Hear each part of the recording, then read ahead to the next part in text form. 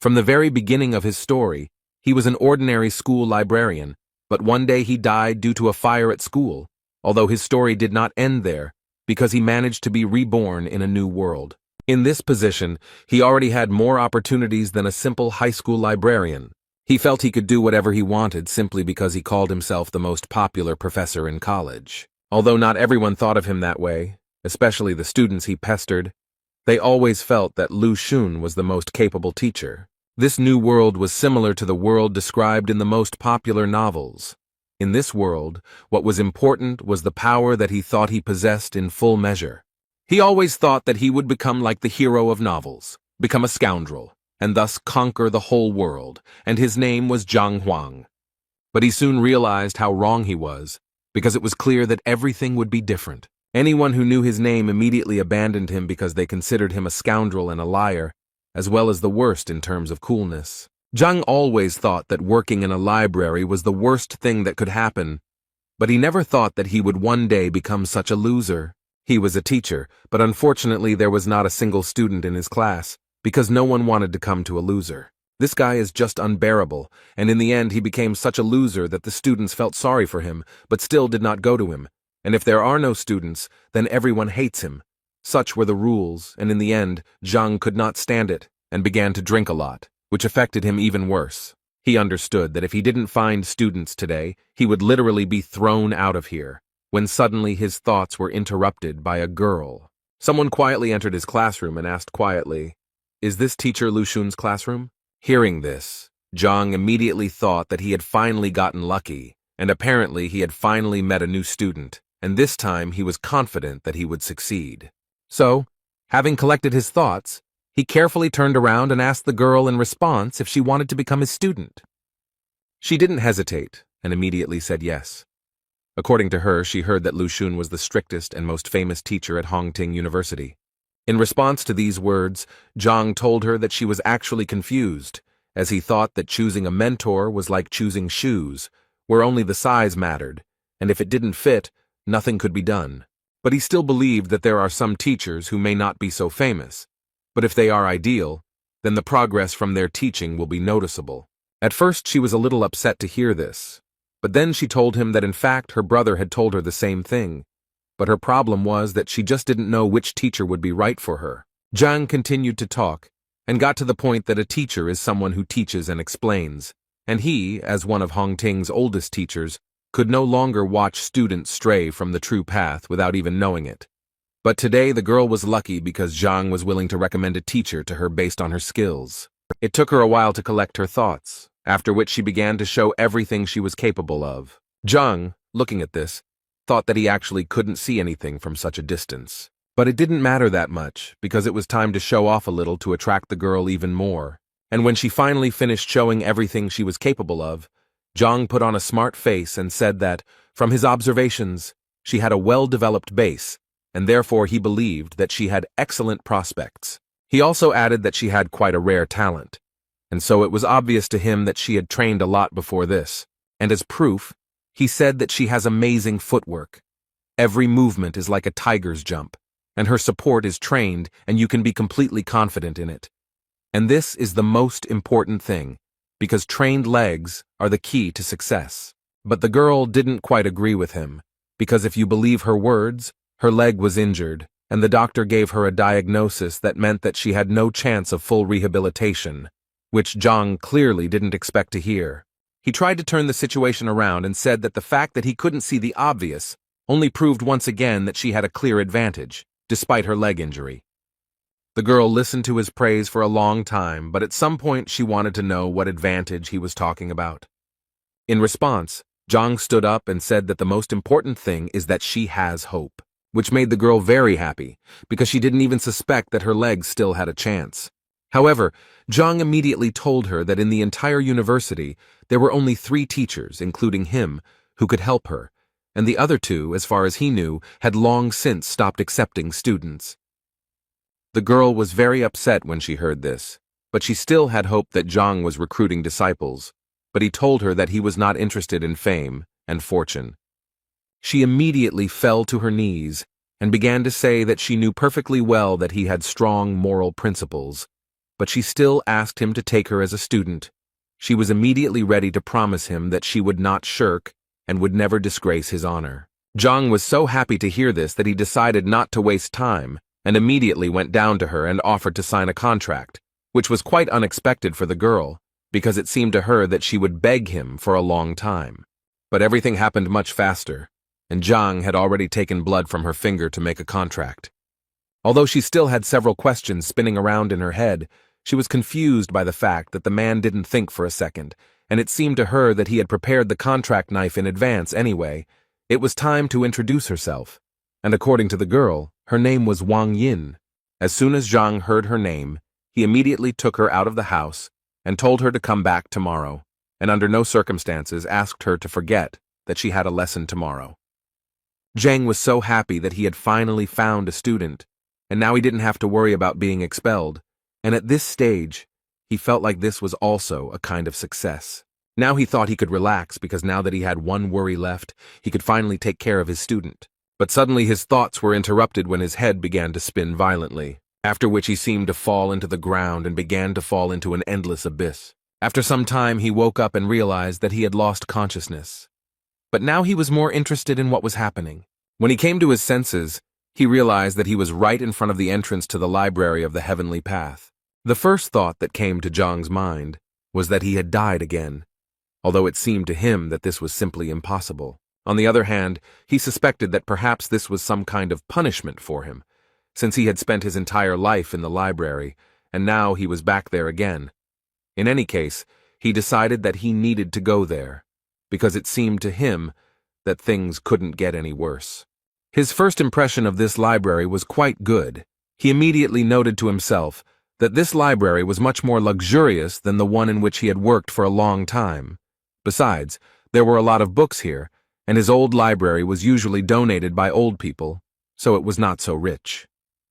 But he still didn't understand why he needed this stack of books at all, and how they would help him win the battle. Although Zhang always believed that until you check, you will never know for sure, so he decided to open several books. He suggested that these might actually be first-class wrestling textbooks. But when he reached out to pick up one of these books, his hand literally went through the wall, and he realized that everything around him was immaterial. Zhang was angry because he was being bullied again, and all these books were fake. You can't even pick them up and read them. After some time, having regained consciousness, Zhang was able to leave this place, but his head was still swarming with thoughts about what kind of place this could be. The only thing he was finally convinced of was that the library was a completely inappropriate place and a waste of time. In any case, he decided that it was useless to think now, and decided to first have a snack, and then return to searching for new students. Suddenly his thoughts were interrupted by someone's shout, clearly calling for Zhang. One of the teachers at the academy called Zhang and reminded him that today students choose their own teachers and that quite a few new guys had joined him, which apparently could not be said about Zhang. This man humiliated Zhang in front of everyone, so he had to respond and say that there was really no need to brag to him, and besides, it was none of his business. But this man did not stop mocking, and at some point even started shouting that this was teacher Zhang, the only one of all the university teachers who received 0 points in the teacher rating. It was very awkward because the students started to look at this person with disdain. 0 points in the rating, it is really very little.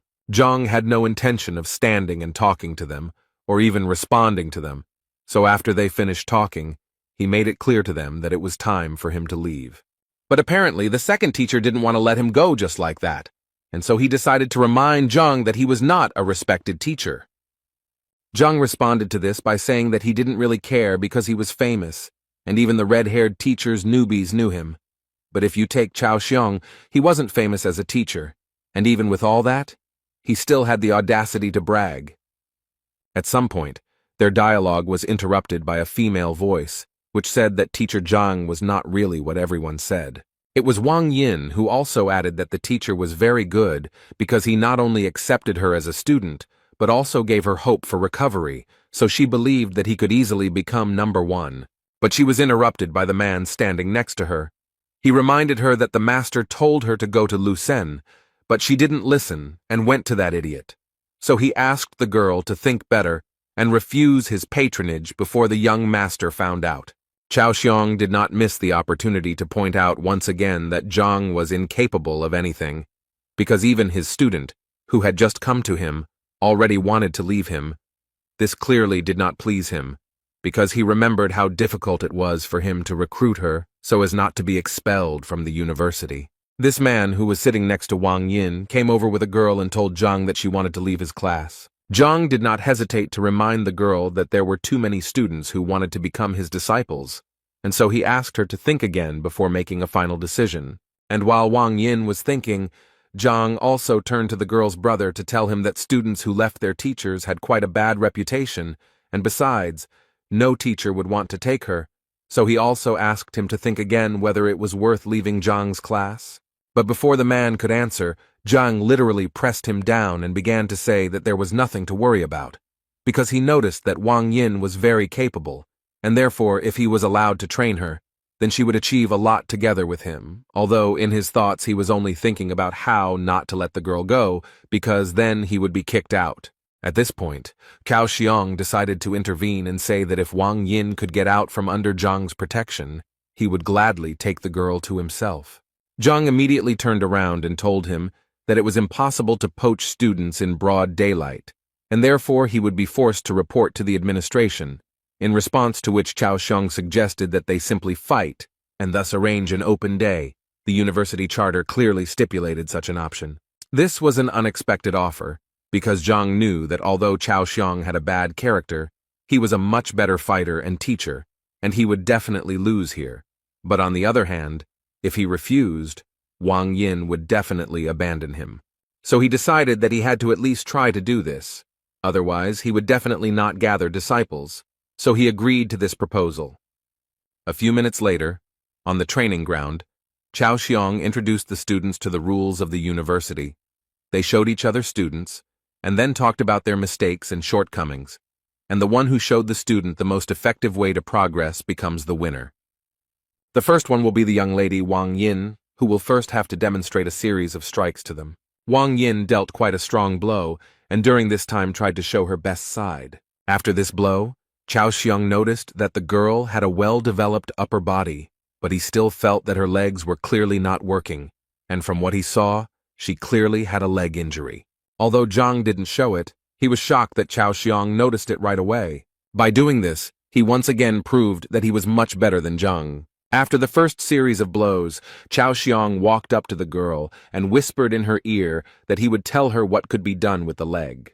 While he was telling all this to Wang Yin, Zhang tried to understand what they were talking about. He clearly didn't hear what they were talking about. Cao Xiong advised Wang Yin to imagine that her foot was rooted into the ground, and now she would try to do as Cao Xiong advised her. And as soon as she did this, she immediately noticed that the support in the form of a root clearly helps her accumulate more strength in her hands. Thus, following Cao Xiong's advice, she was able to release almost all of her energy and deliver a strike that was a full 10 units stronger locally. This clearly surprised the other guys, who didn't expect that in 1 minute her striking power would increase by 10 units, but Cao Xiong's disciples weren't surprised by this, because they already knew very well that teacher Cao Xiong was very perceptive and attentive. At this point, Master Cao's instructions were finished, and Master Zhang now entered the battle to give advice to disciple Cao. Zhang immediately stopped Cao's disciple, not allowing him to show what he was capable of. The whole point was that he felt that all this was unfair. He meant that if he lost, he would have to hand over Wang Yin to Cao Xiong, but they hadn't discussed what would happen if he won, so he felt like he was at a disadvantage.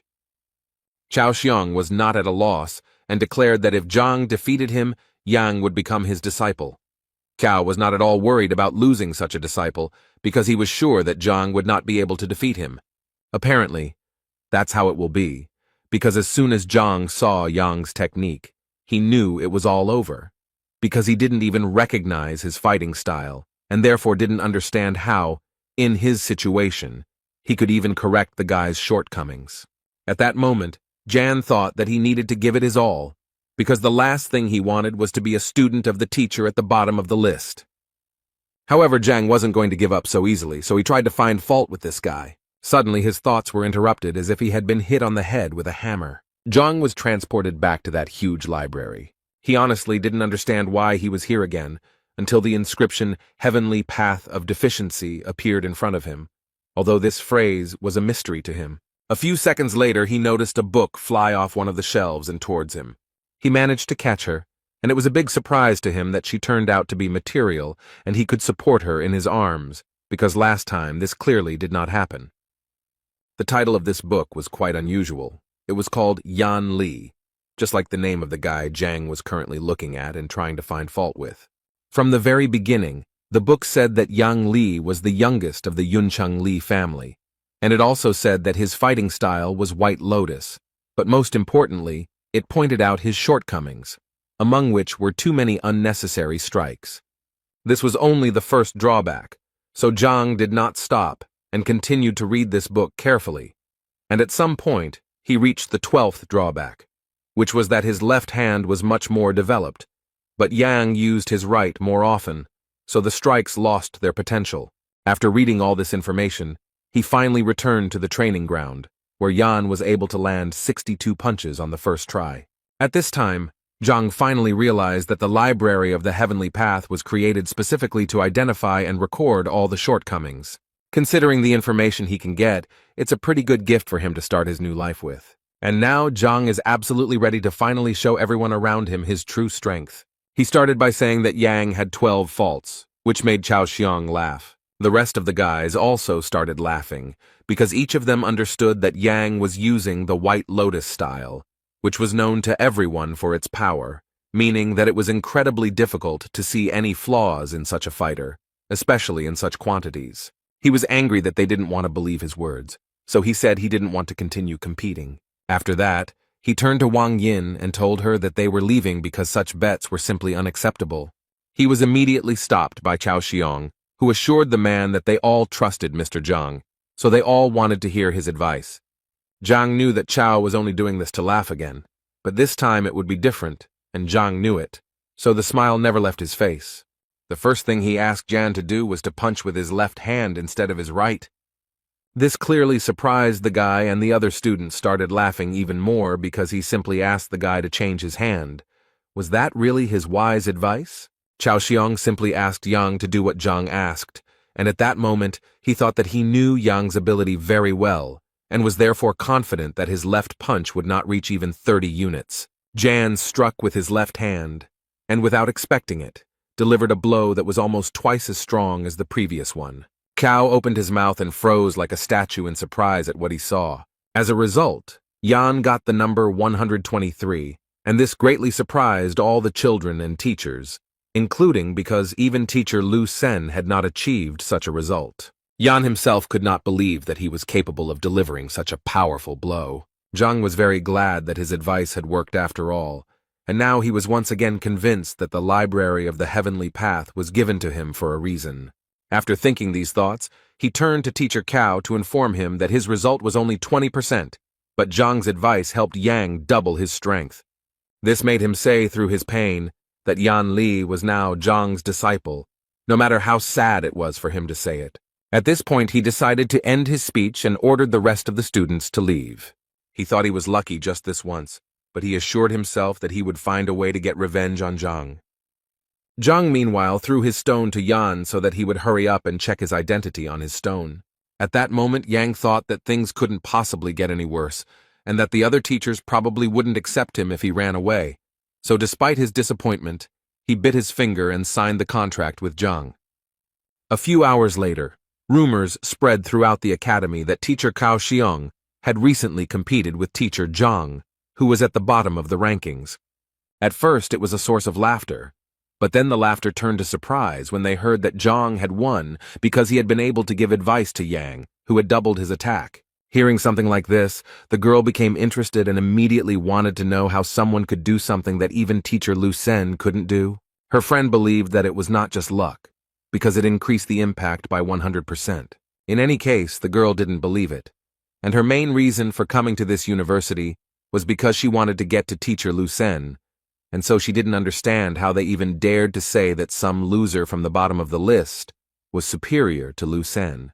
So she decided to go and teach him a lesson, and Zhang thought that when he saw someone's skills, the library in his head would automatically generate a book with flaws, and now that he had such strength, He was confident that he could become stronger.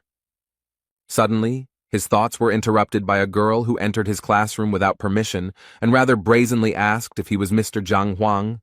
When she came in, he was slightly dozing, so her words woke him up, and he wanted to know what was going on and why she was here. The girl immediately started talking about how she came here because she found out that he was able to increase Ian's punching power by 100%.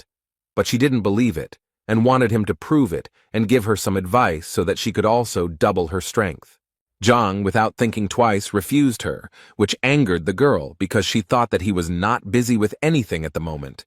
He told her that he was currently recruiting students and not just helping little rude girls. These words clearly angered her, and she wanted to know what he wanted from her then. Zhang thought it was obvious and said directly that he had one condition for her to become his disciple. She thought that in this way he was deceiving the students again, and it seemed so low to her that she thought that she would first become his student, and after she revealed herself, she would break the contract with him and transfer to Lu Sen's group. So she agreed with this idea, but immediately told him that if she found out that he was deceiving the students, she would tell everyone about it. Her friends followed their dialogue closely and could not believe that the girl really wanted to become his student, and it seemed to them that it was very terrible. So they immediately got together and ran to tell her family about it. Zhang suddenly said that he had changed his mind and now did not want to take her as a student because she was terribly impatient, and he preferred attentive students. Inside, this made the girl even more angry, and she wanted to expose him more than anything, so she put on a sweet face and asked him not to be angry because she said she sincerely wanted to become his disciple, so she asked him to accept her again. He told her that if she wanted to become his student, she would have to clean the place so that not a speck of dust remained, and also asked her not to forget about the toilet outside, thereby assuring her that he would test her patience, and if he was satisfied, then she would study with him. The girl's whole appearance showed that this was clearly too much, but Zhang didn't give in to her, and said that if it was so difficult for her, then she could always turn around and leave, but in his mind, he thought that she clearly couldn't play such games with him. And apparently he was right, because at that very second the girl suddenly changed her mind and took the broom, while assuring Zhang that she would do everything. She started cleaning with the thought that she had never had to back down before, and this time she was ready to do it. She would just wait for the moment and take revenge on him for everything. After some time, she was finally able to clean up as Zhang told her. But that was not all. He also wanted her to confirm her identity, so that he could be sure that she was indeed his student. She happily took his stone, and said that she was actually already looking forward to all his instructions, although she was mentally thinking about how to restrain herself from tearing his head off. After she did everything Zhang asked, he finally told her that he needed to look at her strike first to see what level she was at. The girl was clearly surprised that it took him only one blow, because she didn't understand what could be seen in one blow. While the girl was delivering that very blow, Zhang was already in the library of the Heavenly Path to read a book about that girl. He found it quite quickly, and within a few seconds it was already in his hands. The girl was the daughter of the Lord of Bayun City. She had the highest level of mastery of the basics. Her fighting style was white jade kung fu, and yet she had as many as 27 shortcomings. Given such a number of mistakes, Zhang immediately thought that there was nothing special about the girl, until he saw that with so many mistakes, she was dialing the number 123. Zhang was the first to praise her, and so he said that her strength was worthy of a lord's daughter. The girl was happy to hear this, but she was still eager to hear his analysis and see what mistakes he might have noticed. Meanwhile, she held the crystal in her hand that she had been recording their conversation with, and thought that if he screwed up, she would show it to everyone and watch him make excuses. But the girl had to change her mind when Zhang told her that she was sick, although she immediately began to deny it and became embarrassed.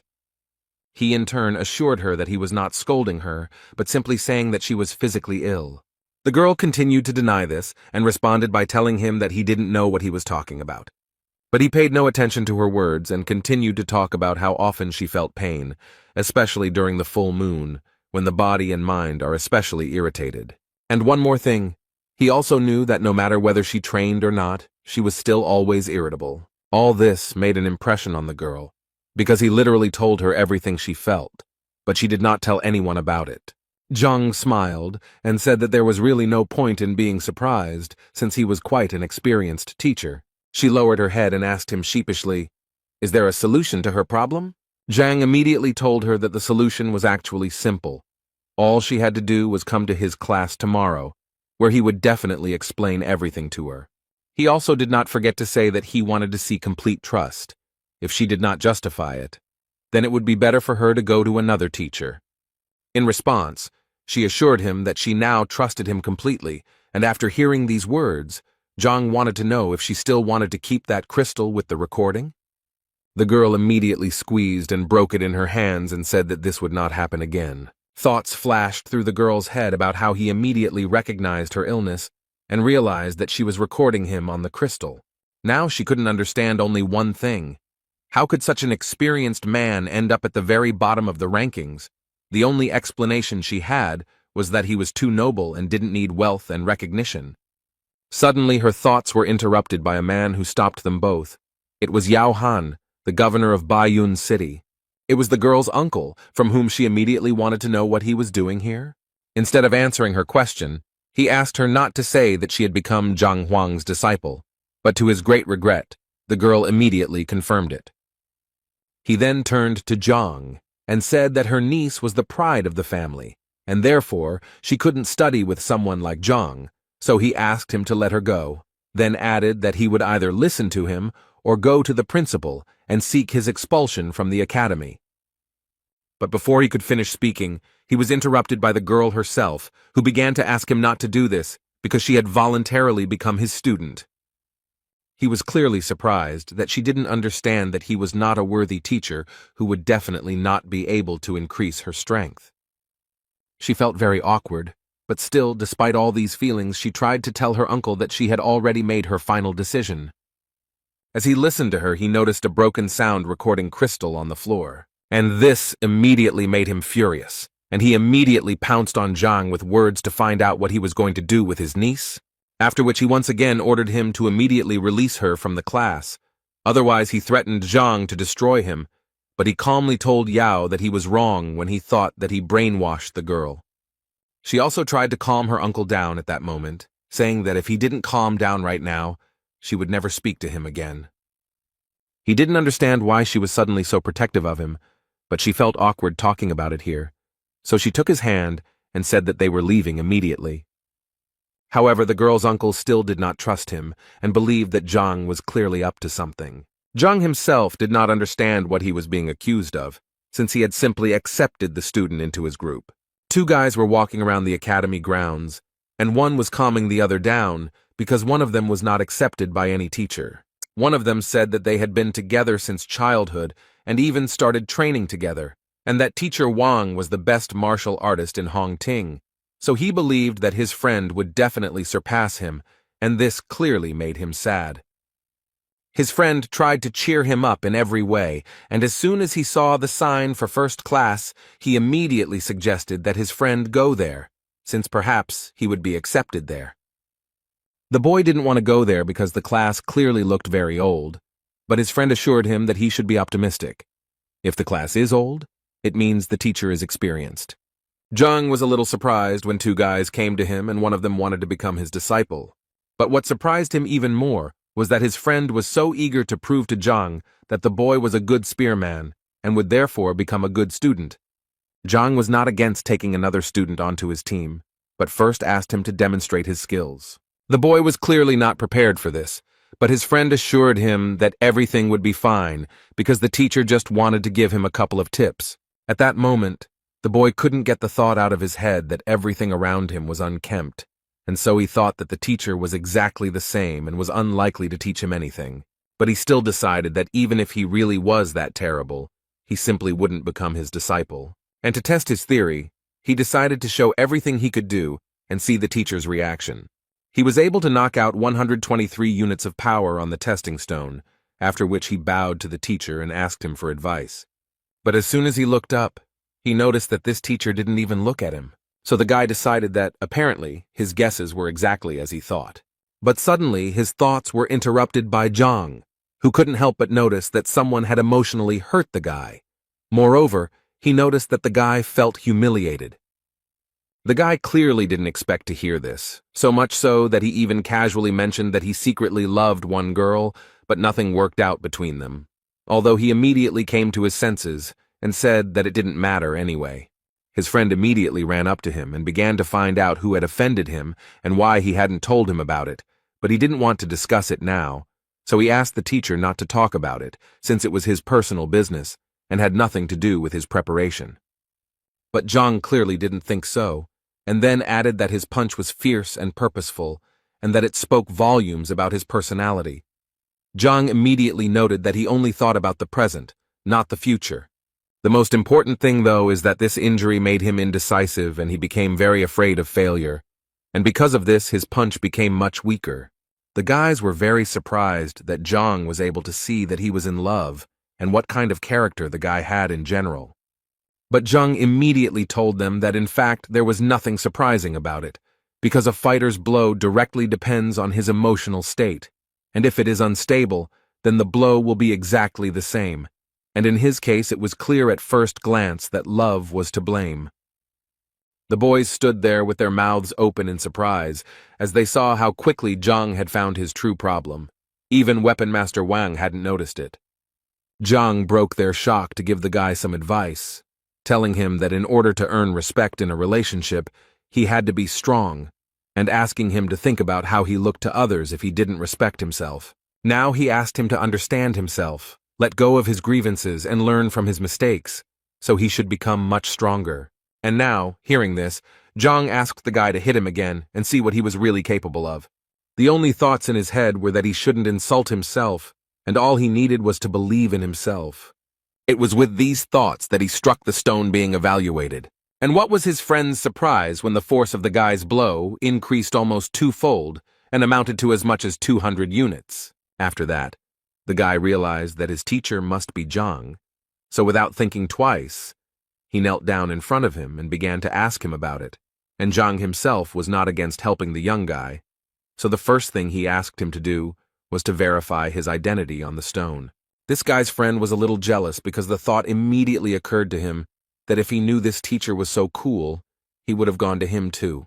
But another question confused him. If there had always been such a great teacher in Hongting, then why had he never heard of him? So he decided to ask the teacher his name, and when he introduced himself, the boys realized that it was the name of the worst teacher in the academy. Zhang confirmed the boys' guesses on this matter with a smile and said that he really was that terrible teacher. They hoped until the end that the man would deny this information, but not only did he not do so, but he also confirmed this information with a smile. His new student clearly didn't understand why the teacher was so self-critical. In response to this question, he said that in fact, this world was full of price tags, and there was nothing wrong with that.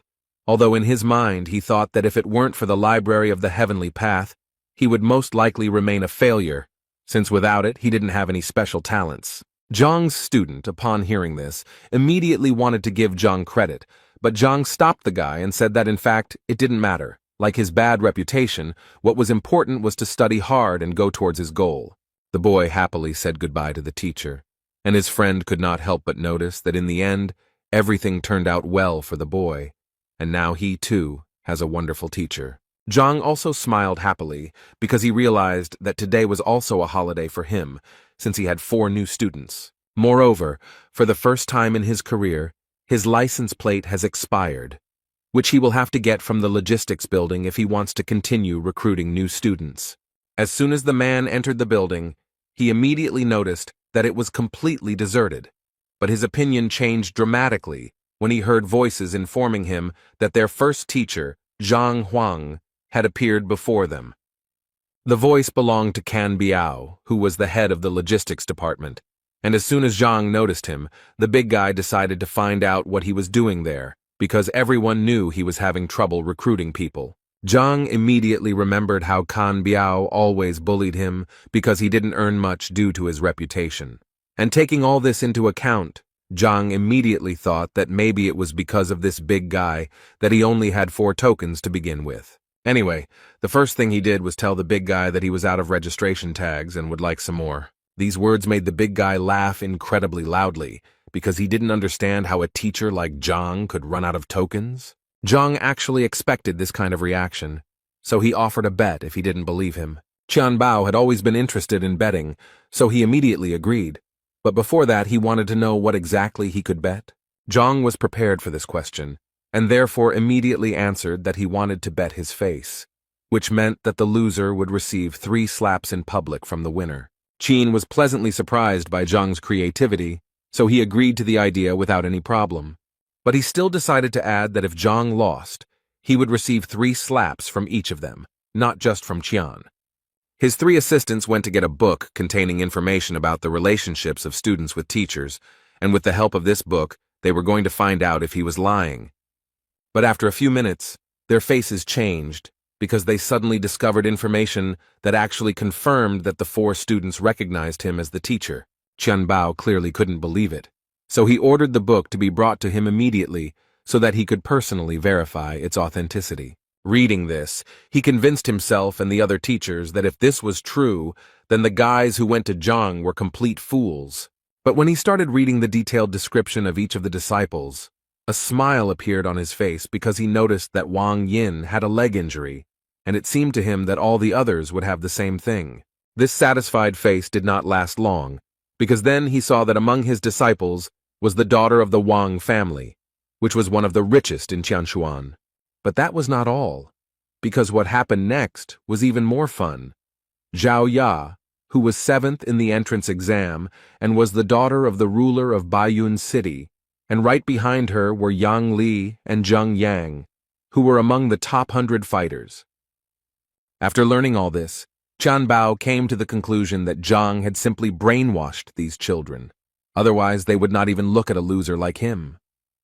Zhang had no intention of proving anything to them, and immediately said that it was really up to them whether to believe him or not, but it would still remain the truth, and considering all this, he said that it was time for them to fulfill their promise. But apparently they didn't intend to do this from the very beginning, because they started telling him that they wouldn't do this, and he clearly wouldn't do anything to them for it. And if he tried, they immediately said that they would simply beat him up, and he would regret that he ever came here. Zhang received all these words with joy. Deep down, he even wanted them to refuse to carry out the punishments. One of them even stepped out of the crowd and said that Zhang was not worthy of even touching his face, let alone slapping him. But he was eager to teach Zhang the lesson he clearly deserved. At this moment, Qian thought that Zhang was only 3rd ranked, and he would definitely not be able to stand up to a 4th-ranked master. It was simply beyond his capabilities. In total, as is known, there are 9 combat ranks. The higher the rank, the more difficult the transition to the next. Also, each rank is divided into initial, intermediate, advanced, and peak levels. Therefore, given this information, it was clear that even if Zhang was well versed in other people's skills, he was only at the level of a 3rd-rank master, and with such skills, it would be truly difficult to win. While Qianbao was thinking about all this, blood appeared in front of him, which made him very angry, because he immediately asked them to deal with it cleanly and without unnecessary aggression. But he didn't even expect to hear that it wasn't Zhang's blood, and when he started to turn around, he noticed that they seemed to be in trouble. Zhang managed to knock out one of the teachers with one punch, and now he stood up and slowly called the other boys to him. Qian was beside himself with anger because he honestly didn't understand how this was even possible. After all, Li Yuan was definitely a rank higher. How could such a thing even happen? Zhang continued to anger them by calling them over with a smile. They thought that he was just lucky, and now he would definitely get what he deserved from them for his insolence. Zhang closed his eyes and moved to the library of the Heavenly Path, where 3 books on the shortcomings of these teachers had already been prepared. Therefore, it was not difficult for him to familiarize himself with them and strike where they could have the greatest effect. Each of them had their own point they didn't want to reach, and Zhang knew it very well. This information helped him defeat all these impudent people. After just one touch to each of them, Zhang became the winner, and they froze and could only tremble in fear. The thing is that Zhang touched their vital points, because he knew very well that all fighters who train hard have such a point, and if it is touched even by a child, it can lead to very bad consequences. Therefore, vital points are the most important place of a fighter. Often even close people do not know about them. Qianbao could barely speak, but he still wanted to ask the guy how he knew about their vital points. Of course, he knew in his mind that all this was thanks to the library, because he only now realized that it could help not only in teaching students, but also in real combat, despite the fact that he was from the ground and did not really understand kung fu. But he told Tianboa that they just needed to fulfill the promise, and everything would be fine. All this irritated Tianbao, so he immediately called Zhang a pathetic and incompetent teacher who dared to attack his superiors in a public place, so he would definitely go to the administration to file a complaint against him.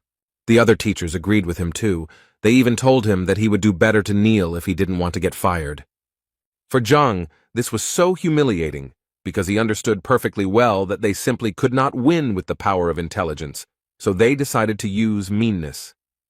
Then he decided that he too needed to resort to their methods, since that was what they wanted so much. After that, he began to talk about how Master Qian Biao stole Elder Chen Ming's treasures half a year ago. And he did it only to please a woman who ultimately did not stay with him. Next in line was teacher Bai Lin, who had driven the girl to suicide 3 years ago by abusing her, and her spirit often returned to him in his dreams. Teacher Chun deceitfully took away his brother's business by poisoning him and successfully blamed it all on an accident. When all those teachers heard this, they forgot what had hurt them so much because they could not believe that Zhang knew their secrets. But without thinking twice, they decided to ask him for forgiveness and immediately admitted that they were the only ones who were wrong. Zhang could only reply that he really didn't have time to deal with their past mistakes, but he wanted to convey to them that if they repeated them in the future, he would definitely ruin their careers once and for all. They assured him that they would not dare to do so again, and as a token of gratitude for his kindness, Tian Bao gave him his registration tokens and said that he could indeed take as many as he wanted. Zhang took exactly as many tokens as he thought he needed and left, and his new friends wished him a good day. The man's head was filled with thoughts about how long he had been waiting for this exciting life, and that this was exactly what he needed. Suddenly, his thoughts were interrupted when he saw 2 guys pulling a third one, who seemed to be screaming that he didn't want to live anymore. As it turned out, the big guy was shouting that he wanted to die, but at the same time he was holding another student's hand and not letting him leave. And the third one was trying to explain to him that if he wanted to die so much, then he didn't need to drag anyone along with him. But he asked them to leave him alone because he was already dead. Although the guys tried to shout to him that it was he who was holding them, and not they him.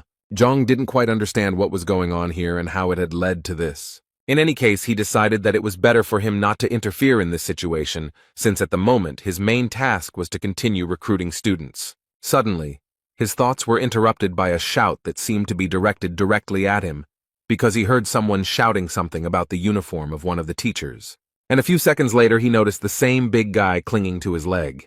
He immediately turned around and saw the 2 students quickly running away, thanking Zhang along the way for helping them distract the big guy. Zhang tried to calmly ask this guy to let him go, but he refused, and kept saying that he had already been rejected for patronage 10 times, and today was his last day of selection, so he just wanted to ask him to take pity on him and take him as a disciple. The man came down closer to him and said that if the boy wanted to become his student so much, then first he needed to show him everything he was capable of, and that hanging on his leg was useless.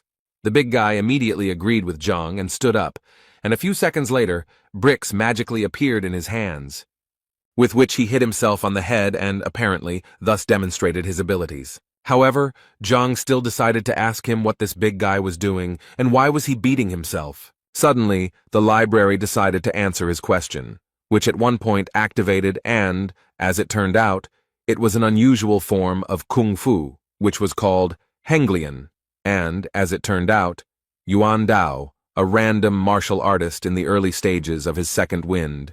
The guy had 18 flaws, the first of which was the inactivated horned dragon blood. The second was a weak character and unstable training. In any case, surprisingly, he had quite a rich bloodline. But still, even in this case, he was not a capable guy. Suddenly, Zhang realized what he had just read. Could this guy have something to do with the power of the imperial blood? In this world, the birth data of the body and blood are of great importance, and if a fighter has a heritage, he can improve much more actively than his opponents. Thus, there are several types of bodies: the purest body, the yin body, the yang body, the golden body.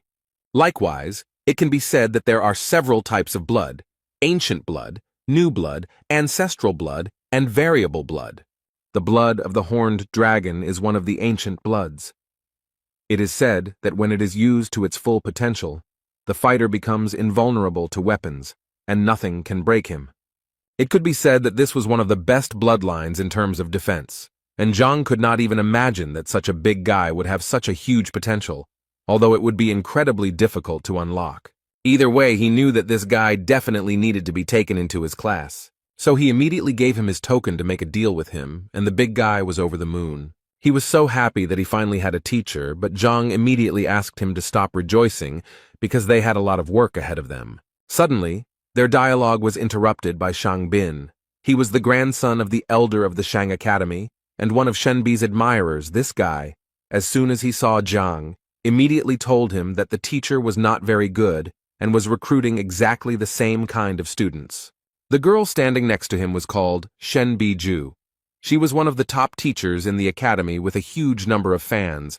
Moreover, it could be said that Zhang was once a big fan of hers. And now Zhang didn't understand who Shang Bin was talking about and who he called trash. Shang Bin smiled and told Zhang with great confidence that he was talking about him if he didn't understand. Zhang put his hand to his nose and began to say that if Shang Bin was talking about him, then he simply did not understand why it stank so much, and he did not forget to notice that this smell only appeared after Shang Bin appeared. He immediately became enraged by such an insult, and began to shout that he had no right to speak like that at all. But then he noticed that even Shen Bi was laughing at him, so he immediately decided that he needed to be more cool-headed because he definitely couldn't embarrass himself in front of her.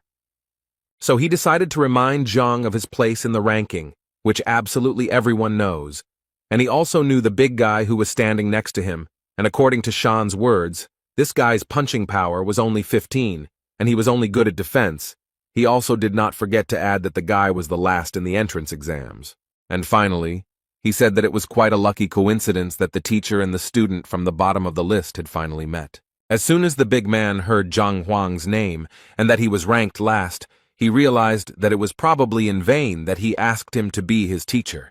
Zhang didn't intend to react harshly to all these words, and decided to tell Shan that if he finished speaking, then his personality could leave.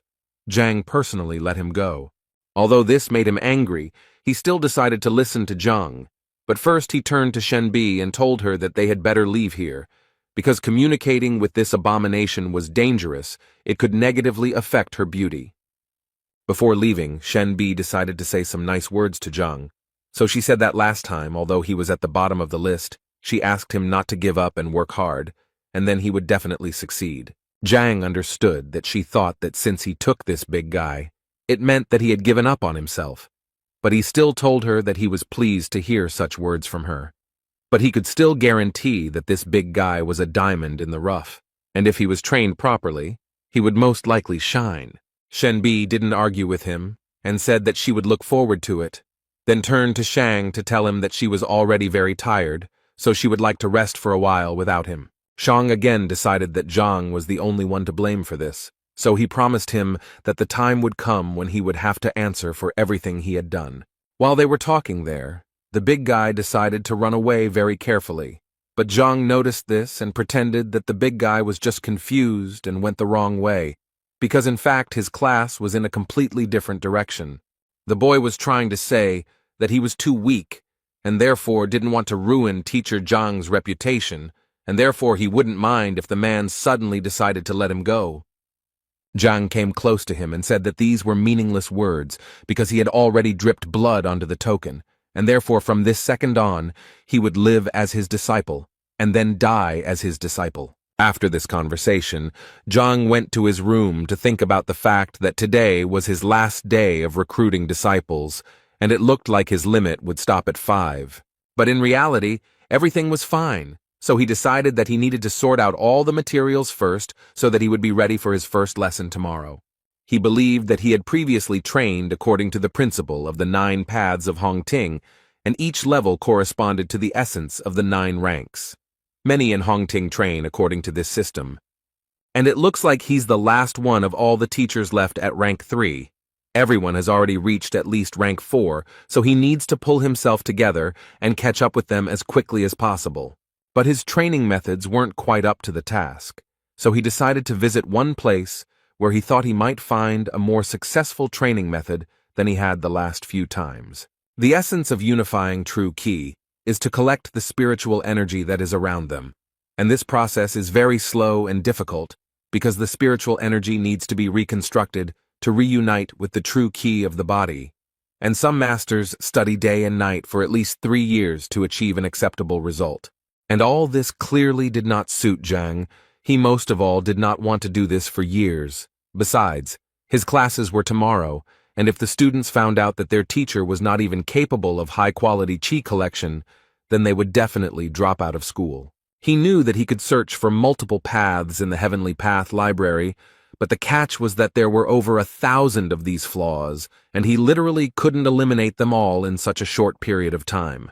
So he thought that perhaps he could gather enough information about other teaching methods to use the strengths of one system to compensate for the weaknesses of another. And for this he came to Elder Shin Mo, who was quite surprised to see the guy here because it was already late, and at such a time no one visits the library. Zhang explained to him that the thing was that he was going to cross the 3rd rank, but he had some questions, which was why he came here.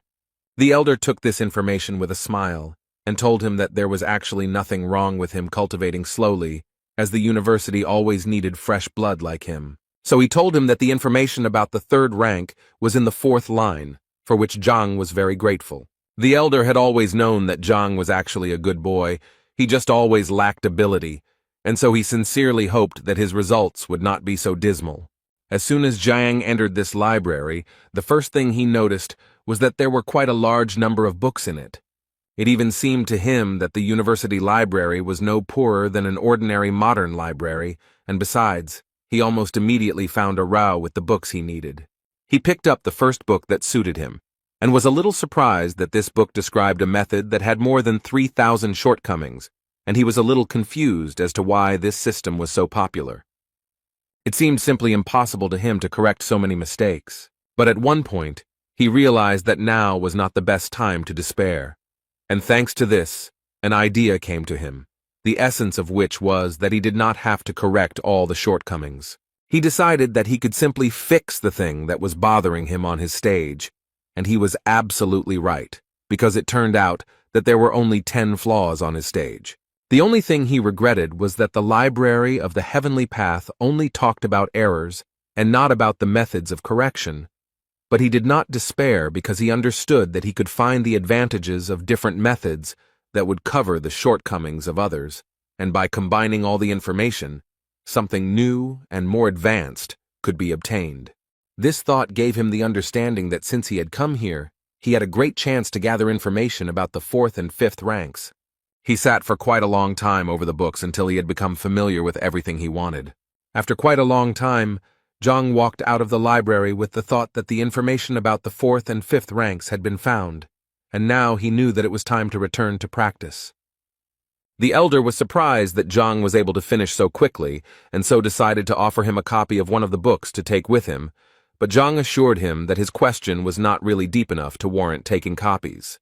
After which, he thanked the elder for his kindness and left. The venerable Mo at that moment thought that it was in vain that he did not take a copy with him, because it seemed to him that Zhang would soon return to him again to reread that very book. That evening, Zhang, sitting in his room, thought about how he had finally managed to collect everything he needed with the help of the library of the Heavenly Path.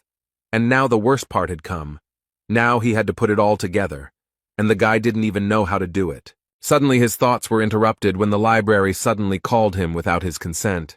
He still didn't understand anything, and this continued until books suddenly started falling from the sky. And so it went on until one fine moment, a bright light suddenly appeared before Zhang's eyes, from which he had to hide, because it was simply impossible to look at it. After a while this light finally went out, and in its place appeared a book, which fell right into Zhang's hands. As soon as he opened this book, he realized that in front of him were all his notes from the elder's library, only they were structured and laid out on shelves. He immediately noticed that the contents of this book could not belong to any of the known teachings, since its information was completely new to the whole world. And the weirdest thing is that it still doesn't have a name, so the guy suggested that maybe he should choose this name. Zhang decided that since this was created by the Heavenly Path Library, it would be better to call it the Heavenly Path Technique. And as soon as he said it out loud, the title itself appeared on the book, which even scared the guy a little. After some time, he began to study this book and did it gradually, as the library of the Heavenly Path recommended to him. And at some point, his understanding and knowledge of this book reached its maximum. Zhang immediately realized that this was some kind of breakthrough, but he was surprised by the fact that it happened so quickly, because he knew that other people who had advanced to the rank of skin and bone purification fasted for a long time, constantly meditated, and all this in order to achieve even a small success. It only took him half a night to reach the 5th rank of Qi vessel. He also couldn't help but notice that his training had increased the strength of his Qi, but he always felt that it required sacred or divine purification. But it seemed like the Heavenly Path Library had done all the work for him. He realized that apparently when he used Hongting's 9 paths, he had made too many mistakes, but now he seemed to have finally been able to gather the highest quality Qi. After such a breakthrough, he immediately became curious about whether he could use the Heavenly Breakthrough Library to learn a sacred or even divine purification method. There are 3 types of Qi energy: high, medium, and low, and accordingly, the higher its quality, the stronger the fighter. Zhang was confident that he was now using the highest quality Qi, and that this practice had improved his body and his energy. So taking all these points into account, he decided that he immediately needed to test what he was now capable of. The first thing he decided to do was to go to the measuring plate that his students were hitting. It seemed to him that it made sense to start with this. He gathered more energy in his hand and was about to deliver his first blow after meditating. And as soon as he struck this blow, the number 8 appeared in front of his face, followed by the word ding, which was roughly equivalent to a blow of 8,000 units. Zhang initially thought that this plate was simply defective, since according to the measuring stone, its strength was equal to that of a 6th-rank sage. In a way, he looked at his hands and thought that this was quite frightening to him. Moreover, he managed to reach the 5th rank in just one night, so he decided it was better to keep this news a secret. Suddenly, his thoughts were interrupted by a strange sound. Zhang thought that it was too late for guests, so he decided to check who had come to see him. When he saw this person, he immediately realized that whoever he was, this person was clearly heading towards his room. But more importantly, he did not notice Zhang. This unexpected guest at that moment thought that Zhang himself was to blame for what would happen, because he should not have taken everyone as a disciple. Zhang knew that if this man was sneaking up on his teacher in the middle of the night, he certainly wasn't bringing joy, so he decided to take off his teacher's uniform first for better camouflage. And just as he thought about it, the man turned around and shouted in his direction to find out who was hiding around the corner. Zhang knew very well that this man only came here to destroy him, so he decided to say that he had the same plan because he thought that it would clearly confuse him. And as soon as Zhang said that he was here to destroy the failed teacher, the unwanted guest calmed down and said that he would cover for him later. Zhang continued to play the role of a criminal, but before that he was surprised that this unwanted guest did not object, because it seemed to him that he himself would like to destroy him. After that, the man said that he was not actually here to destroy Teacher Zhang, but only to scare him a little. He was going to cut off his tender organ and thus prevent the reproduction of people like him, and all this because he was so unfair to his niece. For the first time in his life, Zhang did not regret going to training instead of going to bed, because if he had fallen asleep, the consequences would have been very dire. In any case, this strange man decided that it was time to end the conversation and get down to business, and Zhang decided to offer him to start first, because if he simply destroyed him, there would be no point in castrating him. The man at this moment thought that it was such an incredible coincidence that they both came that night to finish off Zhang, so while thinking about it, he suggested to his unexpected partner that they go on this mission together. First of all, the criminal asked him to focus on his energy in order to better feel his body and deliver the most powerful blow. Zhang was transported to the library of the Heavenly Path at this moment, because he realized that he had heard this man's voice before, and the book itself fell into his hands. This man's name was Yao Han, and he was a servant of the Baiyun house, a 6th-rank fighter who had opened the 8 chakra points. Zhang immediately understood that Yao was Zhao Yao's direct assistant, but he didn't understand what he had done, that this mercenary had come to destroy him. In any case, he decided to ignore the fact that he was already 6th in rank, and that he had beaten 12 dings on the evaluation stone, because if he didn't teach him a lesson, then he wouldn't be able to be called Zhang Huang. But he still understood that this clearly had to be done not in direct confrontation, because then he would definitely lose. So he decided to outsmart Yao a little and at one point shouted at him to look at the sky because there was a UFO flying there. Yao didn't understand what a UFO was and how it related to their case, but he didn't even think that this was all just a common trick by Zhang, who deceived him in such a childish way. Zhang didn't miss his chance and delivered a fairly strong blow from behind, which sent the man flying into the nearest wall. He thought that the 6th rank should be much stronger, but apparently the fact that he knows all of his opponent's weaknesses decides a lot in this regard. Yao didn't quite understand why the guy suddenly attacked him, because it seemed to him that they both wanted to take revenge on Zhang. But apparently Yao was very wrong when he decided that he had an ally in such a matter. After that, Zhang dealt several dozen blows to his opponent, and realized that in fact, all this was not as difficult as it might have seemed to him. This guy was the assistant of the Yao family, and Zhao's uncle, so he did not hit him very hard. But before he left, Zhang knew he first needed to divert suspicion from himself. The idea immediately came to him to blame everything on Shan, although Zhang believed that it was his own fault, because if he had not approached him that afternoon, he would not have even remembered him. After that, he turned to Yao and said that Zhang had angered him during the day, so he wanted to teach him a lesson. Zhang pretended to talk to himself, but Yao heard everything perfectly well, and so Zhang made him understand that he was Shan. After that, he made a threatening face and ordered Yao to get out of here immediately. This scene made Yao think that he saw this person talking to Zhang today, and he also knows very well that they often quarrel with each other, and in the end he said something for Shenbi, so he was sure that it was that guy. Zhang thanked himself again for deciding to train today instead of just lying around and resting. Besides, tonight had given him the understanding that he needed to become much stronger if he wanted to survive in this world. The next morning, all his students except Zhao gathered, and when he asked the boys why she was not there, they answered him quite confidently that she was simply late and would come a little later.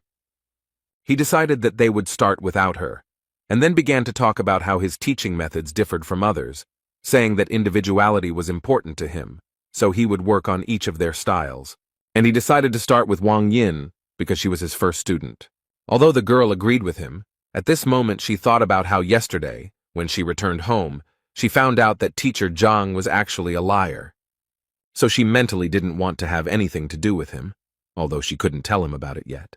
At this point, Zhang asked her to come closer to him and show her strike again, as he needed to examine it more closely.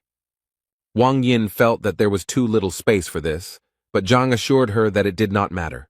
The thing is, when he first looked at her strength, he didn't have the Heaven's Path library yet, and so he didn't quite understand what shortcomings the girl had. So she had to give another blow, which was quite strong, and Zhang immediately decided to praise her. Then Wang Yin wanted to say something to her teacher, but he did not let her do it because at some point he simply interrupted her. And he began to say that if he was not mistaken, then she injured her leg 2 years ago in a fight.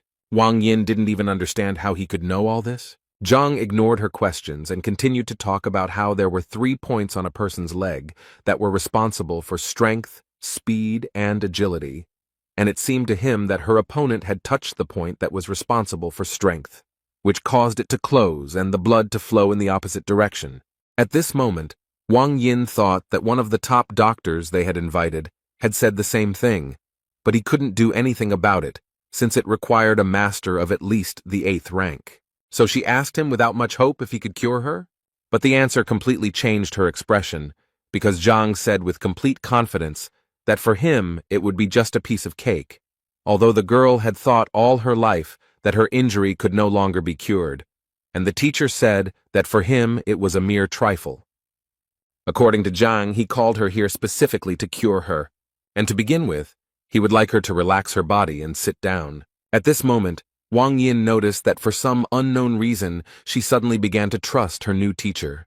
At some point, her thoughts were interrupted by Zhang, who, completely unexpectedly for the girl, threw a small needle at her. The girl immediately thought that this was a technique that required strict control over the flight of the needle so that it would hit the target accurately, and this technique was known as air acupuncture. But this technique required at least the 5th rank. That's why she couldn't believe that the worst teacher in the university could even reach 5th place. But Zhang had been continuing to perform his technique all this time, and he had only just begun the stage of introducing true qi into Wang Yin's body. It was an incredibly painful process, and the girl had to endure it. But the thought that this was indeed the teacher's qi was still spinning in her head. She immediately realized that this was the purest qi, like spring water without a single impurity, flowing through her body. But she still couldn't get the fact out of her head that such energy simply couldn't be found in a 3rd-rank master. Moreover, no matter how much she studied the matter, she had never heard of such a true qi refining mastery. Anyway, the most important thing now is that she can feel her legs more accurately and clearly than ever. Wang Yin felt like he had turned some kind of lever, and now she could feel them. The girl had been waiting for this feeling for so long, and finally, when she had almost lost hope that she would ever be able to cure this disease, the teacher was still able to cure her, and he did it so simply that she could not even believe it. For such a gift, she immediately fell to her knees in front of him and began to thank him. Zhang thought that there was no particular meaning to it. He just wanted the girl to start training hard so that the second one would not be so easily corrupted. After his first training session, Yan, sitting with all the students in the class, told them how he was going to leave the teacher. So he wanted to know who wanted to join him, and the big guy immediately supported him. But he still added that, in addition to the fact that he also wanted to leave, he was afraid that the teacher might get angry about this, and then things would be bad for them. Jan thought it was a mere trifle because it was better to be angry than just stay here. He was confused by the fact that they didn't even know what rank he was, but he was sure that when Wang Yin came out, she would finally convince them that they should leave him. Immediately after his words, Zhang and Wang Yin entered the waiting room. It was clear from the girl that she was very pleased, and with such an attitude, she clearly did not intend to leave. Jan noticed this, and realized that his escape plan was slowly beginning to fall apart. The big guy also noted the fact that Wang Yin clearly didn't look disappointed, but Yang couldn't believe that Zhang actually told Wang Yin something worthwhile. Suddenly, his thoughts were interrupted by Zhao Yao, who entered the classroom and first apologized for being late. Zhang, of course, was very happy to see her, but he couldn't help but ask the girl who was this disabled person next to her. The girl did not expect such a formulation and was a little stunned when she heard the word disabled. But the man who was next to the girl did not tolerate this and immediately responded by calling Zhang a cripple because in fact his name was Yao Han and he was a servant of the Baiyun house. He also added that he came here to check on Zhang and how he would handle this lesson. Zhao tried her best to calm him down, but it seemed to be quite difficult to do. Zhang, in turn, decided to add fuel to the fire and said that he actually needed absolute silence in the classroom in order to teach, and besides, he believed that it was not a public place where anyone could enter. Zhang gently hinted that he should leave here, which made Uncle Zhao even more angry, and so he immediately began to threaten Zhang, saying that he could slap him right now. The teacher did not argue with him and asked Zhao to deal with her relative herself. Zhao immediately sent Han out of the classroom and told him that he was disturbing her while she was studying. A few seconds later, the doors closed in front of the man, and he apparently would not be able to watch his niece's occupation.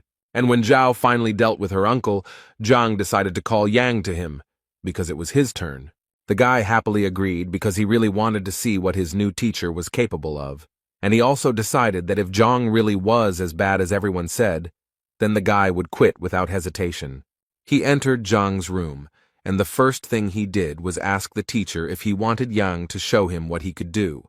But before he could finish his question, Zhang told him that it was actually useless, and that he had already figured it out.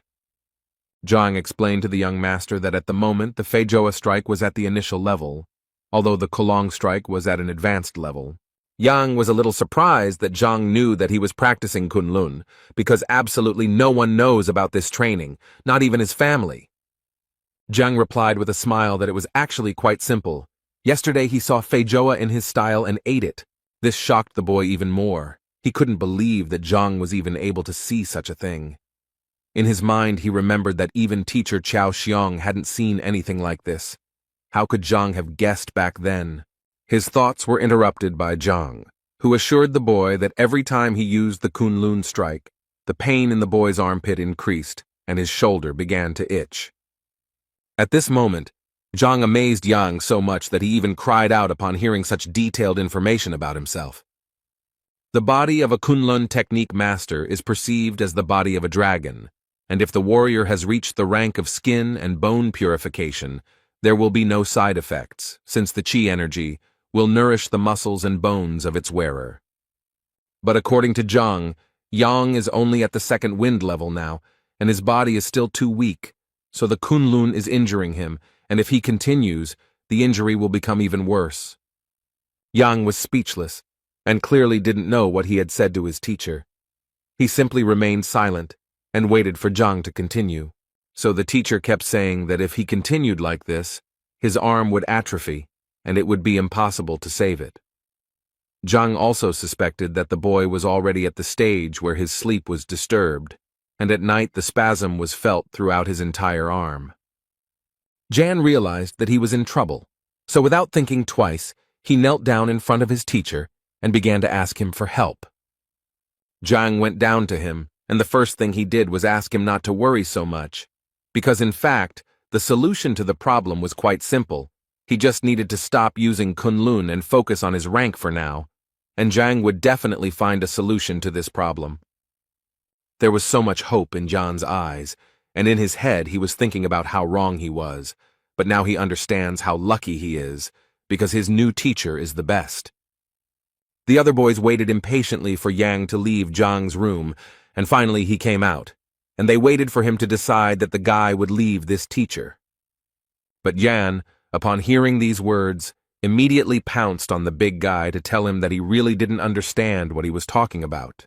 He then added that if he had been destined to learn from this man, that was exactly what he would have done, and now that he was here, he saw no point in retreating. The boys' faces were far from normal. They did not even try to hide their surprise. Next in line was Zhao, who couldn't believe Zhang's words when he said she had a yin body. The man also added that she was far from being ill, but simply had a body that most women in the world dream of. He told her that her body had a lot of yin energy, and with the right training, her progress would be much faster. The only thing Zhang regretted was that no one had noticed this before, and she had been practicing white jade kung fu all this time, and considering that she was adding yin energy to her own, this could only mean one thing: she was on a direct path to illness. He believed that the only way to get rid of the pain was to change his training method to one that suited it better. Zhao began to worry, because she didn't know any other teaching methods except her own. Zhang reassured her, saying that there was really no problem with it. Tomorrow he would go to the library and try to find something for her. Next in line was a big guy who came out of the office just as pleased and grateful to Zhang for his help. He never thought that he would have to kneel before Zhang for helping him so much. Zhang understands his emotions because he gave him the adjusted Hongting 9 Paths method, although he still felt that the big guy was getting too close to him. As for Zhang Yang, his strength increased greatly after his advice, and the boy was finally able to reveal his talent, after which he went out to the guys to tell them that he had analyzed almost all of their individual recommendations, but assured them that this was only the beginning, because they clearly would not be able to achieve success with simple words. Suddenly his monologue was interrupted when someone knocked down the classroom door. Brother Wang Yin said that Zhang was deceiving the students for his own benefit, but he would not tolerate him dragging his sister into it. This guy's name was Wang Tao, and he said that he wanted Zhang to stop being Wang Yin and Zhao Yao's teacher and let them go immediately.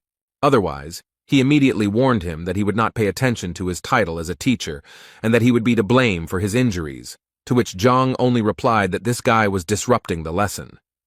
Wang Tao smiled because he didn't understand what Zhang could teach his students since his skills were laughable, and he didn't forget to add that Zhang was lucky that he was well-mannered and called him a teacher, but this would continue if Zhang continued to fool around. Zhang got tired of this and created a huge fire tiger, which scared Wang Tao quite a bit. He immediately noticed that this aura was the same as that of an elder. He didn't believe that a third-rank guy could be so strong, so he thought that it would be disgusting if they thought that he was afraid of such a weakling. So without thinking twice, he decided to attack Zhang and punish him for all the words and actions he had committed. But no matter how much force Wang Tao used, Zhang was still able to easily stop the guy's attack with just 2 fingers. Wang Tao couldn't even imagine how this was even possible. How could a third-rank fighter stop his attack and so easily?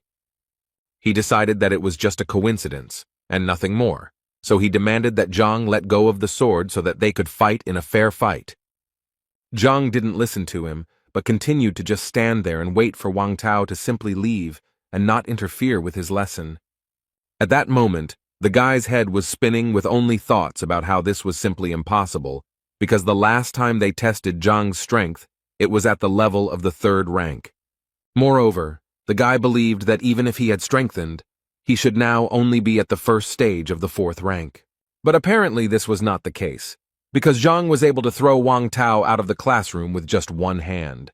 Uncle Zhao stood outside the door of this classroom and listened carefully to what was happening in the classroom, and at some point, he began to hear a very loud noise, and so it seemed to him that Wang Tao was finally going to teach Zhang a lesson.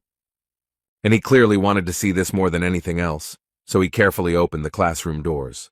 But apparently he did it in vain, because as soon as he opened the doors, he saw the body of a fighter flying towards him. It so happened that they landed on the ground together and together received the gift from Zhang. After he had sorted out his fans, to put it mildly, he decided it was time for them to continue their activities. The boys apparently still couldn't come to their senses after what they had seen. It seemed to them that it was a 4th-rank supreme power. Brother Wang Yin was defeated so easily, even though he is a famous fighter. How could a teacher from the bottom of the rankings do this? They all came to the conclusion that teacher Zhang had simply been hiding his strength all this time. Uncle Zhao Yao, after such a not-so-soft landing, would like to ask Mr. Wang Tao what happened and why he was unable to teach Zhang a lesson. Wang Tao couldn't think of anything better to say than that he had just used a new technique and was just lucky because he hadn't fully mastered it yet. So today, he said, luck was on Zhang's side. His interlocutor thought that something was clearly wrong here, and even with the new technique, Wang Tao should have won. The guy also decided to add that the university had a strict rule not to interrupt classes, so he decided to wait a little. The man agreed with him, and added that since they had some free time, he wanted to ask Wang Tao something, and the guy didn't mind talking, but he mentally asked that the topic of their conversation not concern Zhang. And his question was that he wanted to know if there was a teacher named B in this academy, and if she had any admirers. Wang Tao was the first to notice that the name had the word B in it, so he immediately assumed that it was Shenbi Zhu, who was the local ideal of beauty, and therefore had many admirers, the most obvious of which was Shang Bing. But he also did not forget to mention that Zhang was also chasing after her. Hearing this, the man thought that now all he had to do was find out whether they really had a conflict back then. Shang Bing sat in his office and listened to Qiao's stories, who told him that Zhang had deceived his disciple, and so he decided to turn to the grandson of the academy elder. Shang Bing slammed his palm on the table and immediately told him to forget about it, because he was going to solve this problem himself. In his words, he had always wanted to teach this Zhang a lesson, but deep down he knew that if he attacked him there, it would lower him in the eyes of the precious Shenbi Zhu. But now he had a good reason. And now he is ready to do everything for this. And as an assistant, he decided to take Qiao with him because he was going to make a cripple out of him. When they arrived at Zhang's classroom, they saw Wang Tao standing there, and next to him was an unknown man. The first thing Shang Bing wanted to ask Wang Tao was why he was here and not training. Wang Tao decided that there was nothing to hide, so he told them that his sister had been tricked into going to see the teacher, and that he had come here to sort it out. Shang Bing was quite surprised that Zhang dared to lie even to Madame Wang, and now he was more than sure that this guy needed to be put in his place. Wang Tao also introduced Mrs. Zhao's family assistant, Yao Han, whose ward was also deceived. Shang Bing's face changed even more when he heard that Zhang had managed to deceive the Yao family as well. In that case, he decided that they needed to go together and teach this scoundrel a lesson for everything he had done. Meanwhile, Zhang told his students that the nine paths system of Hongting, although basic, still had many shortcomings. This was the first time that the boys listened so attentively to someone's lecture, and all because they really found it very educational, because he could point out the shortcomings of even the most effective methods. Some of the boys even thought that even his father could not compare to Teacher Zhang in teaching. Suddenly he was interrupted again by the same people, but now Shang Bing was with them, taking Chao with him. Zhang didn't understand what they were doing here, but he guessed that since they came here so happy, it meant that they clearly weren't going to praise him. Shang Bing spoke first, saying that he didn't expect Zhang to stoop to deceit, and he still couldn't believe that he had deceived Miss Wang Yin and Miss Zhao Yao. Zhang was tired of enduring all these senseless accusations and suspicions, so he immediately replied to Shang Bing that if he had any business with him, he would listen to him after class. But Shang Bing didn't seem to hear him and continued walking, only to say at one point that he wanted Zhang to let those disciples go right now, otherwise he would have to force him. Zhang didn't want to let anyone go, so he decided to first ask Shang Bin what he was going to do, since he felt that the respected Shang Bin didn't know that fighting between teachers was prohibited in Hongting. Shang Bing told him that the university rules were made to maintain order within these walls, but he was breaking them, so for his sake, Shang Bing would make an exception. Zhang knew that he was probably doing this because he was hurt by the words spoken to him yesterday, and so Zhang felt that Shen Biju would be angry when he found out about this. Shang Bin was surprised that he wanted to catch him doing this. In any case, he had already decided to teach him a lesson, so he didn't care about such nonsense. Uncle Zhao was shocked by what he saw, because he realized that this was the same Shang Bing, Shen Biju's admirer, and he was the one who had a conflict with Zhang yesterday. So after connecting all these facts, the man guessed that this was the person who hit him last night. Therefore, without thinking twice, he decided to take revenge on this scoundrel who attacked him from behind. Shang Bin clearly didn't understand what was going on and immediately asked Han to calm down, as he had no idea why he had just been hit. Han didn't understand why he was even asking him about this, as if he didn't understand that he deserved it. Shang Bin really didn't understand what was going on, but he still told Han that if he hit him again, he would hit him back.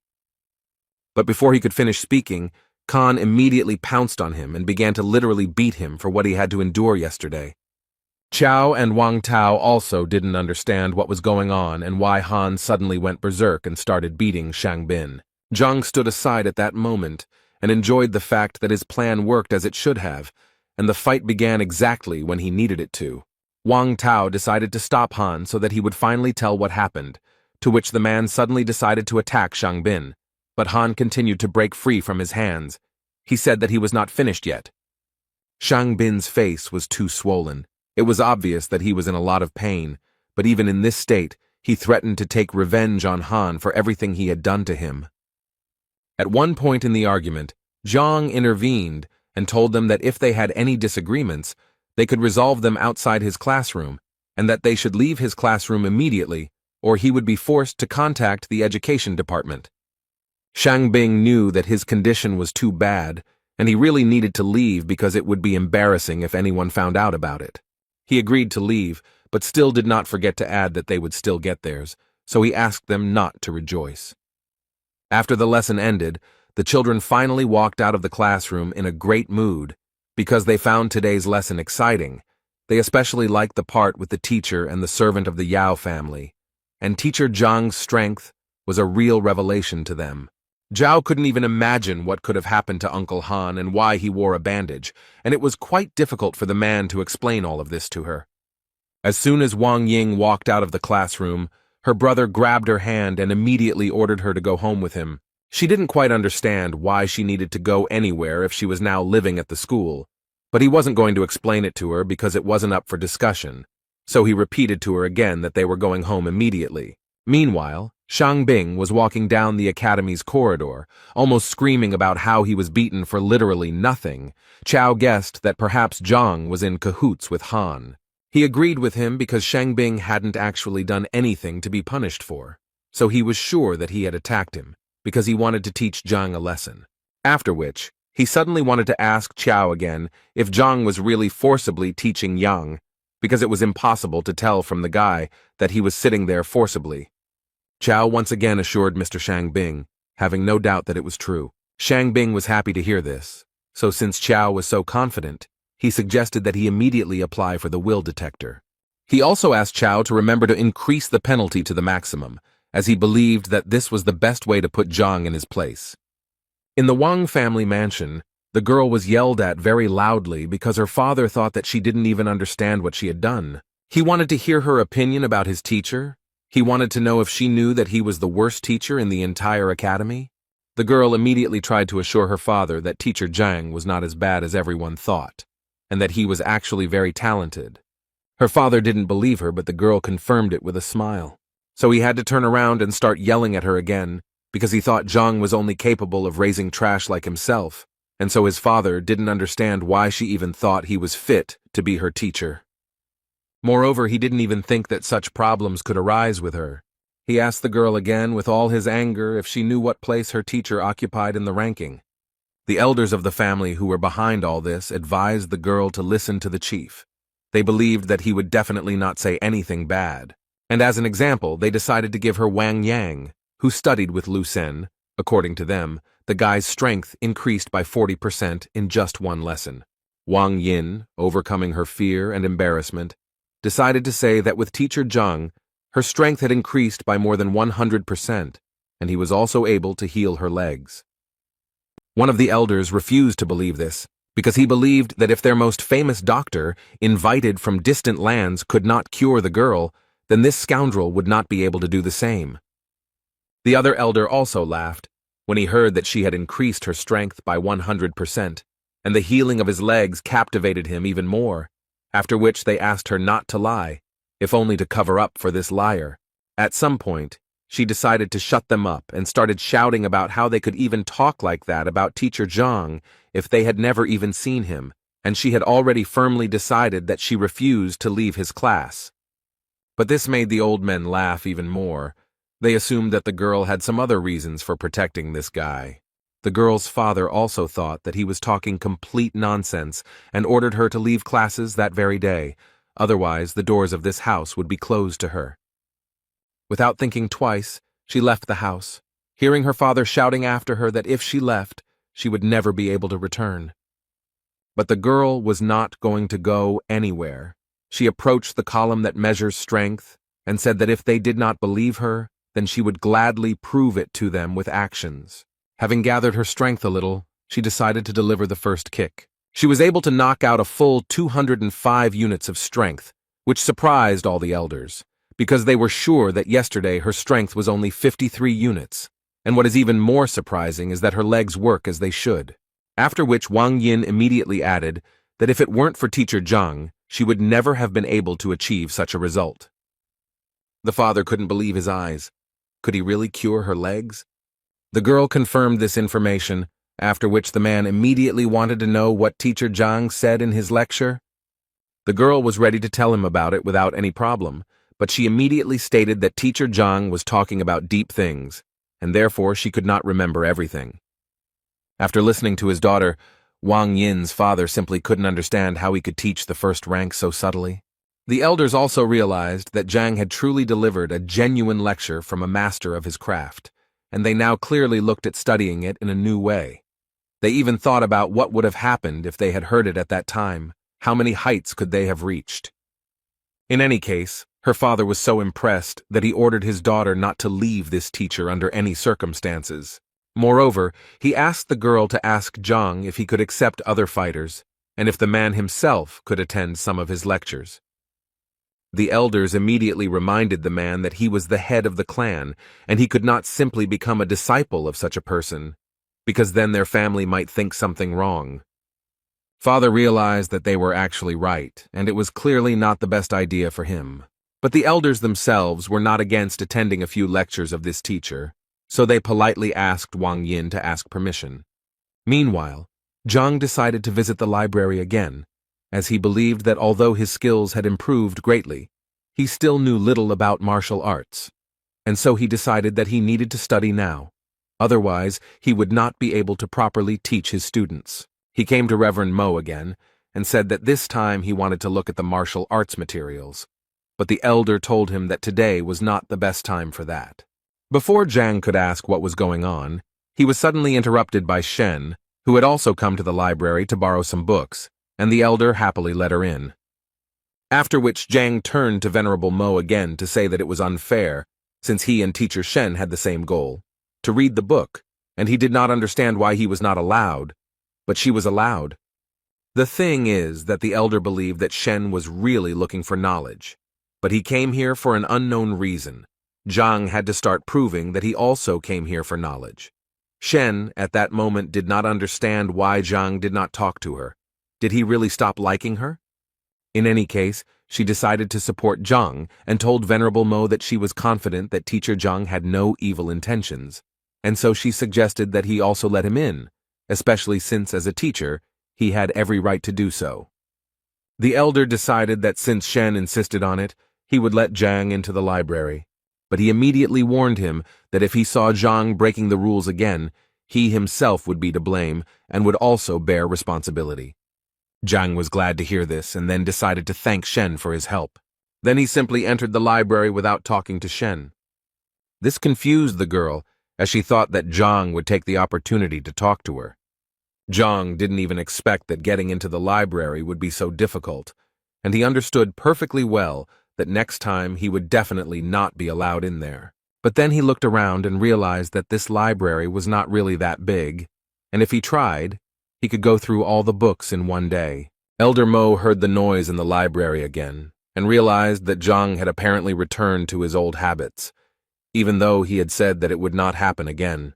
He decided to go into the library and check out what was going on there, and at that moment the thought flashed through his head that he wouldn't mind finding out what was going on in this guy's head.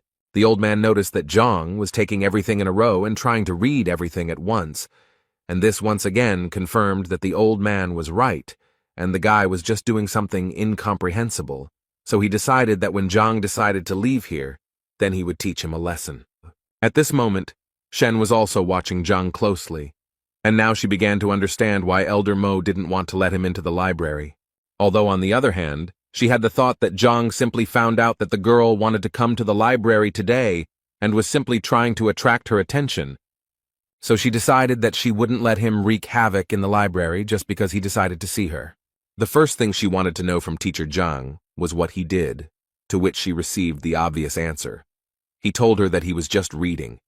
She became even more angry about this, so she decided to tell him that he definitely didn't look any more attractive this way, and she didn't like the way he was acting, so she asked him to leave the library immediately. Zhang told her that he could imagine how difficult it was for her, but he still continued to pretend that he didn't hear her and continued to read all the books in a row. Shen was already very angry and started yelling at him that he apparently didn't understand what she told him, so she decided to repeat that if he continued to do this, then this way he definitely wouldn't attract her attention. Zhang was tired of listening to her nonsense and asked this crazy woman not to disturb him, and if she was so bored, she could always go to the corner and draw there. The main thing he asked was to leave her alone. The girl couldn't believe that Zhang was talking to her like that, but still, the thought was spinning in her head that he was just joking, and that's why she wanted to see how long he could hold out. In the end, 6 hours had already passed, and Zhang was still leafing through the books, and the girl finally realized that if he wanted to attract her attention, he would clearly stop doing this. During this time, Zhang still managed to do the impossible. He still transferred all the books to the library of the Heavenly Path. Furthermore, during all this time, he was finally able to find a suitable training method for Zhao Yao. Turning around, he noticed that Xin was still there, even though it was already around 7 o'clock in the evening. But on the other hand, he realized that he actually didn't care about her at all.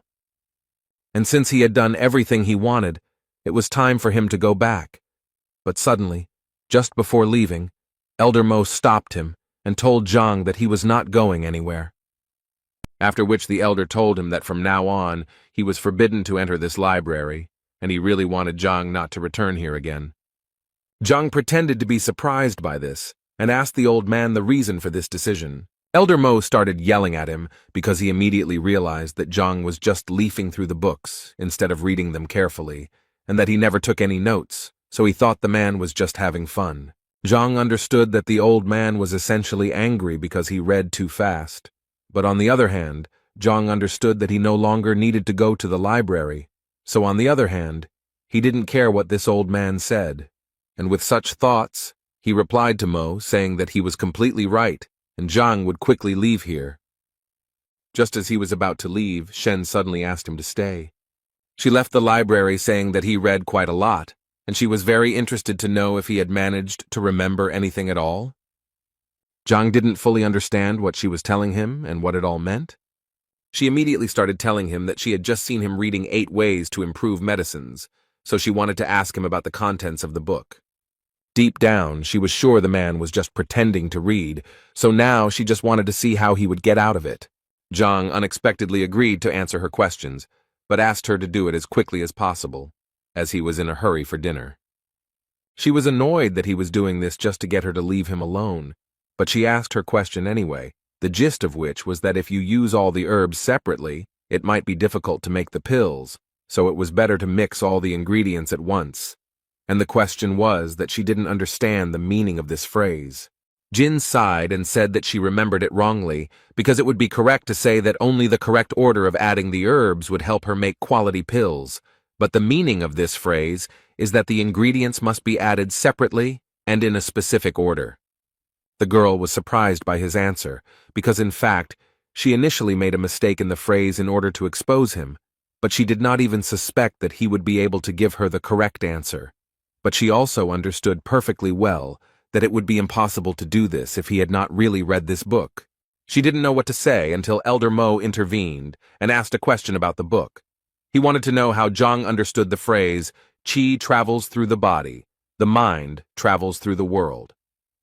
The old man knew very well that the 8 ways to improve medicines were a foundation that had been mastered by more than one generation of doctors, and even if he had not studied this material, it could easily be heard from other sources.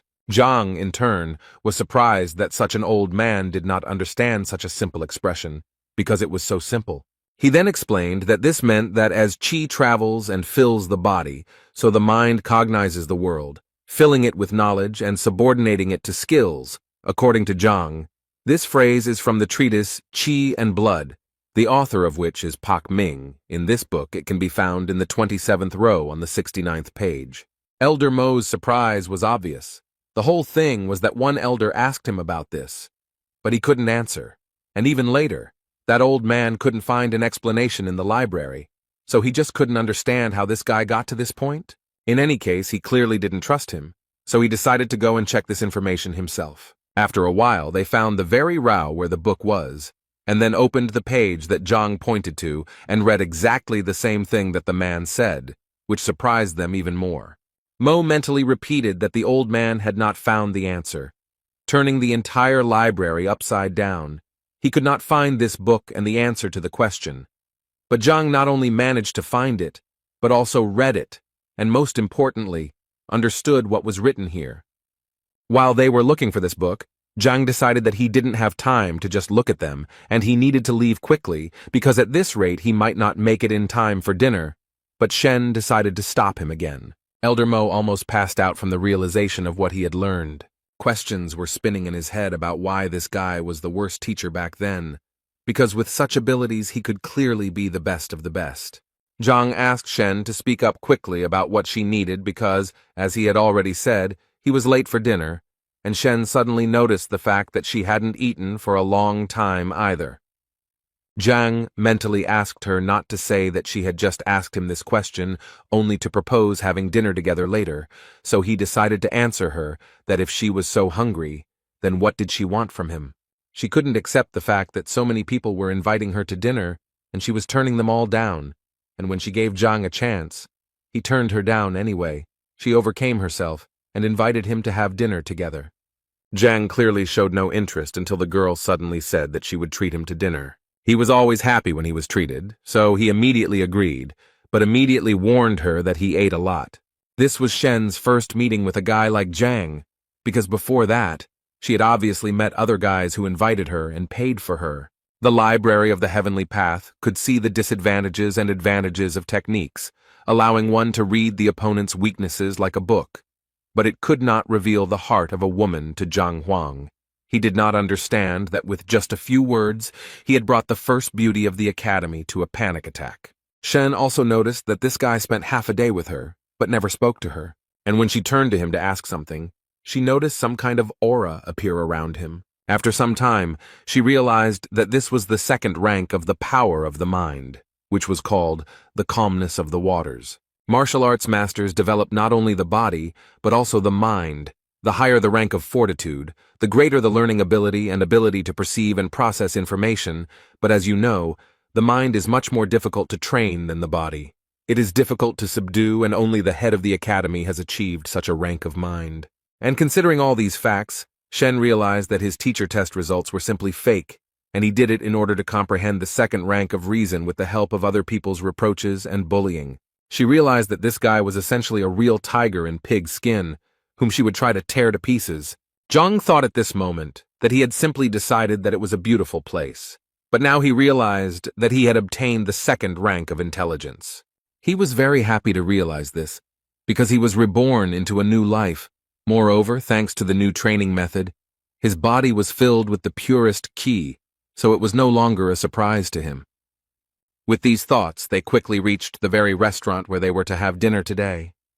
At this moment, Zhang thought that he had always eaten in small restaurants and canteens, so he didn't expect that she would bring him here, and Shen at this moment thought that she was incredibly curious to know how long Zhang would continue to pretend. Today, Qiao and Shang Bin were relaxing in the same restaurant, and he was still very angry about the situation that happened to him, but Qiao asked him to calm down because they had already applied for the will detector. Therefore, all that was left was to wait for the moment when they would be punished for what they had done, although Shang Bin understood that the heavenly lion was his grandfather's favorite, and he would hardly be able to control it. But Qiao thought that there was no need for that, since they could just give him something to drink and eat, and then it would be much easier for them. At that moment, they were brought their order, which they had been waiting for quite a long time. Shang Bing also told the restaurant owner that he had a lion living in his backyard, and he wanted to be fed. Afterwards, Qiao told him that he heard that Hong Ting Pavilion was a very prestigious restaurant, and its owner had always been cold to his customers, but now, for some reason, it was the opposite. Shang explained to him that the pavilion was so famous because its creator, Hong Tao, was a powerful and influential man. The only thing Shang did not understand was why Hong Tao was not one of the elders of the academy. As for their warm welcome, it's all because his grandfather was a good friend of Hong Hao's, and so his family is always welcome here. Qiao suddenly interrupted Shan and asked him to look in the other direction, where he thought Zhang and Shen Bi were walking. And he turned out to be right, because it really was her. But what was she doing here, and with this loser too? Shan didn't forget to note that he had invited her here so many times, but she still didn't agree. Qiao felt very sorry for the gentleman, but he immediately asked him not to despair, because, according to him, he knew how to open Madame Shenbi's eyes and show what a scumbag Zhang really was, and in the same way they could raise his authority in her eyes. After a while, Zhang was very happy because he had not eaten so deliciously for a long time. The food was incredibly delicious. Shen was a little upset because Zhang had been eating all this time and hadn't paid any attention to her, so she wanted to ask for the bill for this dinner as soon as possible. The waiter happily came up to her to say that he hoped they enjoyed everything, and also to inform her that they only owed 1,280 coins. The girl clearly did not expect to hear such a number, because she was more than sure that they ordered a maximum of 100 coins. The man decided to explain to her with a smile that the thing was that they had ordered wine, which cost 1,200 coins. This surprised the girl even more, because they didn't order it. They just received this bottle, and she thought it was free. The waiter's face suddenly changed, and he started saying that it was quite logical that they had to pay for this wine. And he also thought that if she didn't ask how much it cost, then it wasn't their problem, but only hers. This was definitely a problem, as the girl did not have that amount of money with her, so she asked to transfer the amount to her account so that she could pay it back to them later. The waiter was not going to make any concessions, because he believed that if she could not afford this wine, then there was no point in ordering it. So he told her to give them their money back right now, because no one would feed them for free here. At this moment, teacher Shang Bin approached them, and the first thing he asked was, what was going on here. The waiter smiled again and told the man that there had been an incident and that the people had eaten but were unable to pay for their order. Shang Bin immediately turned to Zhang and told him that if he didn't have money, there was no point in pretending to have it because it would only bring shame to their academy. Zhang immediately asked him to stop saying such things in front of everyone, especially since it was not true. But Xin Bin was clearly not deterred, and continued to say that he never thought that Zhang could stoop to such a level as to pretend to be such a generous person. Although at that moment he thought that it was he who asked to serve Zhang an overly expensive drink that he could not pay for when he looked like a nobody. Then he, Shang, should have come and saved the beautiful Shen. This way, he will do everything in one go, punish Zhang, and finally get Shen. But apparently, he hadn't thought his plan through to the end, because Shen made it clear that she didn't like anything Shang Bin was doing now. He thought she had taken it personally, so he decided to explain again that he had said all this about teacher Zhang, and that he specifically didn't have any money, but he still treated her like that, and it was somehow embarrassing. At that very moment, Zhang decided to intervene in their dialogue to say that it was not he who was treating her, but teacher Shen, who had decided to treat Zhang. Shan clearly didn't expect such a turn of events. It seemed literally impossible to him. After all, he invited her to dinner every day, but she refused. And now suddenly she decided to invite this bitch herself? In any case, he would have to make things right somehow, because Shen was clearly very angry that Shang told her that she was pretending to be magnanimous and that it was a disgrace to the teacher. Chao tried to push him from the side and told Shan that it was even better this way because now he could offer to pay the bill for her, and then everything would be fine. Without thinking twice, he decided to listen to his friend's advice, immediately put a bag of coins on the table and told the waiter that he would pay Miss Shen's bill. At that moment, he immediately thought that this would definitely calm Shen Bi down. Moreover, he even thought that she liked him, but apparently his thoughts were too premature, because at some point Shen simply took off the necklace and said that she didn't need it and was ready to pay herself, so as not to pretend to be generous. She took off what turned out to be a jade pendant worth about 5,000 coins, and offered it to the waiter as payment. Although later she changed her mind and said that she would leave it only as collateral, so that she could buy it back later. Shang Bing immediately turned to Qiao to ask him what to do next, because things were clearly not going according to plan. Suddenly this whole farce was interrupted by Zhang, who assured the girl that there was actually no need to give up such a valuable thing as collateral, after which he got up from his seat and went to the waiter, telling him that in fact this food was not that expensive. And besides, she was trying to get revenge on him for deceiving her so maliciously. These words outraged the waiter, because according to him, they had a prestigious restaurant and an honest place, and there was no point in talking about any deception here. So he promised them that after such words, they would definitely not leave here unpunished. Shang Bing and Chao were happy to see the waiter and what appeared to be the owner of the place get furious, and they were now sure that Zhang would be in trouble. Shen, who was also standing behind him, didn't understand why he even said all that, since she knew very well how influential this restaurant was, and it was obvious that he would get into trouble if he continued like this. Zhang also decided not to remain silent, and told the restaurant owner that since he was telling him such things, he would not mind telling him why he was so unhappy. The first thing he mentioned was the fragrant violet-infused bear meat. To make this dish, you have to marinate the bear meat in violet extract for at least 3 days, but Zhang says they marinate it for only half a day and then fry it to get at least a hint of the flavor. Zhang believed that the extract had not penetrated the meat at all, so ordering the dish was essentially throwing money away. As he told this story, people gathered around and listened attentively to the story of how they were being deceived.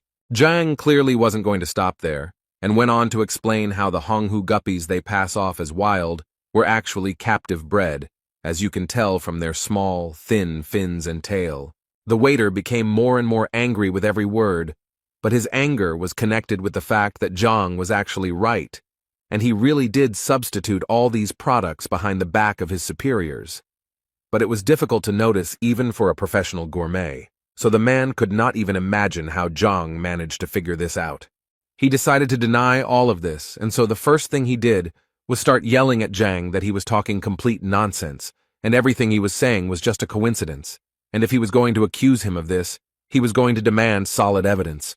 But in his mind, he knew that if he admitted this, the restaurant's reputation would be ruined.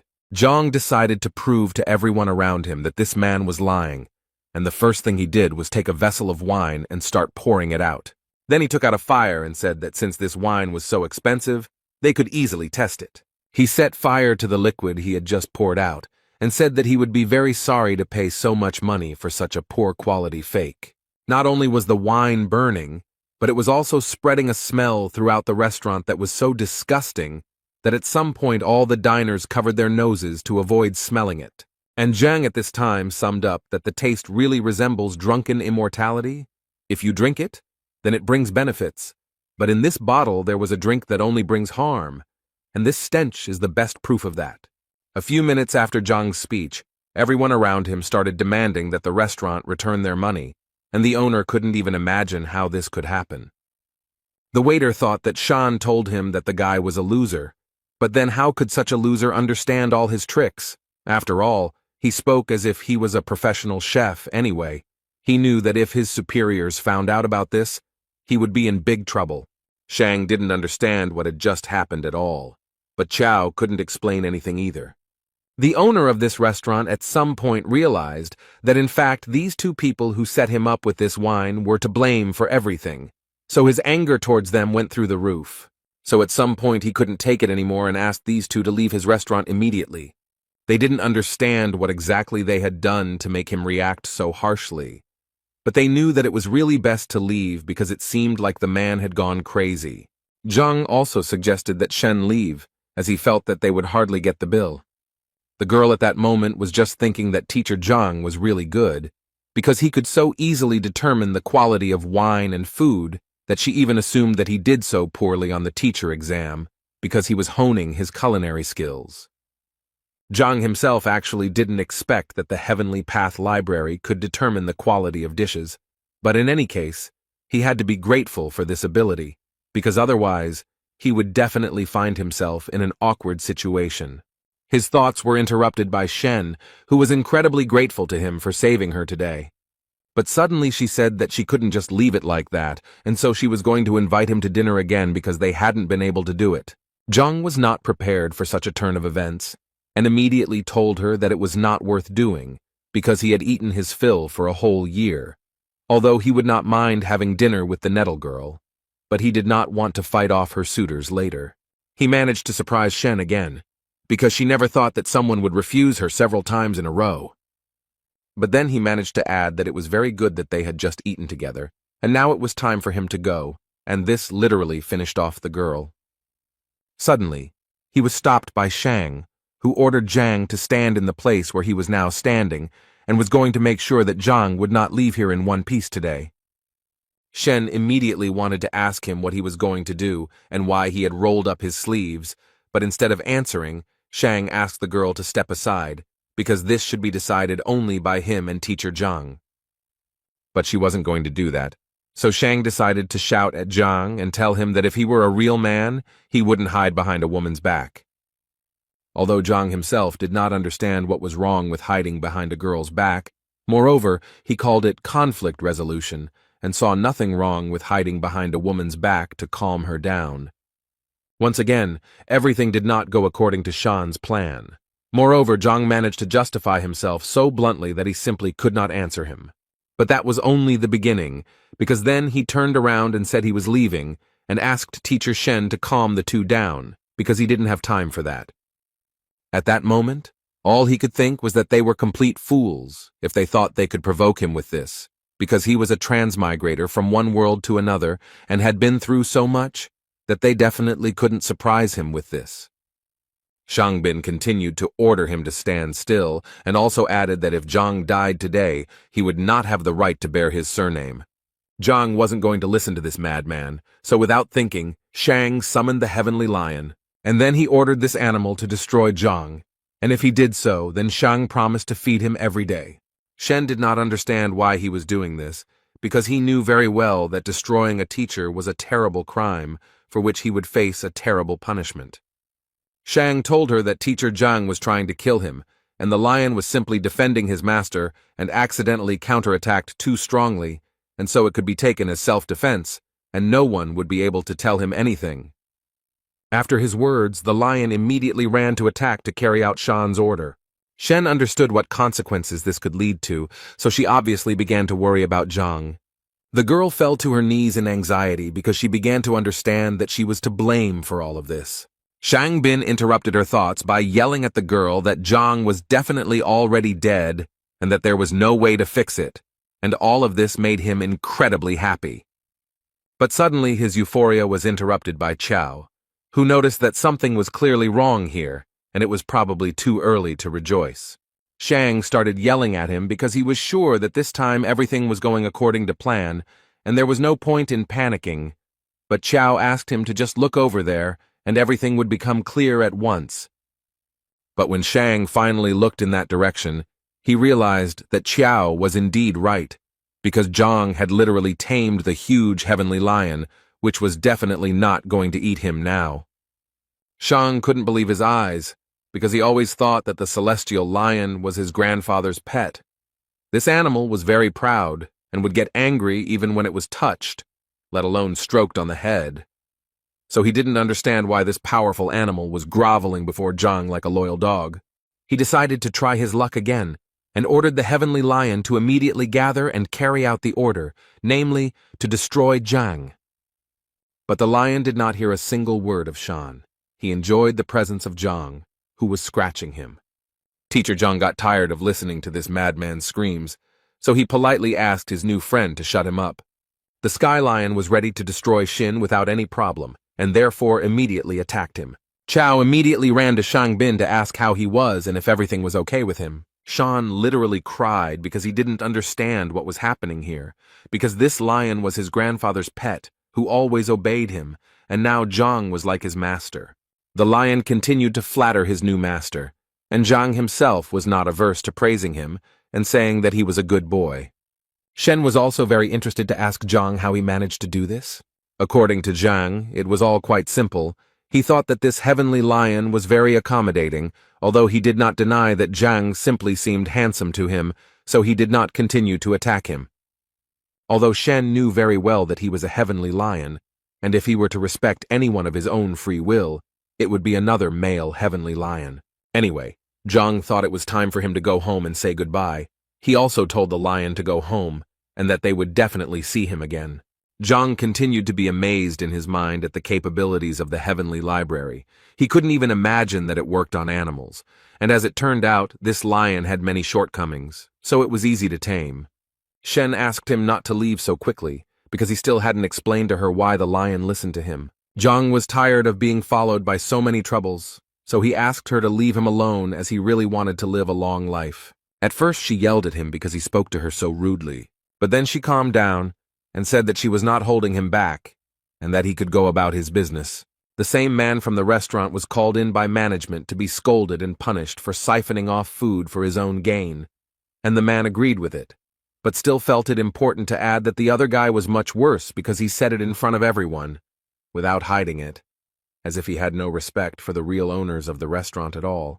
His boss slammed the table and ordered him to shut up immediately, as he considered that this in no way justified his theft, which sooner or later someone would notice, and now he was giving him exactly 5 days to restore the good name of his establishment, and then he would forgive him for the deception, otherwise he would die.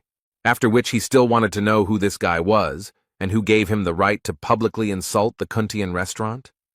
The frightened waiter overcame his fear and said that the man was the last-ranked teacher and his name was Zhang Huang. The restaurant owner was very annoyed that this Zhang Huang dared to disgrace the reputation of his restaurant. Zhang was just walking around thinking at that moment that he never thought that one dinner could bring so much trouble anyway. He knew that he needed to forget about it as soon as possible, because he had other important things to do. For example, he needed to figure out how to advance to the 6th rank. But to his great regret, no ordinary teacher can simply gain access to information about the rank of opening chakras, because a copy of these documents can only be obtained with the permission of the elders, and on the last test, he only had the 3rd rank.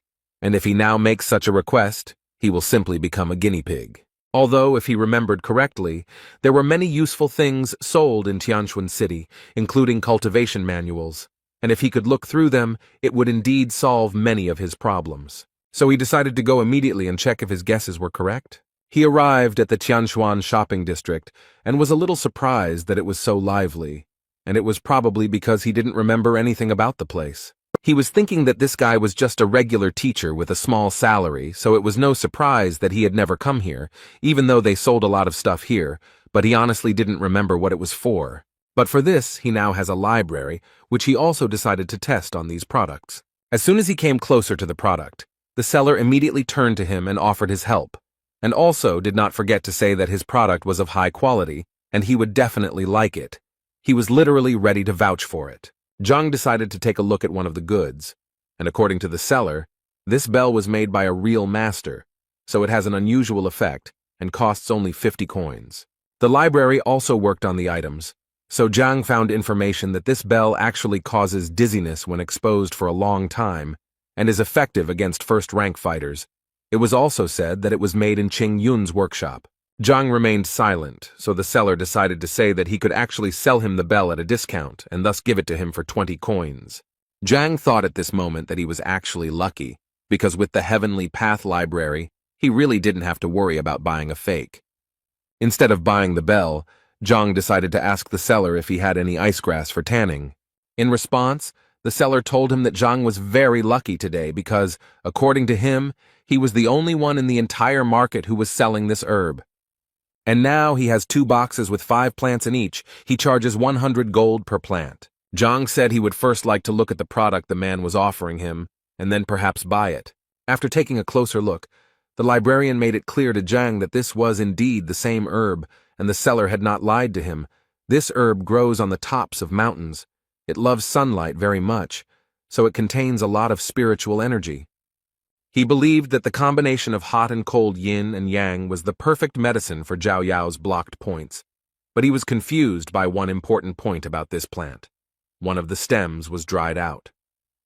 Zhang first looked at the box and assumed that the seller had kept the plants in improper conditions. The guy assured him that the dried-out stem was normal, because he said he had made a career out of the herb and therefore knew how to handle it. And besides, the stem had always been like that, even when he had collected it. But he still told Zhang that if it bothered him so much, he could give him the flower for half price. Zhang continued to study these herbs at this time, and at some point he discovered the ancestral stem, which was known to produce medicine twice as effective as the regular stem. The most unpleasant thing is that if the seller had understood this, he would most likely have increased the price. But he still asked to pack this stem. At that moment, Zhang thought that with this herb the problem would be solved much faster, and he would not need any other ingredients. The seller carefully wrapped 1 stem of this flower and said that Zhang would give him 50 coins. But when it came to paying, Zhang realized that with this library he had completely forgotten about money. He didn't even have 10 coins in his pocket, let alone 50. Although he still decided to ask the seller to sell him this stem for 8 coins. Apparently, this really angered the seller, who considered Zhang to be an ordinary impudent fellow who had no respect for men's work, since he had actually risked his life to get the stem of this plant. After which the seller also added that although these flowers are not of the best quality, they are in any case medicinal, and their price is no less than 30 to 50 coins, and if he does not buy anything, then the seller is already going to call security. Zhang immediately stopped him and said that there was no need to call security because he was really interested in buying it. He just didn't have any money, but he wasn't a thief either. Zhang even suggested resolving the conflict in another way, where the seller would give him the flower for free. The guy couldn't believe that his new client was so impudent. Not only did he come here without money, but he also expected gifts. The seller decided to play a game and said that he would give him the flower for free only if Zhang made him believe that he was a sage. Zhang immediately told him that there was no need to call him that. He simply suggested hitting him. The seller had already begun to get noticeably angry, because it seemed to him that Zhang considered him a fool and a weakling, although the guy himself was sure that he could very easily crush Zhang. But the teacher very easily stopped his aggression, saying that if he was not mistaken, then the seller was from Pingyi. The guy was very surprised, because Pingyi is a small settlement near Tianquan City. And so he was sure that Zhang simply could not guess this, and he wanted to know how Zhang guessed that he was from there. Zhang immediately told him that he thought it didn't really matter how he knew. What was more important was that he had been bitten by a cold bamboo snake in Tianshuan forest half a year ago. The guy eventually managed to survive, but due to the bite he was almost completely disfigured, and in addition to this, unfortunately, he became impotent. The salesman turned noticeably pale because 6 months ago in Tianshuan forest, he had indeed been bitten by a cold bamboo snake. But the guy couldn't even imagine how Zhang could have known about it if he had only told that girl from the brothel about it. Zhang looked at the guy with a smile, and at some point finally decided to say that if he lied, he would just turn around and leave. But then Zhang assured him that he would definitely never be able to feel like a man again, and also he would not have the right to later say that Zhang did not warn him. The salesman immediately perked up and asked Zhang if he really knew how to help him with his problem. Zhang smiled, and the guy started asking him for more help. If he knew the cure, then he literally started begging Zhang to give it to him, and then he could take everything he had on the shelves for free. Finally, the teacher got the desired words, and after that, finally, he added that the poison of the cold bamboo snake, getting into the body, freezes the organs. And this is a fact. Medicines are powerless here. For this reason, people often amputate their limbs. Even the most skilled alchemists can do nothing. But here's what's strange. Despite the chilling properties of this snake's body, its bile has a warming effect, so it's enough to absorb it, and it will completely cleanse the body of foreign cold, and it will be able to become human again. The guy couldn't believe that all he had to do was eat the bile of a bamboo snake. Was it really that simple? Zhang confirmed this information and also decided to say that he saw these snakes in one kiosk, and if he did not believe him, then he could go and buy this snake right now and try it. But the seller thought that he had a better option, as it turned out. He had one of these snakes lying around in a distant drawer. He opened the box, which indeed contained one of these bamboo snakes, and the first thing he had to do was cut it open. And as soon as he managed to get the gall sac out of the snake's body, the guy immediately brought it to his mouth to swallow. Imagine his surprise when he felt that the effect came literally within a few seconds. He immediately knelt down in front of Zhang and began to thank him for this, because he could finally feel like a man again, and as a token of gratitude, he would like to give him all this icy sungrass. Zhang laughed at him and said that as he said, the seller would give him the herb for free. The salesman felt a little ashamed that he had not immediately recognized Zhang as a talented person, when suddenly their conversation was interrupted by the shouts of other people who were very loudly discussing the fact that Master Mo Yang was finally here. They believed that they had the opportunity to receive his invaluable advice, and if they were lucky, they would definitely become his students. Zhang didn't quite understand what was going on, so the shopkeeper explained to him that it seemed that Master Mo Yang had come to the village again. According to the guy, he is simply an excellent appraiser, and as far as Zhang understood, this is a rather specific profession, like a gourmet, and they are valued approximately the same. But whether to follow the appraiser's advice or not is like gambling.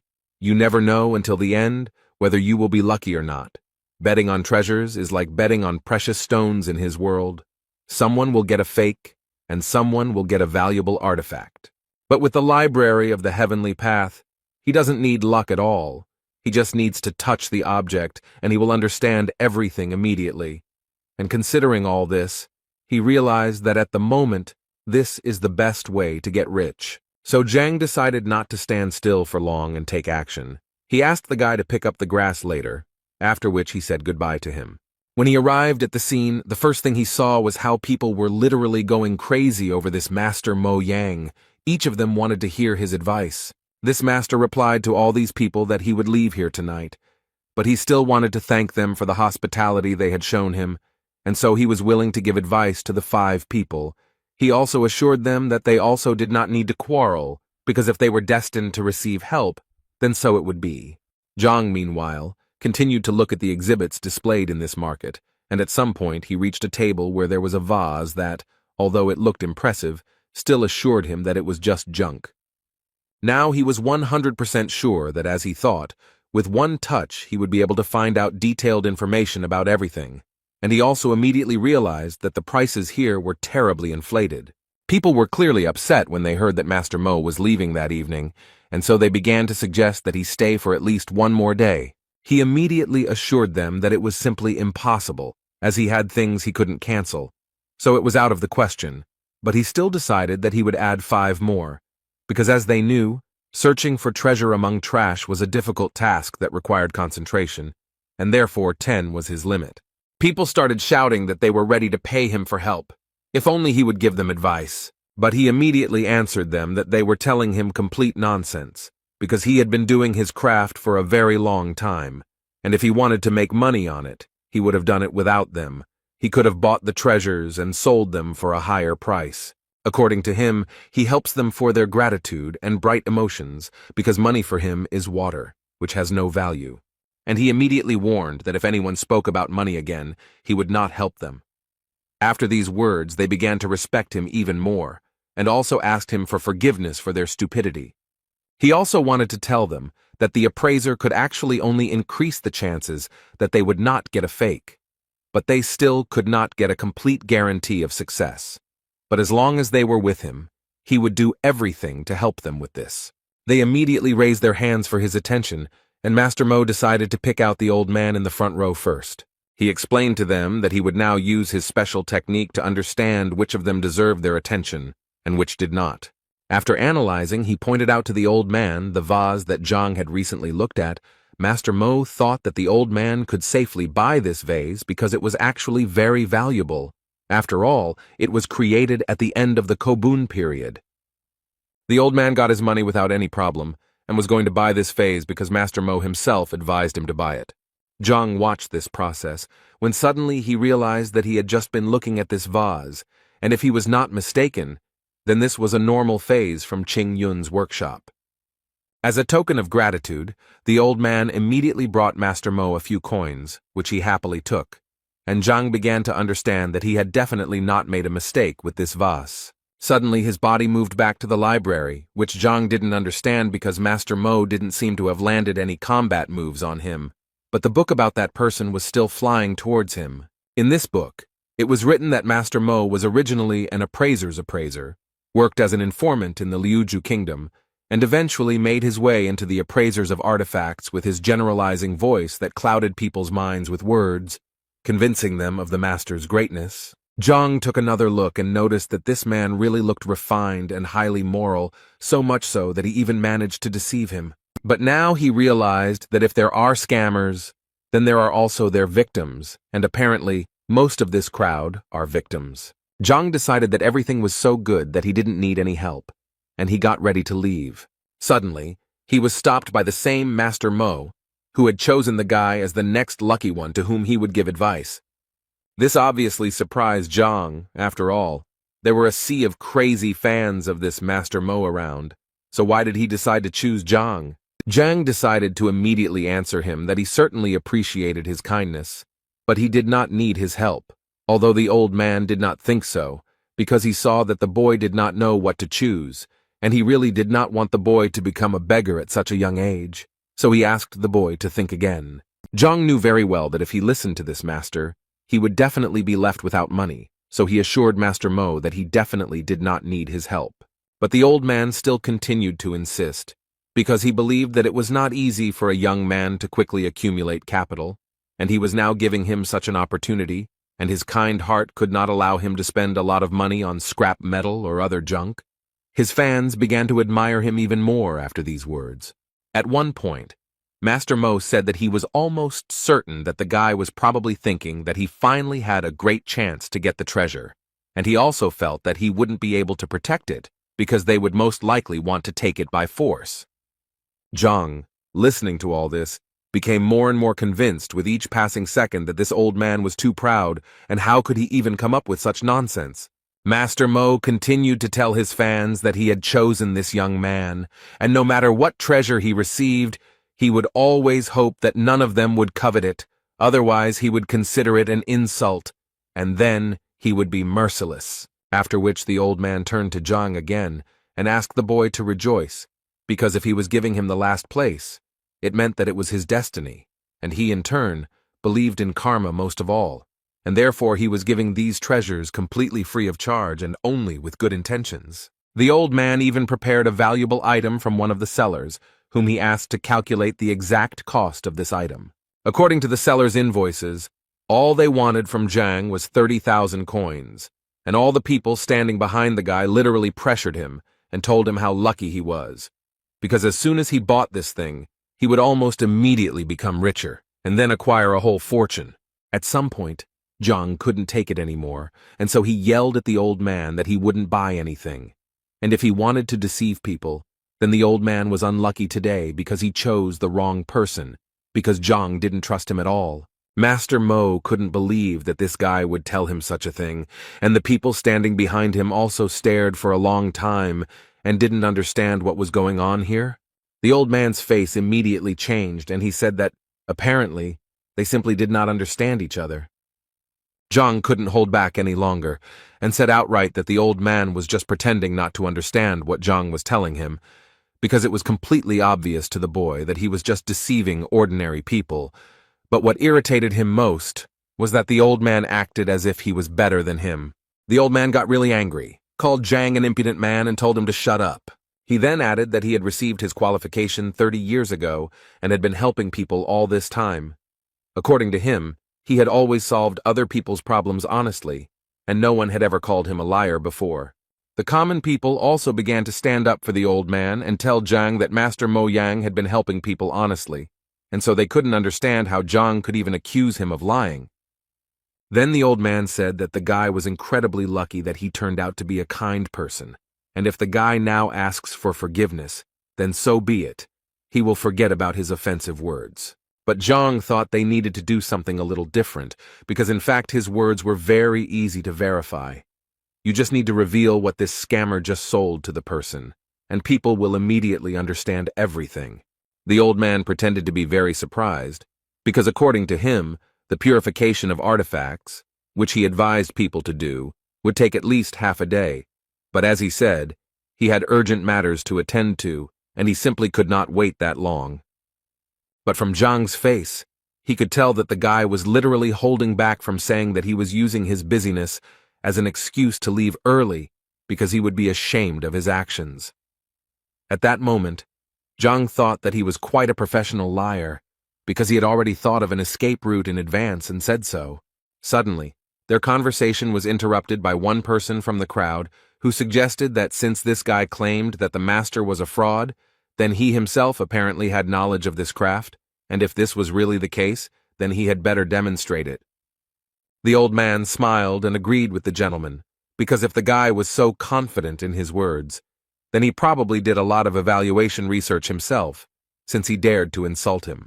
Master Mo Yan decided that he would give this guy a chance, but for this, Zhang needed to choose one artifact, and if it was of value, then it would be possible to continue the dialogue with him. Zhang agreed to this condition without hesitation, as he understood that with the library of the heavenly path, he would be able to easily name a truly valuable thing. But before that, he decided to ask the seller if he would be able to pay for the artifact after polishing, when its true price would become clear. The seller immediately refused him because, according to him, it was necessary to pay in advance. This rule was introduced to prevent liars who refused to pay if the cost of the goods did not cover its original cost. But suddenly this salesman was interrupted by Master Mo, who asked him that this guy pay in a way that was more convenient for him, and if this young man won, then he would pay for him, and if not, then he would just apologize, as he said. Zhang was more than satisfied with these conditions, so he waved to the teacher and said that he would definitely not refuse help, and thanked the old man in advance. Master Mo thought that he had never seen such rude people. After this, Zhang began to look at the items, and the first thing he did was approach the item he had already looked at, and if it weren't for the lack of money, he would have bought it. But since the old man was paying, he saw no point in refusing. Without any doubt, he took the stone in his hands, threw it into the hands of the seller, and said that he had chosen exactly this thing. After which he immediately asked to be cleared here, in front of all the people, so that no one could accuse him of lying.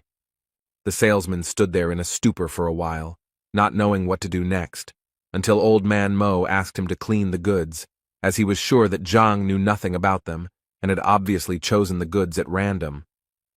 The man who was cleaning that stone thought at that moment that he really wanted to look at that guy's face when they were cleaning that stone and found nothing there. And in his head he had thoughts that he gave him small stones because they were ordinary roadside stones.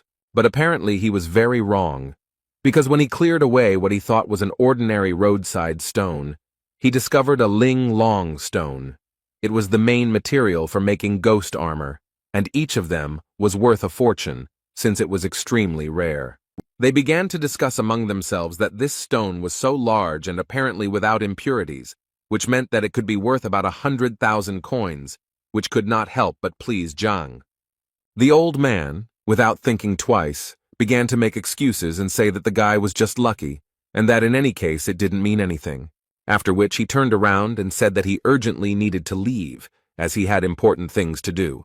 But Zhang noted that in their case, there was no need to rush, and besides, he had one more question for the old man. He drew people's attention to the old man who bought the vase for 80,000 coins, and Zhang did this in order to tell the man the truth, that this vase was made in Qingyun, and therefore it was an ordinary decorative vase, which, on top of everything else, was cracked. And considering all this, Zhang was almost certain that in a few days it would fall to pieces, which was hard for this man to believe, since he believed to the end that it was an expensive vase because Master Mo Yang advised him to buy it.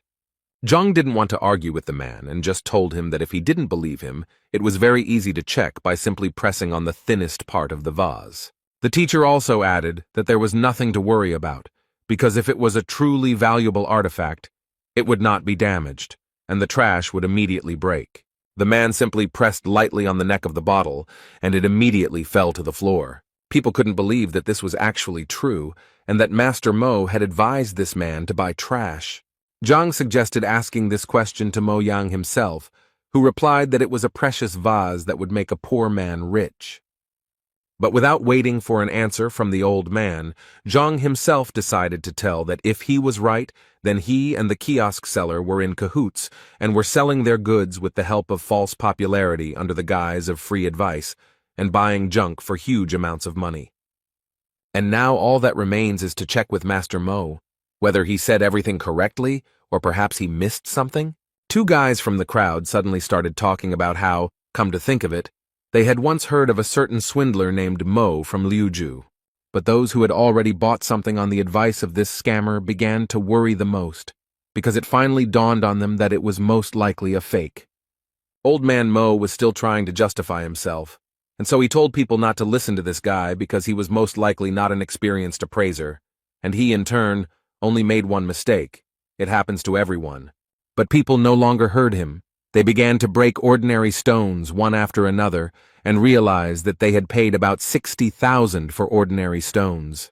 It was a waste of money and he was cheating them all along. Old man Mo asked them not to worry because he could explain everything, although it might be better if he did it a little later, since he had urgent matters to attend to.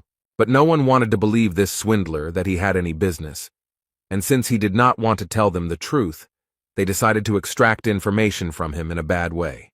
This world is vast, and although there are deceivers, there are also those who have been deceived, and Zhang understands this pattern. So if Master Mo Yang had not targeted him, he would not have intervened, which can be concluded that the old man himself is to blame for his troubles. In any case, it was time for him to continue on his way, so he headed to Huang Yu's bookstore, as he believed that this store might have the 6th-rank reference book that he so badly needed, so he thought that he should take a look there. As soon as he entered this bookstore, the first thing he was greeted by was a pretty cute girl who wanted to ask Zhang whether he came to read or buy a book. Zhang, without thinking twice, directly asked the girl if they had any materials about the 6th combat rank. She thought he was joking because, she said, the store was very small and such materials required specialization, but books were their #1 item. Then Zhang decided to ask her if she knew where he could find such books. She immediately thought that this required special rights, but some big people could still collect the materials he needed, and Zhang immediately decided to ask her if she knew such a person. The girl thought for a while, and then remembered that she knew one person, but he was a very unusual person, and if he was in a good mood, he could even allow her to take a few books home with her, but if he was in a bad mood, she could not even cross the threshold of his house. Zhang would have been very happy if she had helped him find him, but the girl decided that she would not only help him, but also go there with him so that Zhang could find this person faster. On the way, the girl told Zhang that this man had a large library, and it was not for nothing that he was known as one of the smartest people in the kingdom. He even taught Shen Jue himself. Elder Lu Shen hated frivolity, so she immediately advised Zhang to try not to appear frivolous to him. Otherwise, he would definitely not be able to take the book from him. She also added that when it came to taking the book, it would be their personal matter, and she asked him not to drag her into it. On the way, she continued to tell the characteristics of this man.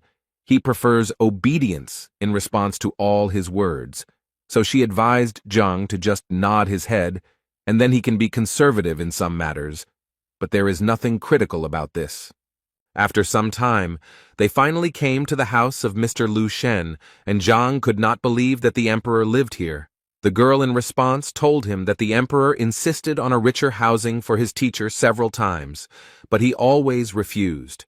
Suddenly, out of nowhere, a guy on a horse appeared who clearly knew the girl, and immediately turned to her and said that he was glad to see you here again. She was a little unhappy that he addressed her like that, since her name was Huang Yu, and besides, they weren't well enough acquainted for him to call her that. In response to these words, he told her that, given their relationship, the address did not matter at all. After that, he saw Huang Yu Zhang next to him, and decided to tell him not to even think about courting her, because she was just his girlfriend. And in general, he immediately wanted to ask the girl who he was and why she was taking unknown people to the emperor's teacher. Huang Yu reacted quite sharply and immediately made it clear to the guy that he didn't care at all who she went with, and where. At some point, they started to clearly quarrel with each other because he believed that she was his girlfriend and had a right to know, and she asked him to move away from her.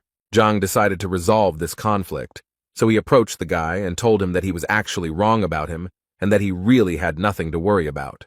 The girl's expression suddenly changed because she didn't understand how Zhang even dared to talk to this guy like that. According to her, he is the only son of King Zhengnan, Bai Sen. King Zheng is one of the most influential people in Qianshuan, and if anyone offends his son, he will make his life a living hell. At that moment, Zhang realized that his body seemed to be not from this planet, because after the appearance of the heavenly library, he forgot absolutely everything. Huana Yu was incredibly surprised that Zhang actually didn't know King Zhengnan, but on the other hand, she immediately knew that if this man was ignorant, then if she brought him into the palace, she would be in big trouble. Suddenly her thoughts were interrupted by the opening of the doors of this palace, from which Chen Bo, who was the master's assistant, came out, and the guy immediately asked to take them to the teacher. When Zhang entered this palace with his new acquaintances, he immediately noticed that it was incredibly beautiful, as if all these walls were hand-painted with ink by a talented artist. As it turned out, this was exactly the case, so the guys were surprised that Zhang knew about it and suggested that maybe he was an artist. The master's assistant told him that their master used his soul as a pen and the yard as a canvas, and arranging everything around like a painting was a really good idea. They reached the waiting room, where the assistant asked them to wait while he called a repairman. The girl once again decided to clarify whether the guy understood art, but Zhang assured her that this courtyard really did look like a painting. Their conversation was interrupted by Sen, who thought that Zhang was simply putting on airs to appear to be someone he was not. Huang Yu was very angry that Sen behaved like this, so she immediately wanted to know why he thought like that, after which they started arguing again, and because of Zhang, the man at that moment thought that if they wanted to argue so much, then he would not interfere with them. But why were they dragging him into this? He came here to take the book and leave. Their argument and Zhang's thoughts were interrupted at one point by the master, who entered this reception room and immediately silenced everyone with his presence, after which he said that it was very unusual for him to hear someone praise his ink-painted courtyard so highly. According to him, it is a great rarity to meet a young man with such a subtle sense of beauty. Sen immediately intervened in this dialogue to say that this guy clearly shouldn't be trusted, because most likely he was just a liar. The man immediately turned to him and noticed that he had not actually given him the floor. Realizing that Zhang knew his paintings, he asked him to appraise another rather rare painting. At this moment, Huang Yu came up to him again, and said that this was a kind of test that this man was giving to everyone, and even she had gone through such a test at one time, and if he did not pass it, she immediately assured him that he would not receive the books. At that moment, Zhang thought that if he only knew what this would lead to, he would have been better off keeping quiet there in the courtyard, because he did not understand these pictures at all. He could only rely on the Skyway Library to help him understand the artifacts, so he became curious to see if it could help him with the paintings. The library was simply an amazing thing, and Zhang was further convinced of this when she gave him a full description of the painting. After which he asked the master again if he really wanted to hear his opinion about this painting. The man, without thinking twice, immediately told him that he would be grateful for his opinion, and Zhang replied that he would please him because, in fact, he had one comment. After which he stated with complete confidence that this was simply a nightmare come true, and this was one of the most terrible pictures he had ever seen, which the guys clearly did not expect to hear. Huang Yu immediately felt incredibly ashamed of him, because she thought that Zhang was truly an intellectually developed person, but she sincerely did not understand how he could say such a thing. Sen was very glad that Zhang said exactly that because he believed that it proved that he was truly right and that Zhang was a common swindler. But the master again remarked to Senya that he did not give him the right to speak. After which Zhang asked the master for forgiveness for such rudeness, since in fact he did not know that this was the master's work. But the man immediately told him that it didn't matter who exactly painted it, because he wanted Zhang to appreciate it first as a painting, and not as the person who painted it. Zhang was happy to hear this, so he went on to say that any roadside artist could indeed paint such a picture, but on the other hand, he also believed that if you look at this picture from another angle, you will notice that it reveals itself in a completely different way. The owner didn't expect the guy to add something like that, so he immediately wanted to know what he meant. Zhang stated that it was actually simple, and so if the master did not mind, Zhang would like to ask him for permission to reveal the secret of this painting. Sen immediately started shouting at him when he saw the knife in his hands, because he believed that this painting was priceless and definitely shouldn't be cut.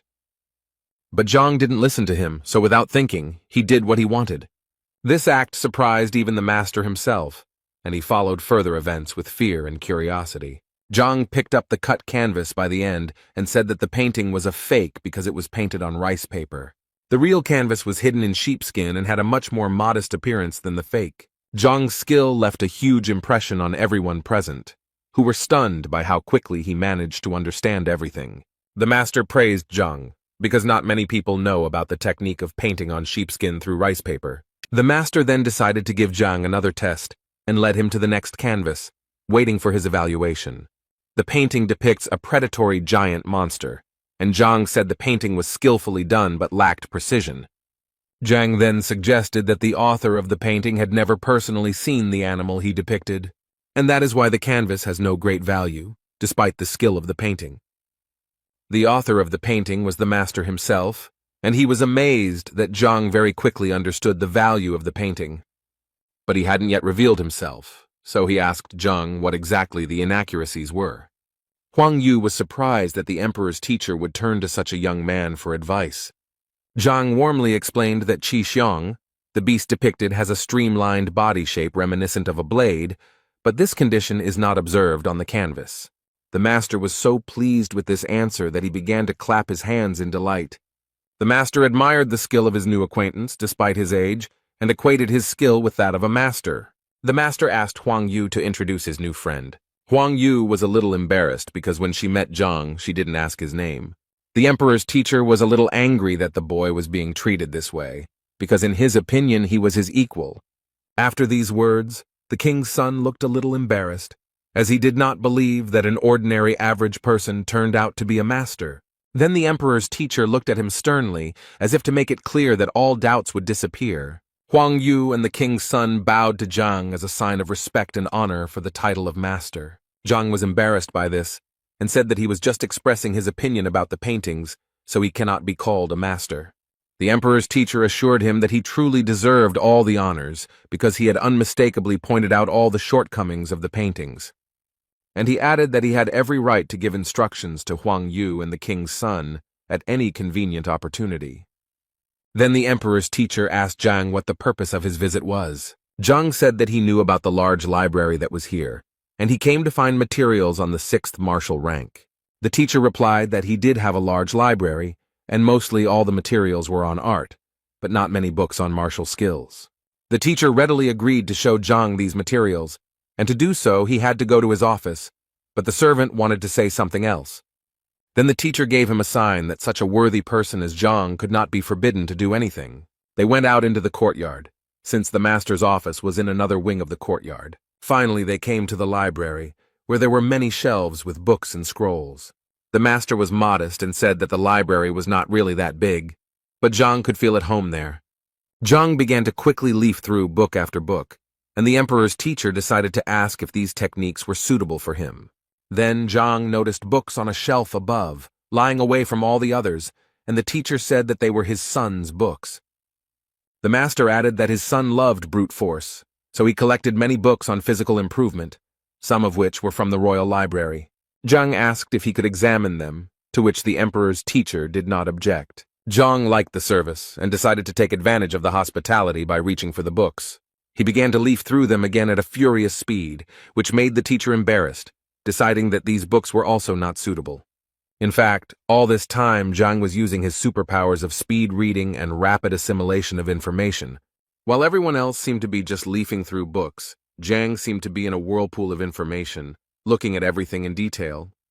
Zhang held the last book on the list in his hands and slowly unfolded it, as if carefully examining the binding. Holding the book in his hands, he felt warmth and energy envelop his body. Every muscle in his body was filled with the long-awaited qi energy, which made Zhang strong and resilient. Zhang unfolded the textbook and realized that the strength of qi depends largely on the strength of the body. And thanks to the library of the heavenly path, they were able to absorb the best knowledge from the book. His body unconsciously began to transform, and he could now practice the heavenly golden body. Thanks to this technique, Zhang's strength increased, but he still hadn't found any information about the 6th rank. The teacher, who had been watching Zhang all this time, couldn't figure out what he was doing. So he walked up to Zhang to ask him more closely if everything was okay with the young master, touching his shoulders.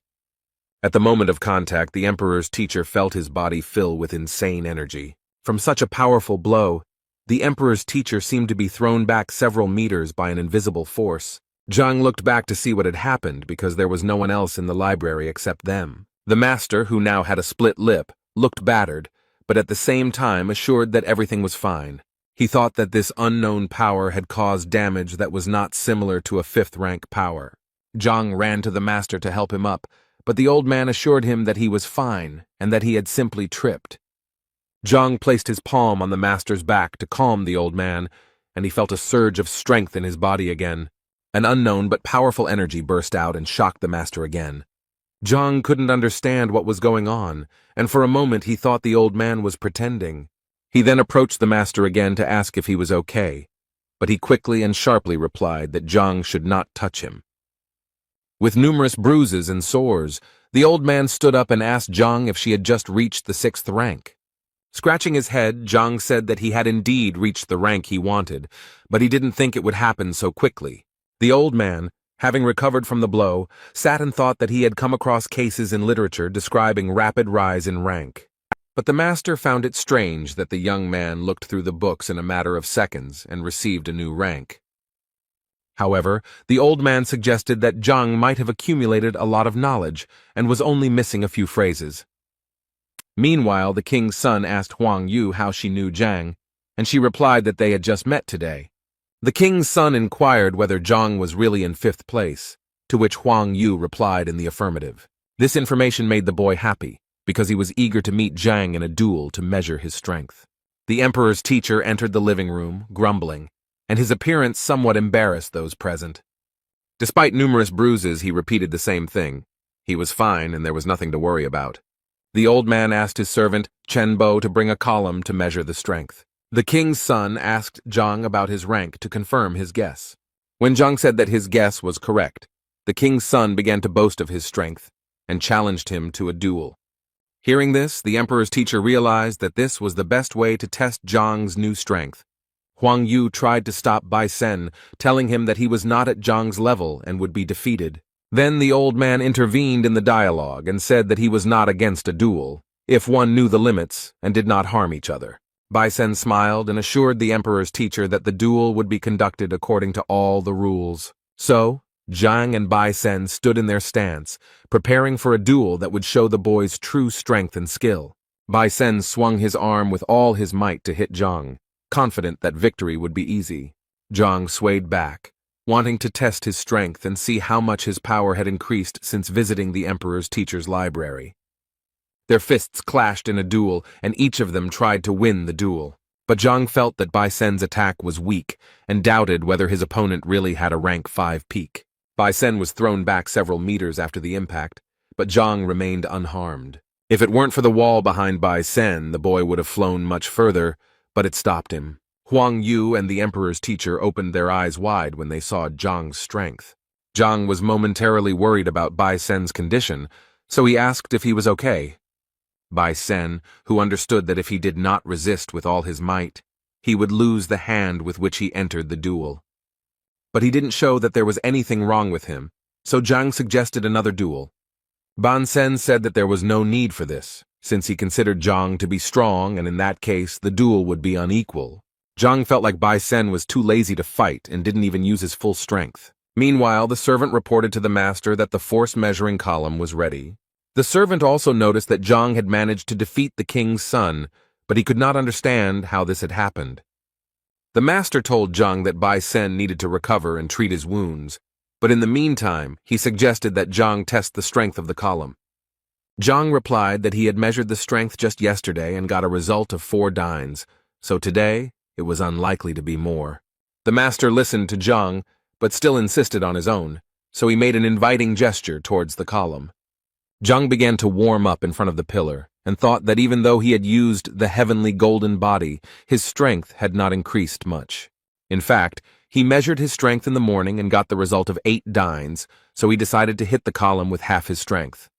Zhang swung his sword and delivered a powerful blow to the stone column, producing a characteristic dull sound. After the blow, the number 4 appeared on the pole, symbolizing Zhang's strength. Zhang turned his back to the pillar and invited the others to see that his strength had not actually changed. But the expressions on the faces of those present did not agree with this statement, because there were clearly not 4 of them. Huang Yu asked Zhang to return so that he could see for himself the extent of his power. Zhang couldn't understand why the 4 sounds caused surprise among those present, but he still looked back. Imagine his surprise when there was no longer any number on the column, but the number 49. Zhang asked the master if the column was working properly, because the whole thing looked like some kind of nonsense. The master explained to Zhang that the meaning of his metamorphosis was that his body was not accustomed to the new strength, which is why he won the duel so quickly. Huang Yu and Bai Sen's mouths dropped open when they saw Zhang advance to the next level and increase his strength to ding. Zhang himself could not understand how this happened, because the transition to the 6th wound means the opening of the chakras, each of which adds 1 ding. Even Master asked Zhang how he managed to open 45 outlets so quickly. Zhang replied that he had not improved his rank, but he had definitely managed to improve his body. The Master asked Zhang what he meant by pumping up the body, and whether Zhang had eaten any fruits before that. Zhang scratched his head, recalling the events of the morning, and replied that he tried some strange fruit at the market. Master then said that what Zhang had tasted was very similar to the pearl fruit, which gave strength similar to the 6th rank. Zhang was confused, because he didn't believe in the existence of such things before, but it seemed like he was lucky.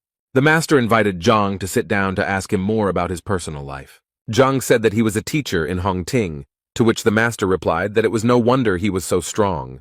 The emperor's teacher asked Bai Sen and Huang Yu to seek advice from Zhang. Bai Sen was more than happy with this advice, as he would finally be able to properly train his fighting skills. Zhang thanked the emperor's teacher for his hospitality and apologized for staying so long. The teacher, in turn, apologized for having so few 6th rank books, but gave Zhang advice on where to find them. Zhang smiled and thanked the teacher again for such generous help. The teacher laughed at Zhang because he liked his modesty, so he advised him to come more often. Zhang walked outside, thinking that the visits to Master Lu Shen's house had gone well. With his new strength, he could now defeat any 6th rank fighter, as his punch was around 90 dings. Thoughts about ways to pump up strength and power were interrupted by the steps of some people heading towards Zhang. When Zhang looked around, he saw a shadow that flashed and disappeared behind the walls of the neighboring building. Zhang exclaimed that he had noticed a stranger, so he could show himself without hesitation. It turned out to be the appraiser and his gang. The appraiser began to threaten Zhang that he would not leave him alone until Zhang compensated for all the losses. Zhang stood and mocked them, saying that he could cover all the expenses with just the goats from his nose. The appraiser was very angry at this answer, and threatened Zhang that he would not leave him a single wet spot. Zhang stressed that he does not lack confidence to make such statements as he has just undergone a metamorphosis. But the appraiser didn't care, so he ordered his henchman grandfather Zhang to have sex with Zhang immediately. Fat Grandpa Zhang, who was twice Zhang's size, asked if Zhang had anything to say one last time. The salesman with the short mustache pointed out that if Zhang died at the hands of Zhang's grandfather, he would not be able to compensate for the damage. But this did not bother the appraiser. Even if he died, it could be considered a worthy revenge. Grandfather Zhang prepared to deliver a powerful blow, but Zhang didn't even blink at that moment. He grabbed the fat man's hands and pressed his thumbs on certain pain points. Grandpa Jin was so upset by this reception that he could hardly hold back his tears of pain, but a moment later he gave in and roared at the top of his lungs from the pain that twisted his arms. Zhang thought that this was a great chance to practice and get used to the new abilities, which turned out to be extremely powerful. While Grandpa John was recovering from his previous attack, John launched another one, right under his nose, and the fat man was thrown hundreds of meters by an invisible, powerful force. It seemed as if smoke was coming out of Zhang's hand after such an attack, and the teacher himself still did not believe in his strength.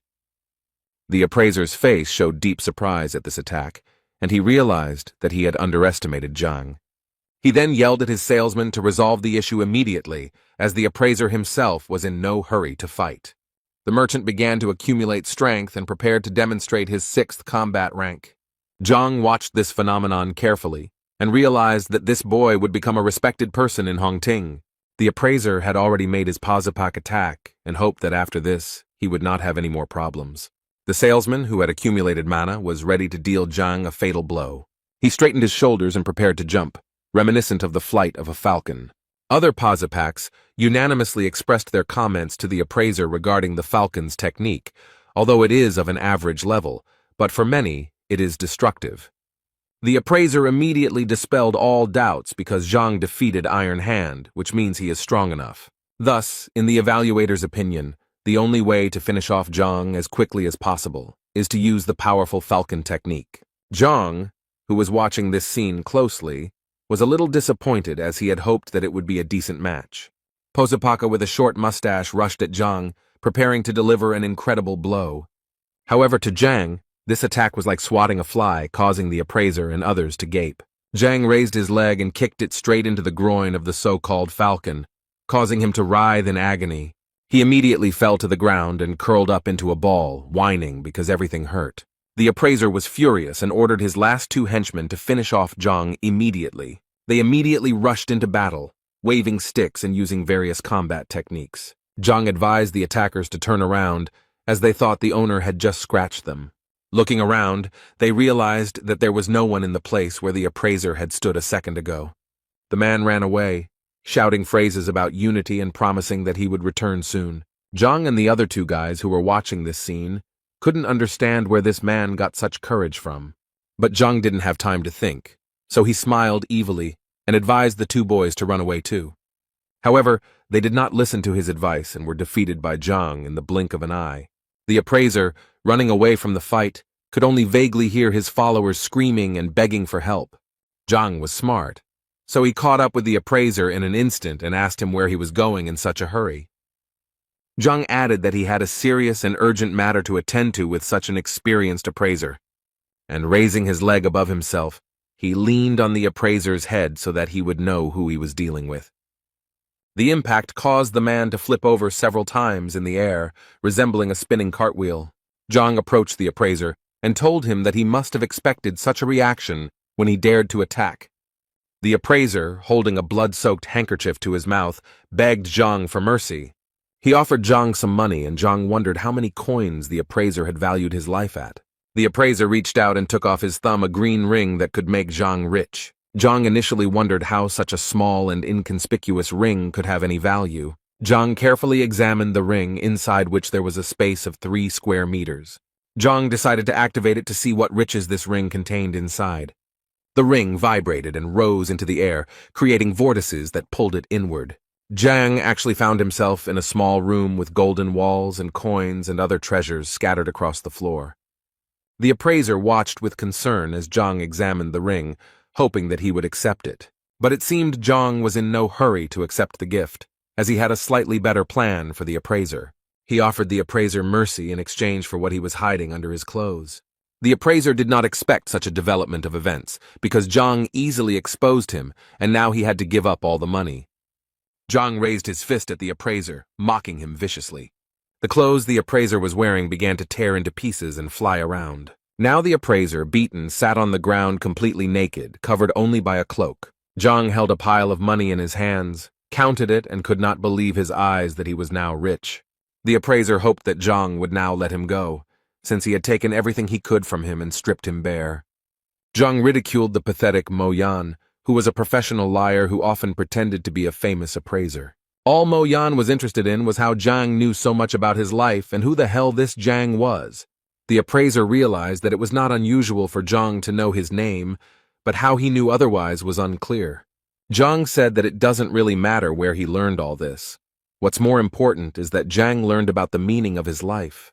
Zhang couldn't get rid of the appraiser, but he could make sure that this charlatan wouldn't deceive anyone again. Zhang stepped on the appraiser and punched him in the gut with all his might to make him realize the consequences of his actions. The appraiser was thrown against the wall by the blow, and there was a sound of crashing and crunching bones. Zhang stood over the appraiser and told him that he could go and not deceive people. The appraiser lay on the ground, creaking, writhing in pain, covered in bruises and sores. Meanwhile, Shan was kneeling before his grandfather and begging him for a favor. He complained to his grandfather that he had assured him that Lev would be obedient, but everything turned out to be the opposite. After all, during the fight with Zhang, Lev was supposed to attack Zhang, but instead he harmed Shang. Grandfather replied that it was not easy for him to tame the beast, but they communicate with each other as equals and not as master and servant. But the grandfather was surprised why he listened to a stranger, because in any case he needed to protect his grandson. While Shang continued to complain that in Zhang's presence he had become as obedient as a dog, Liu sat proudly and imperturbably. The grandfather smiled at this situation and told his grandson that he would deal with this problem later. But Shang could not calm down and wanted Zhang to be expelled from the academy and banned from being here. The grandfather smiled again and gave his grandson the go-ahead that he should not worry because he would fix everything. But the old man knew that Zhang was somewhat lucky, because the man did not believe that he would have even 1 student, let alone 5.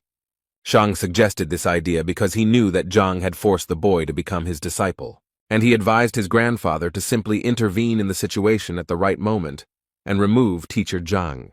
The grandfather asked his grandson if he was really sure of such information, to which Shan nodded approvingly.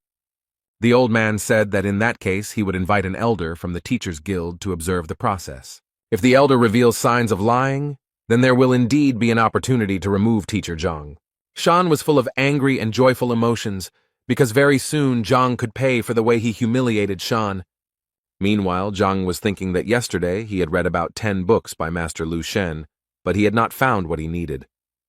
From what Zhang read, he could not form a unified technique, and this upset the teacher. But he decided that everything would get better with time, so he pushed open the door of the academy and walked inside. Opening the door, he saw a group of 5 people happily waiting for Zhang. Zhang couldn't believe his eyes, because for a moment it seemed to him that this was a sweet dream that he didn't want to interrupt. It was Zhang's disciples who smiled at him, knowing that he had finally returned. Zhang found this joy a little suspicious, as if they were completely different people, but he greeted them anyway. After rummaging through his pockets, Zhang called Zhao Yao over and said that she would go first.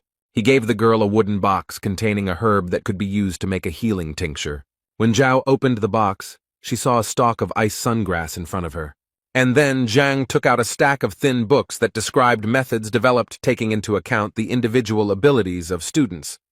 He handed out a book to everyone and wished them success in mastering the sometimes difficult techniques. Each of the students began to read the book, and was surprised that they were hearing about such things for the first time.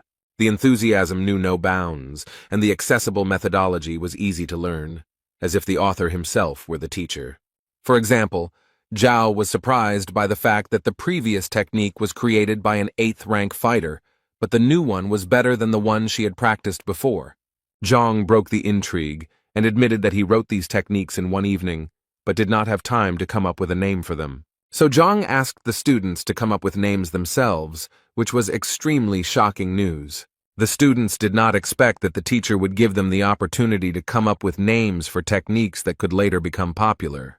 Zhao was confused by the teacher's generosity, so she asked him again if he had made a mistake in entrusting her with such a serious task. Another student couldn't help but appreciate Zhang's generosity, writing as many as 5 guides and letting students come up with the title. For students, this is truly a celebration, because in the entire history of Hongting, not a single student has had the honor of owning equipment created for him. After such generosity and wisdom of the teacher, the students, of course, did not doubt their patron. So the students decided to thank Zhang for his hard work and incredible generosity. All 5 students knelt down and began chanting words of gratitude in unison, which puzzled Zhang. Zhao, on behalf of all the students, swore that the knowledge Zhang had imparted would not be passed on further, and that those who broke the oath would be punished. Zhang was surprised by such an oath, because the works were created with the help of the library, and it would be good if they did not know about them. Meanwhile, the girl with blonde hair was spinning around the yard, lost in her thoughts. It was Madame Shen, and she looked worried because one question had been bothering her for a long time. And she finally dared to take a bold step and resolutely went forward to meet the answers. As she approached the gate, she met a strange stranger on her way. The man, with a long beard and hair pulled back into a ponytail, looked agitated and worried. Mrs. Shen approached her husband and decided to ask him who he was and what he was doing here. The man turned around, looked at the girl and advised her not to mess with him and to go her own way. Madame Shen did not like such rudeness, and she became suspicious. She had memories and thoughts that this man was sent by Shang Bin to finish off Zhang after the failed duel. Then Mrs. Shen decided to warn the bearded man that harming a teacher in Hongting's territory was a crime. These words made the man even more angry, because just the day before yesterday he was beaten because of a quarrel between 2 teachers over a girl. The man added that the girl's name was Shen Bi, so Shen herself advised the man to leave as soon as possible, otherwise he would get into trouble. Realizing that her teacher Zhang was in danger because of her, Lady Shen rushed into battle. The man, despite all his injuries, was preparing to defend himself, especially since, in his opinion, he would definitely be able to fight back against the girl. Madame Shen launched the first strike with a wide kick, but the man blocked the blow at the last moment. Shan was walking outdoors with his friend and was just curious about how the conversation with his grandfather went. Shan smiled because soon Zhang and his disciple, who had chosen the path against their will, would reveal themselves when they fell under the will detector. The red-haired partner was surprised by this news and added that after Zhang's disappearance, Shenbi would turn his attention to Shan. Shang remembered that awkward evening at the restaurant when Shenbi went to dinner with Zhang. Shan's partner added that he needed to be patient for a little while, and then luck would smile upon Shan in the form of a dinner with Shenbi. Shan laughed at these words, but promised his partner a worthy reward in case of success. Their fascinating dialogue was interrupted by the sounds of a fight that was heard very close to where they were walking, and the red-haired boy was the first to notice it. Shang looked closely and saw that Lady Shen was fighting with Yao Han for reasons unknown to Shang. The red-haired boy guessed that Shenbi knew that Yao Han had defeated Shang, and this guess made Shang turn pale. The boy then continued his theory, and was convinced that there were no other reasons, considering that Shen was always calm. Shan's heart began to beat wildly, as if it was about to burst out of his chest at the thought of Madame Shenbi liking him. Shan was silent for a moment, and did not take his eyes off the epicenter of the fight. This state alarmed his red-haired partner. Then Shang shouted in anger at the top of his voice that he would not allow anyone to harm Shen or make her suffer because of him. The red-haired boy wanted to give Shan advice, but he had already rushed into battle with all his strength. During the battle, Yao Han noticed out of the corner of his eye that Shang was approaching and assumed that he was in cahoots with Shenbi. Shenbi, in turn, assumed that Shang had conspired with Yao Han to deceive her once again. After breaking into the fight, Shang threw Shenbi and Yao Han in different directions, but did not harm anyone. Shenbi, catching her breath, thought about how Shan had acted out a scene where he was in the role of a savior. Yao Han, who was already in a bad mood, now looked even angrier. Shan raised his fist and shouted at Yao Han, how dare he raise his hand and hurt his beloved girl. Yao Han grabbed the monster by the collar and blocked every blow, causing Shan to lose strength. When Shang exhaled, Yao Han beat him beyond recognition. Shang's face resembled a blowfish. The red-haired boy begged Lady Shen to intervene and help Shan, otherwise he would die. Mrs. Shen asked the boy why she should help Shan if it was a well-planned scene. The boy denied everything and said that they were not setting anything up, so Mrs. Shen hesitated a little, but decided to help. Yao Han realized that it was time to surrender because he had been fighting with Lady Shen when he was injured, and now the advantage was not on his side. He threw the battered and disfigured Shan towards Lady Shen and said that he was retreating. But before he left, he swore that he would take full revenge on Shan and Shenbi. While the red-haired boy ran up to Shan, trying to help him somehow, Shen stood motionless, looking after Yao. The red-haired boy was panicking because Shan had not regained consciousness, and Shen thought that the performance was delayed. Suddenly the palace door opened and a disgruntled Zhang came out and asked what was going on. At this point, Shang came to his senses and began to mumble something incomprehensible, as if threatening Zhang. The red-haired partner realized that it was difficult for Shan to speak, so he himself told everything that the will detector awaited Zhang tomorrow. After digging around in his head, Zhang began to remember all the information about the will detector, which finds out the true relationship between a student and a teacher. The red-haired boy said that if Zhang refused to take the detector test, he would be breaking school rules. Shen was worried about such events, as she did not understand what Shang wanted to achieve, and advised Zhang to refuse. Zhang listened to all the proposals, thought for a moment, sighed heavily, and replied that he was ready to pass the detector. His answer surprised Shan and Shenbi, who expected him to refuse. It was about Yan Li, who initially regretted his choice, but now he and everyone else are ready to give their lives for Zhang. The red-haired boy assured Shan that Yan Li still wanted to be Shan's disciple and that everything would fall into place very soon. Shenbi turned to Zhang to explain to her why he so easily agreed to this adventure. When Yan Li arrived, Zhang told Shen not to worry about these events because everything was under control. But this answer did not satisfy Shen because she knew about the entire strength of the Shan family and what they were capable of. Shenbi blamed herself for everything and could not stay away from this situation. Meanwhile, in the will detector tower, Shan's grandfather was telling the elder about the events related to Zhang. Elder Mo listened carefully to the old man and said that he was always happy to help restore justice. The old man added that Zhang got the lowest score on the teacher exam, but he kept Zhang. Shan's grandfather also said that the complaint against Zhang was filed by teacher Cao Xiong, who exposed the lie. The elder reassured the old man, because daring to use the Vola detector was a bold step, but necessary for the sake of justice. Grandpa Shana smirked to himself, enjoying his well-thought-out plan. The doors of the academy opened, and a male figure appeared on the threshold heading inside the tower. When the door opened wider, 5 people entered the room, interested in solving the problem. When the grandfather saw his grandson Shan, he was very frightened by the fact that there was not a single living place on him. Shang quickly calmed the old man down and assured him that he was fine, so there was no need to worry about a misunderstanding. The grandfather rummaged in his pockets and took out some medicine for his grandson, which was supposed to improve his condition somewhat. While Shan was taking the medicine, the red-haired boy bowed to the elder, begging for a fair decision in this matter. The red-haired Cao Xiong revealed that Yan Li was once his disciple, but defected to his side due to Zhang's threats.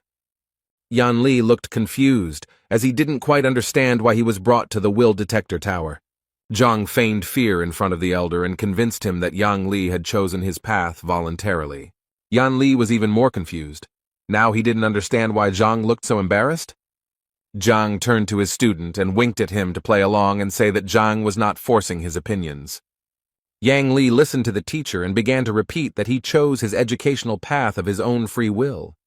The elder was confused and turned to Zhang with a warning that the disciple could return to Cao Xiong and the detector would be cancelled.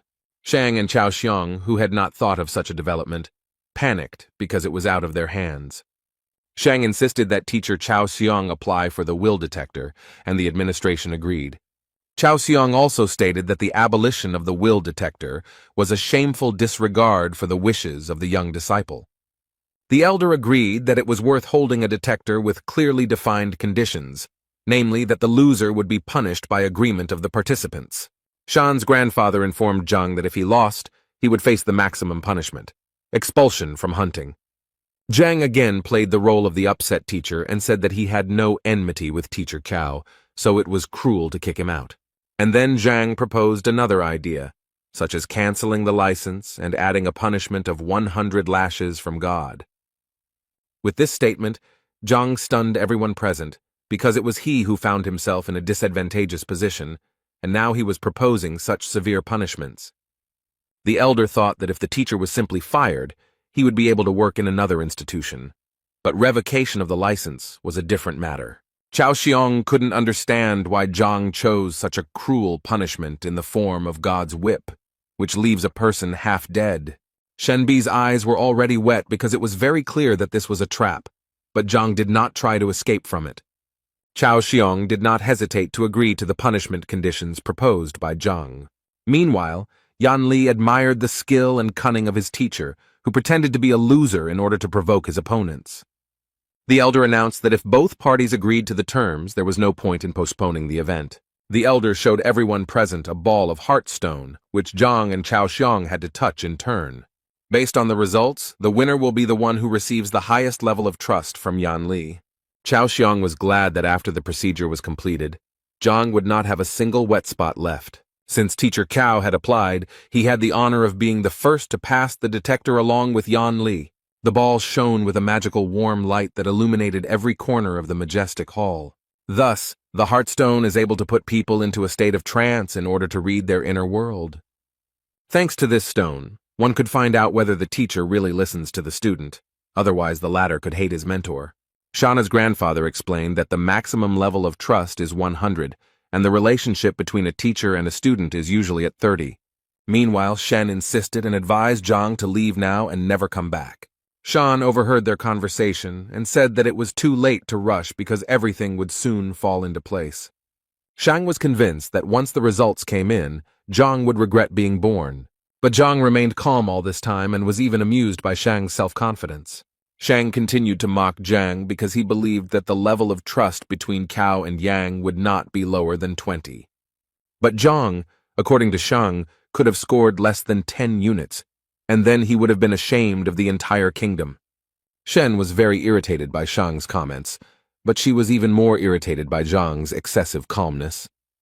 Shauna's grandfather asked the elder how much he thought these two teachers could be trusted. The elder then casually replied that Cao could get a result of 20, but Zhang threatened even a negative value. Shauna's grandfather replied that if the result was negative, then in that case, he would immediately insist on revoking his license. Shan squinted his bruised eyes, making them look even more swollen as he saw the results. Chao was looking forward to the results because very soon he would be able to get rid of the annoying Zhang. A column of bright warm light rose from the ball and gave a result of 10 units. Shan did not expect such a result, and began to spit at everyone around him out of anger. Chao also did not believe in such a result, because it gave the boy a future in Hongting. Zhang and Shenbi mocked Shang, saying that his source of confidence had failed. Elder and grandfather Shan were also stunned by such a low figure, as the predictions were better. Shan's grandfather was furious that Cao had such confidence in the will detector. Chao consoled himself that it didn't matter because he was still the winner as long as Zhang didn't score more points. For Zhang, such statements were pleasant to the ears because, unlike his opponents, he was confident of his success. So Zhang approached Yan Li, thinking that the sooner this performance ended, the sooner the student would return to class. So Zhang and Yang touched the ball at the same time, and in an instant, everyone was blinded by a bright light that was much brighter than Chao's light. Shauna's grandfather and the elder opened their mouths because these two had not yet managed to touch the bullet when the result was already visible above the flash. Shenbi, Shang, and Cao were no less surprised, especially Cao, who had just managed to step down from the pedestal. A huge number 64 was displayed above a bright column of light. The detector reading stunned everyone present, as no one expected Zhang's confidence to be so high. Cao did not believe that Yang trusted Zhang as a father, and what was the basis for such a high level of trust. Shang was again amazed by the results of the detector, because the difference between Cao was huge. The elder also did not expect such a high result, especially so fast. Shen knew that even extremely popular teachers who taught their students for years did not achieve such high results. So Zhang was confident of his indisputable victory, and asked the elders if he confirmed this fact. Cao continued to be indignant about the result, and exclaimed that the heart balls had broken and given a false result. Shang also believed that there was meaning in Teacher Cao's words, because the students could not trust such a clumsy teacher. Shang then cited the example of the great teachers Lu Sen and Wang Tao, who despite their abilities, did not have such a high level of trust. But the elder who was watching the event saw Yang's eyes shining with respect and gratitude towards Zhang. Taking this into account, the elder assured that the Heartstone shows a person's true desires and should be trusted. Zhang decided to remind those present of the terms of the agreement, according to which the loser's license was revoked. Grandfather Shan intervened in the dialogue and assured Teacher Zhang that he had already won, so that was enough, and he should forgive the loser. But Zhang insisted on his point of view and stressed that if he had lost, he would not have defended him so strongly. These words angered Grandpa Shan, and Tai reminded Zhang that he was the worst teacher in Hongting and was just lucky with one student. Cao was clearly nervous about these events and hoped that the situation would be resolved in his favor. Chao guessed that Zhang used some kind of magic to gain Yan Li's trust. The elder listened carefully, paying particular attention to Cao's report that one of Zhang's disciples had lost his mind.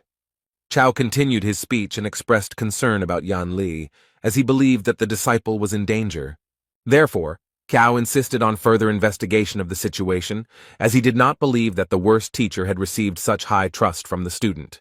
Then Shana's grandfather added that a teacher must teach and gain the trust of students, and if a teacher does not have the necessary knowledge, then there can be no talk of any trust. Zhang insisted that his teaching methods did not matter as long as the contract was honored. Zhang's grandfather continued to rage because he didn't understand how a teacher could be stripped of his license because of such a stupid contract. Meanwhile, Shang tried to persuade Shen Bi to his side and listened to his grandfather's words.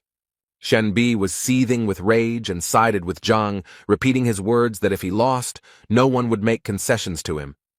Shan did not miss the opportunity to convince the girl, citing as an argument the fact that none of the students had yet advanced to the second rank. The door to the hall opened, and with every step one could hear someone approaching the hall. It was a servant who reported that clan leader Wang Hong wanted to see Elder Chen. Those present were somewhat shocked by such a visit, but Chen allowed the guest to be led inside. He was glad to put the matter of Zhang aside for a while when such an important guest arrived at the academy. Shan asked his grandfather why such an influential person, who was on the list of the best masters, decided to pay a visit. The old man laughed and guessed that the visit was related to Master Wang Tao and must have had some important meaning. Grandfather added that Wang Hong heard about Wang Tao's success and decided to thank him personally. Zhang listened to the conversation and now also wanted to meet Wang Tao, but Shen advised him not to think about it now. After all, in Shen's opinion, Elder Shang was too influential, and with Wang's support, he would be unrivaled. Zhang scratched his head and calmly replied that problems should be solved as they arise. This self-confidence made Shen Bi very angry, because she was very worried about Zhang's future life. Licked from head to toe, neatly and elegantly dressed, the head of the Wang Hong clan was already standing at the door and thanking for the hospitality. Shan's grandfather said that if Wang needed anything, he could just send a letter, but a personal visit would be a great honor. Wang shook the old man's hand and told him that he had some urgent business to attend to. Wang said that his daughter Yin was studying with teacher Zhang Huang, and he would like to meet him. Elder Shang then said that it was a happy coincidence that teacher Zhang Huang was right here. Shang and Cao speculated that Zhang had met his end, as it was possible that he had deceived Wang's daughter. Zhang narrowed his eyes and listened to every word of the dialogue, carefully considering what was said. Wang turned and walked towards Zhang, looking quite serious and perhaps a little angry. And a moment later, he dropped to one knee, saluting Zhang and expressing sincere admiration for his skill. Elder Shang opened his mouth wide, thinking that Wang would make claims to Zhang instead of bowing. Shang and Cao also couldn't understand how everything went wrong, since in their opinion, leader Wang should have finished off Zhang. Zhang turned to Wang with a sincere smile, thanking him for his trust, but asking him not to do this and to get up from his knees. Wang thanked Zhang for healing his daughter's leg and passing on extremely valuable knowledge to her. Zhang smiled sincerely again and replied that it was his duty to give his students only the best. The senior judge, who was watching this conversation, thought about Zhang's actions and realized that he was fulfilling his duties as a teacher very well.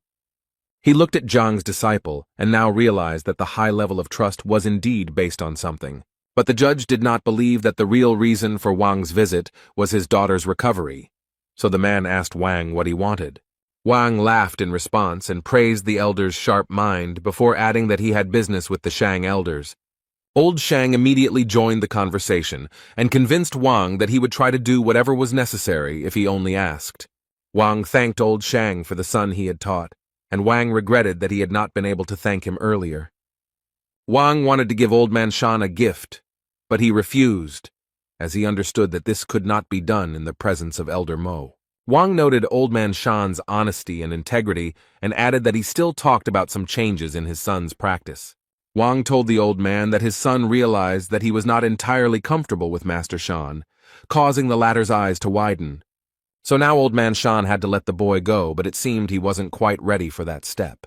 But although Wang expressed his request calmly, he was firm in his convictions. Old Man Shang had no choice but to argue with Wang, so he complied with his request. As he returned the pendant to his son, who was now free, Old Shang knew how shameful he would be for doing this. Wang took the pendant from Old Shan, and Tay assured him that it was normal for young people to have difficulty finding suitable teachers. Wang smiled back, then turned to Zhang and asked if he could take his son into his class. This request shocked everyone present in the hall because recently Zhang almost ended up in court, and now one of the best masters is sending his son for training. This request especially hurt the pride of Old Shan, who had lost a student who could have fallen under the care of the worst teacher. Junior Shang was also worried about his grandfather and couldn't understand why Venerable Wang made such a choice. Zhang smiled modestly and replied that he didn't think it was a good idea. After a pause, as if thinking, Zhang replied that he would have to refuse the offer, which shocked everyone present. Shang Jr. thought Zhang was a complete fool because a member of an influential family was asking him for patronage, and Zhang was refusing. Shenbi and Huang calmly asked Zhang if he had thought about this offer, because such generosity could not be refused. Old Shan got the most out of Zhang's answer because he was exchanged for some loser. Elder Mo wanted to change Zhang's mind, but what he created was not in his mind. In fact, Wang himself did not expect to hear such an answer, since the offer seemed tempting to him. However, Zhang remembered some events from the past, and assumed that Wang Tao did not tell his father that he had somehow attacked Zhang. However, Wang immediately began to say that his son had made a mistake and did not know about Zhang's greatness, for which he was ashamed. The dialogue was interrupted by Cao, who exclaimed that the venerable Wang did not need to be asked twice. Cao stressed that Zhang retreated not because of the attack incident, but for another reason. Cao said that Zhang had 3 ranks in martial arts, while Wang's son was at the 4th rank. Shan supported his friend, because it was unacceptable for a teacher with a lower rank to teach a student with a higher rank. Old Shang added that he respected the fact that Wang's son left his class, but he deserved a better teacher. Wang then thought that his daughter was receiving good knowledge from Zhang, but she never spoke about the teacher's rank. Cao mocked Zhang, saying that he should take off his crown and only surprise the newcomers with his 3rd martial rank. Old Shang confirmed Cao Xiong's words and added that Zhang could not teach anything without experiencing it himself. But Wang remembered one of his daughter's stories, how Zhang stopped Wang's son's sword with 2 fingers. Junior Shang said with a mischievous smile that perhaps this story was just made up to protect Zhang's reputation. In Cao's opinion, such a story seemed like a complete fabrication, since a teacher at the end of the list could not possibly possess such power. Yang intervened in the conversation because he himself witnessed these events, so everyone who speaks against Zhang is slandering. Elder Shang also convinced Wang that this story was nonsense, and that such fables should not be believed. While Old Shang was trying to convince Wang that Zhang's reputation should not be raised in this way, the servant came into the hall again. The servant reported that a young man had arrived who wanted to meet with Teacher Zhang and was waiting for permission. Old Shang reacted to this news with sensitivity and wondered why Zhang was so in demand. The servant added hesitantly that the guest awaiting an audience was King Jiangnan's son, Bai Sen. When old Shang heard who was waiting for him, he shouted for him to immediately let the distinguished guest into the hall. For Elder Mo, the events took on new colors, because the king's son is a master of martial arts, but he wants to meet one of the weak teachers. Shen Bi was surprised by Zhang's influence because Bai Sen is a very influential person in the kingdom. As soon as No Bai Sen appeared in the hall, everyone greeted him with honor, bowing as a sign of respect. However, Bai Sen seemed uninterested in those present. He noticed Zhang and waved his hand at him. Zhang asked with a picky look and a simple voice, "What does Bai Sen want?" Bai Sen ran up to Zhang and told him that he was leaving the city soon, and that he really wanted to learn all of Zhang's skills. The faces of those present reflected surprise. Why was Bai Sen communicating so well with Zhang? Old Shang became angry and advised Zhang to be careful with his words, since he was dealing with a royal person and etiquette must be observed. After this, Old Shang apologized to Bai Sen for Zhang's ignorance, as he did not understand who he was talking to. Bai Sen shouted at the old man to get out of here before he lost his head. Bai Sen Zhang was a master and equal to his mentor Lu Shen, so there was no point in dishonoring his honor. Hearing this, all those who had tried to humiliate Zhang in every possible way felt the ground slip out from under their feet. Old Shang analyzed what he heard, and could not believe his ears that a certain Zhang was of the same level as the tutor of the king's son. Junior Shang and Cao simply turned pale upon hearing this, and almost lost consciousness. Elder Mao also wondered why Master Zhang was considered so strong. Bai Sen said that everyone present heard the information correctly. Zhang's strength was 3 times greater than Bai Sen's. Bai Sen added that if anyone wants to contradict his words, they should keep their mouth shut if they want to live. Otherwise, if Master Zhang showed his strength, no one present would say hello. Those present in the hall began to whisper among themselves about how it happened that Zhang was stronger than Shan, and how he exhausted his abilities so quickly. Only Zhang stood modestly in the corner, and was somewhat embarrassed by these dialogues, since he did not really want to demonstrate his strength. Upon hearing this information, Wang began to persuade Zhang to accept his son into the class. Bai Sen shouted to Wang to hold the horses because Bai Sen also needed a teacher. Zhang told Wang that his son could come to class tomorrow as a free student, and Zhang would think about enrolling later. Bai Sen kindly asked Zhang if there was anything that needed to be settled that the king's son would be happy to help with. Zhang reminded Elder Shan that now that the will detector had been passed, it was time to pay the bills. Cao objected to Zhang and said that he could do nothing despite Cao's defeat. After all, it's not possible to simply take away a license, and the most that Cao can get is 100 lashes from God. Zhang asked why Cao was so confident, to which Cao replied that there must be good reasons for revoking the license. Cao also said that there was nothing to complain about in his teaching, and that he had never put students in danger. Zhang didn't listen to Cao very carefully because it was just chatter to him, so he wanted to know Elder Mao's opinion. Mao confirmed Cao's words, and there must be good reasons for revoking the license. Zhang wondered why he wasn't told about this before, to which Mo replied that he was thinking about Zhang losing. Mao explained that there was only one option for revoking a teacher's license. The Grandmaster or his assistant must confirm the decision to revoke the license and notify the Teachers Guild about it. Zhang listened carefully to what Mao was telling him and tried to put the puzzle together in his head. The first thing that interested Zhang was where to look for these people, and even if they were found, how to attract attention to the dispute.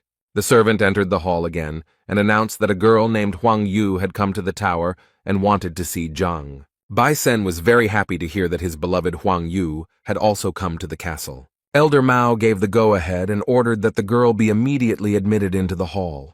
A few minutes later, a fair-haired woman in an elegant robe appeared at the threshold of the hall and thanked for the hospitality. Huang Yu greeted all the elders and was very happy to see them in full health and well-being. Finally, the girl approached Zhang and greeted the master with a low bow. Bai Sen informed Zhang that Huang Yu had just taken over the position of assistant to the Grand Master that had just been discussed. Old Shan, who was watching all this, had tears in his eyes because he could not believe that Zhang was being protected by the son of the king himself. Cao and the younger Shang were already on the verge of a nervous breakdown due to the fact that Zhang was acquainted with such respected people. Zhang asked Huang Yu if she was really an assistant, to which the girl replied that she was just lucky to meet teacher Liu, who needed help. Zhang smiled at the girl and said that he also needed Huang Yu's help now. Zhang told Huang Yu about this fight, and she was furious that if Chao remained as a teacher, sooner or later he would tarnish Hong Ting's honor. Therefore, Huang Yu decided that Chao was not worthy of a teaching license and should prepare documents to dismiss him. Chao's legs buckled at the sound, and he fell to the floor with a dull thud that echoed throughout the hall. Losing his license meant that he would no longer be treated with respect and would be treated like trash. Cao sat and stared at one spot for a while because he had worked hard to get his license. Cao bit his lip and clenched his fist with all his might, unable to accept the fact that such a shameful outcome awaited him. He rose to his feet and shouted that the Teachers Guild would be interested to know how Zhang drove his students crazy. Zhang responded calmly and assured that it no longer mattered, since Cao should be punished according to the terms of the dispute. Cao didn't know how to respond to such words because all his arguments had simply dried up. Junior Shang began to threaten Zhang that he would not see a peaceful life after he committed such a vile act towards Cao. Old Shang confirmed Chao's words and believed that Zhang's teaching abilities should indeed be questioned. Huang Yu said that if these accusations were true, then the guild needed to check some things. Zhang was a little nervous because he underestimated his opponents, who also know how to use facts to their advantage. Zhang began to think about how he could get out of this situation dry, because now everything was against him.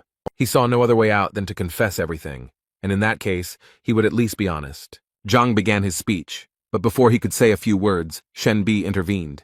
She said that now everything was clear to her, and teacher Zhang no longer needed to make excuses. Shen reported that Elder Mo had recently asked Zhang some exam questions, to which Zhang had given multiple-choice answers.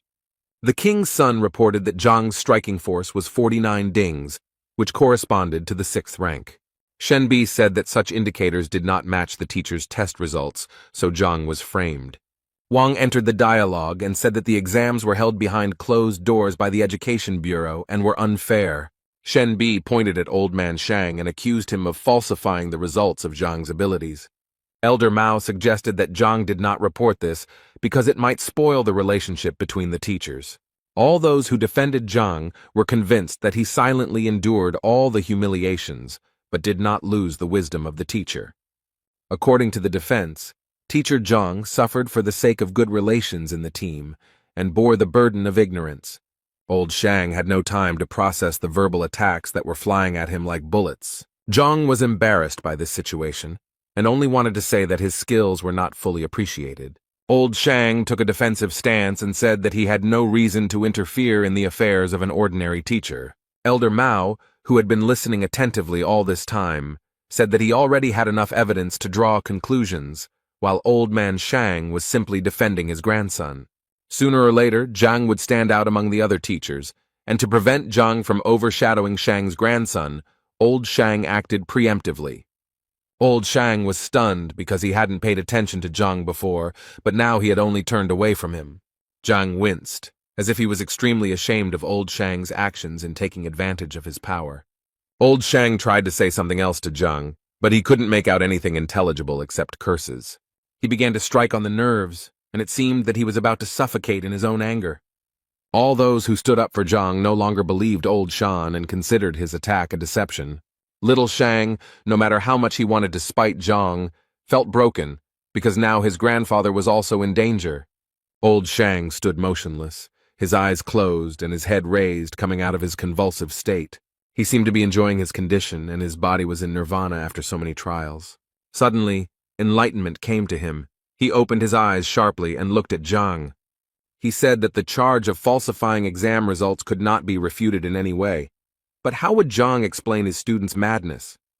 Old Man Shang pointed his finger at Zhang and waited for him to explain after the accusations. Zhang understood that such accusations were serious, and it would be difficult to turn away from them now, although the student's madness was the merit of old Zhang.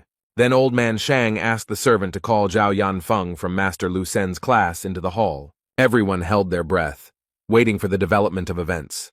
After all, Lu Sen was the best teacher in Hongting. From his residual memories, Zhang recalled that this young man did not show up in class after the incident. Old Shang continued to argue that Zhao was going to retire after the incident, but Lu Sen came to the rescue in time.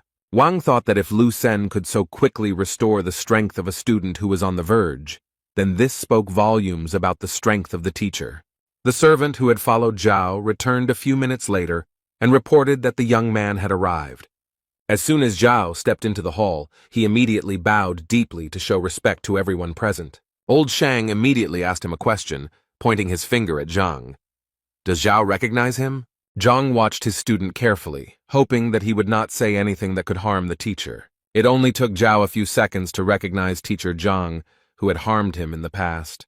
Then old Shang asked the young man if it was true that he had almost lost his mind while studying under Zhang Zhao. Zhao confirmed this information, and old Shang turned to everyone who had so actively defended Zhang, saying, "What a scoundrel." Mao agreed that causing mental harm to a student was a valid reason for firing a teacher. A sad expression appeared on Huang Yu's face because she didn't expect Zhang to be capable of such a thing. Old Shang began to ask Zhang why he was silent and whether he could say anything in his defense. Zhang bowed his head and scratched the back of his neck, saying that he saw no point in saying anything. Old Shang wanted to say that he knew that Zhang would deny everything, but a second later, he realized that Zhang agreed with everything.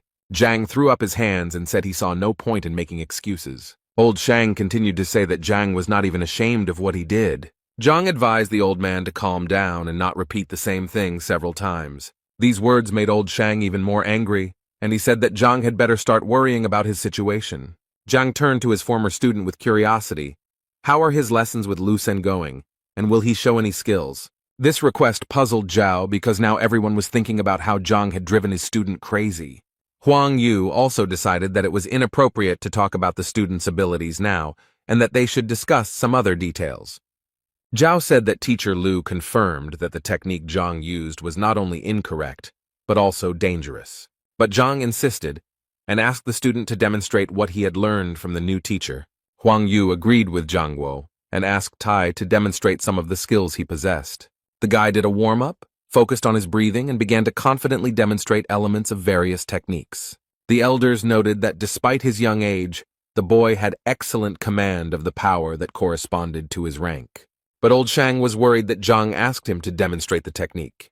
When he looked at Zhang, he stood with his eyes closed and did not look at his student even once. When Zhao finished the demonstration, he asked Zhang if he had seen enough to appreciate what he wanted. At this moment, Zhang opened his eyes and looked at the boy with a confident gaze, indicating that he had seen enough. Old Shang insisted that there was no time to waste, since all the evidence in Zhang's confession proved his guilt. Zhang asked the old man to take his time as he needed to explain why he had asked Zhao to show him some pieces of equipment. Before explaining his actions, Zhang told everyone present that he had deliberately driven the boy mad. After such a statement, it seemed to everyone present that the ground was slipping out from under their feet, because no one expected such a development of events. Old Shang decided to use this to his advantage, and began to say that Zhang was not even ashamed of his actions. The old man turned to Huang and Elder Mo, hoping that they had understood everything and drawn their own conclusions. Zhao was seething with anger, clenching his fists. He did not understand what had happened to Zhang, that he had treated him so cruelly. Zhao was just a student, and to him, Zhang's actions looked like he was deliberately teaching the student the wrong techniques. Zhang made a dissatisfied expression, indicating that Zhao had misunderstood. Such actions made Zhao even more angry, and now it seemed to him that Zhang was back to his old ways. Zhang asked Elder Mo and Huang if they noticed anything suspicious when Zhao demonstrated the technique. They shook their heads, and then Zhang explained that Zhao had a congenital stiffness of the gaze. Huang Yu thought about this statement because people with this disorder have narrowed acupuncture point passages and cannot release qi energy. Elder Mo was very surprised by Zhang's proposal because it was a very risky move. Zhao also didn't believe it, as he had not experienced any obstacles during the training process. Zhang advised Zhao not to jump to conclusions and to think about whether the boy had encountered difficulties before he lost his mind. Zhang gave an example of how every time the boy tried to gather energy, his body seemed to be torn apart. The boy was surprised by what he heard. Wang and Shen Bi listened carefully to Zhang, and although his speech seemed stupid at first glance, they still guessed that there was a destiny of truth. Only old Shang was categorically against these judgments, because the hardness of the glasses no longer mattered. The fact was that the boy was injured. Zhang advised Shan to take his time and give him time to complete his judgment, and then asked how to characterize a person who has lost his mind. Old Shang was surprised by the question, but explained that the energy that bursts out cannot be controlled, and the person loses his mind. When the old man realized what Zhang was getting at, he became angry, and did not believe that this was designed to destroy the blocks. Huang Yu and Elder Mo wondered how realistic this tactic was, as it was very risky to use. Zhang then asked Cao if he still felt like his body was being torn apart when the qi was released. Zhao was surprised again, because when the state of madness passed, all the difficulties also went away, but the boy attributed these merits to Lu Sen. Zhang advised not to rush to conclusions and explained that the force in the fool's body is extremely powerful and capable of breaking down barriers. Teacher Zhang said that he had planned further steps that could improve Zhao's body features, but he left without saying goodbye. Old Shang was furious, shouting insults at Zhang and asking why he did not tell his disciple about his tactics. Zhang had a simple explanation. If the plan was revealed, Zhao would not agree, and everything would be in vain. Zhang added that you don't have to believe him because what he says is shocking, but Zhao is just one step away from second place. Zhao said that Teacher Lu said that if he worked hard, the boy would reach the second rank in 6 months. Shenbi and Wang were convinced that Teacher Lu's evaluation was quite high. But Zhang had a different opinion. For him, 6 months was too long a period, which could be significantly reduced. And when Zhang started talking about layoffs, he offered to move to a second position in just half an hour. This harsh statement caused a stir among those present, as in their minds it was an unrealistic term. Old Shang said that training is not like hunger that can be satisfied in one sitting. What is important is consistency and time. Zhang, confident in his words, saw completely how those around him did not trust him. Zhao was lost in his thoughts, which threw him from side to side, where it seemed that Zhang wanted to help or, on the contrary, harm. Zhang walked up to the boy and placed his hand on his shoulder, saying that he didn't blame the young man for not trusting him, but that Zhang could help now. Zhao thought that Zhang had identified his problem correctly, and therefore Zhang must have a solution. Zhao exclaimed that he was willing to take the risk and trust Master Zhang and try to advance to the next level.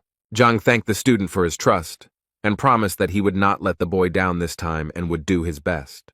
Zhang explained that he would use silver needles to widen the passage around the energy release points. Zhao sat on the floor, and Zhang took a silver needle out of his pocket and stuck it into the right spot. The hall was filled with a powerful blue light, and a hurricane seemed to form around the boy. The boy looked at his hands and could not believe that what he had dreamed of for so long had finally come true. Despite the fact that Zhang promised about 30 minutes, the boy mastered the new rank literally in an instant. Those around them could not believe their eyes, because a miracle had just happened before their eyes, which at first glance seemed unreal. Huang Yu and Elder Mo thought that this was some kind of dream, because only with the help of the needle could the disciple reach the next level. When the reincarnation was completed, Zhao bowed deeply to Zhang and continuously thanked him for his help. And then he apologized for letting the teacher down and being so rude to him, hoping that he could come back. Wang, who had been watching the transformation closely, remembered how much effort he had put in to reach the next rank, and the boy had done it in an instant. Wang told Zhang to forget about the request with his son, because now he also wanted to become Zhang's disciple. Bai Sen shouted at him to get in line because the king's son was also very eager to learn from Zhang. He tried his best to attract Zhang's attention, and even promised to give up his title so that Zhang would take him under his wing. Zhang, who could barely get a word in edgewise, asked everyone to speak more slowly and promised to talk about it later. The teacher then turned to Zhao, wondering if he had made a mistake this time. Zhao apologized for the 100th time for his reckless actions and promised that from now on he would completely trust Zhang. Zhang asked Old Man Shang if he had anything to say, considering that he was already actively making accusations. The old man was disheartened by all these events because Zhang had proven his innocence, but Shan had no chance to defend himself. Elder Mo interrupted Old Shan, saying that any words would be unnecessary. Mo announced his verdict that Shang Bin had attempted to frame his colleague, so he is now suspended from his post pending the outcome of the judicial investigation. Mo also added that Cao Xiong had deliberately defamed Zhang and would now be removed from teaching. Elder Mo reminded Old Man Shan that he had been removed from his position as the school principal for falsifying the exam results. Old Shang fell to his knees and felt completely broken just because he had given in to his grandson's pranks. Mo apologized to Zhang, but promised that in the future, he would no longer be bothered by unworthy people. Zhang assured the elder that everything was fine, adding that difficulties sometimes arose. Elder Mo ended the conversation by saying that after the verdict was given, Zhang would receive a message from the guild. Zhang and his defenders were leaving the tower where they had experienced many turbulent events over the past few hours. Junior Shan and the old man sat on the floor and were literally broken in every sense. Now Zhang has new plans for his life, to become a famous teacher, that is, a grandmaster, but to do this he must first become a student. Zhang returned to Huang Yu and asked the girl how he could become the great master's disciple. The girl said that everything is arranged quite simply. No tests are needed for this, just to catch the eye of the Grand Master. Zhang asked Huang Yu how she managed to run a store and be a student. The girl smiled and replied that she lacked life experience, so she chose a crowded place to observe the world and society. Zhang remembered the requests that Master Lu Shen had made to Zhang from Huang Yu and Bai Sen. Bai Sen explained that Lu Shen had a painting called The Ruler's Canvas, which he would give to the winner of the competition. Zhang mentally analyzed the painting, which was painted by Master Mo Chenzi in an exquisite style. Bai Sen and Huang Yu were very happy to receive this painting as a gift because it really touched their hearts. That's why they turned to Zhang, who they considered a very good artist. Zhang was confused because he only understood the paintings thanks to the Library of Heavenly Path. Meanwhile, at Hongting Academy, the entrance exam was taking place in teacher Lu Sen's class. The man with long gray hair and beard praised Lu Sen and emphasized that the students are willing to do anything to get into this class. Although Lu Sen was pleased to hear this, he responded modestly, but the old man continued to flatter the teacher. After receiving several compliments, Lu Sen asked Elder Hong Hao how he could help. Hong Hao replied that he was a good friend of Lu Sen's father and enjoyed watching Lu Sen's development.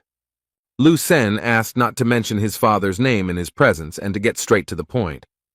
Hong Hao then revealed that it was a young and annoying teacher named Zhang Huang. Lu Sen wondered how the boy with the worst test score could cross his elder.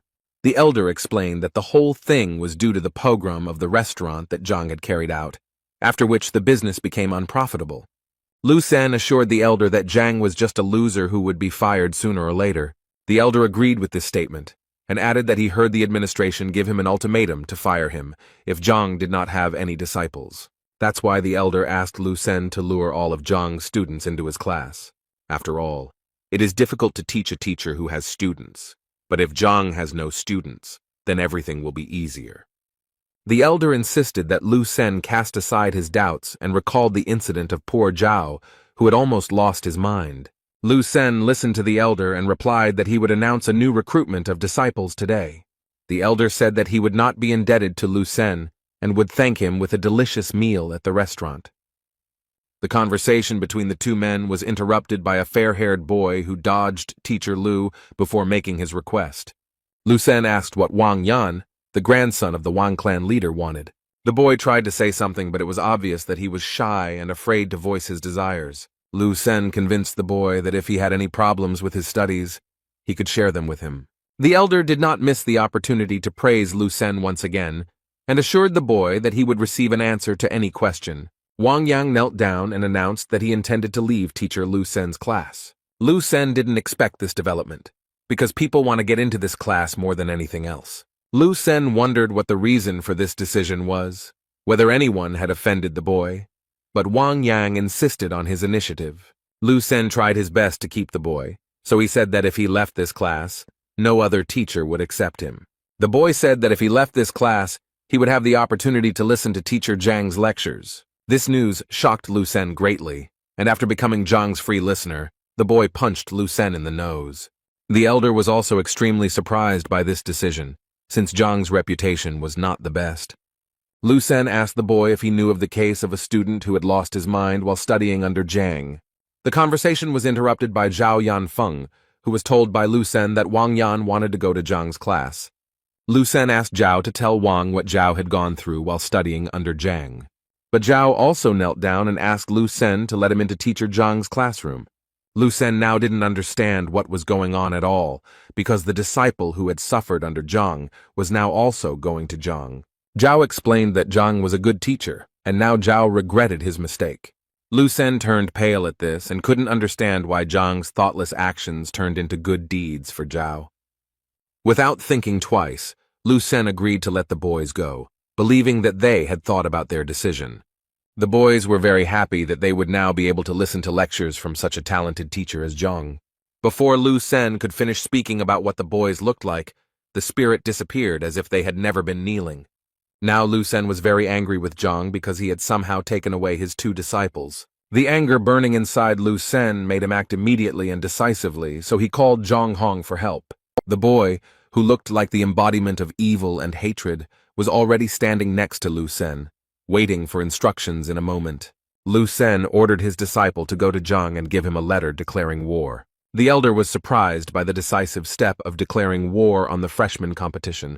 Lu Sen was extremely angry, and now if Zhang was so impudent, he would have to answer for his actions. Lu Sen was also going to conduct an evaluation of the teachers, and when Zhang lost, Lu would take the students to his place. Before these events, Lu Sen wanted to attract the Grandmaster's attention at the novice competition in order to become his assistant, but his plans changed. Meanwhile, in Zhang's class, the students were discussing their upcoming classes with Zhang and what unforgettable experiences awaited them.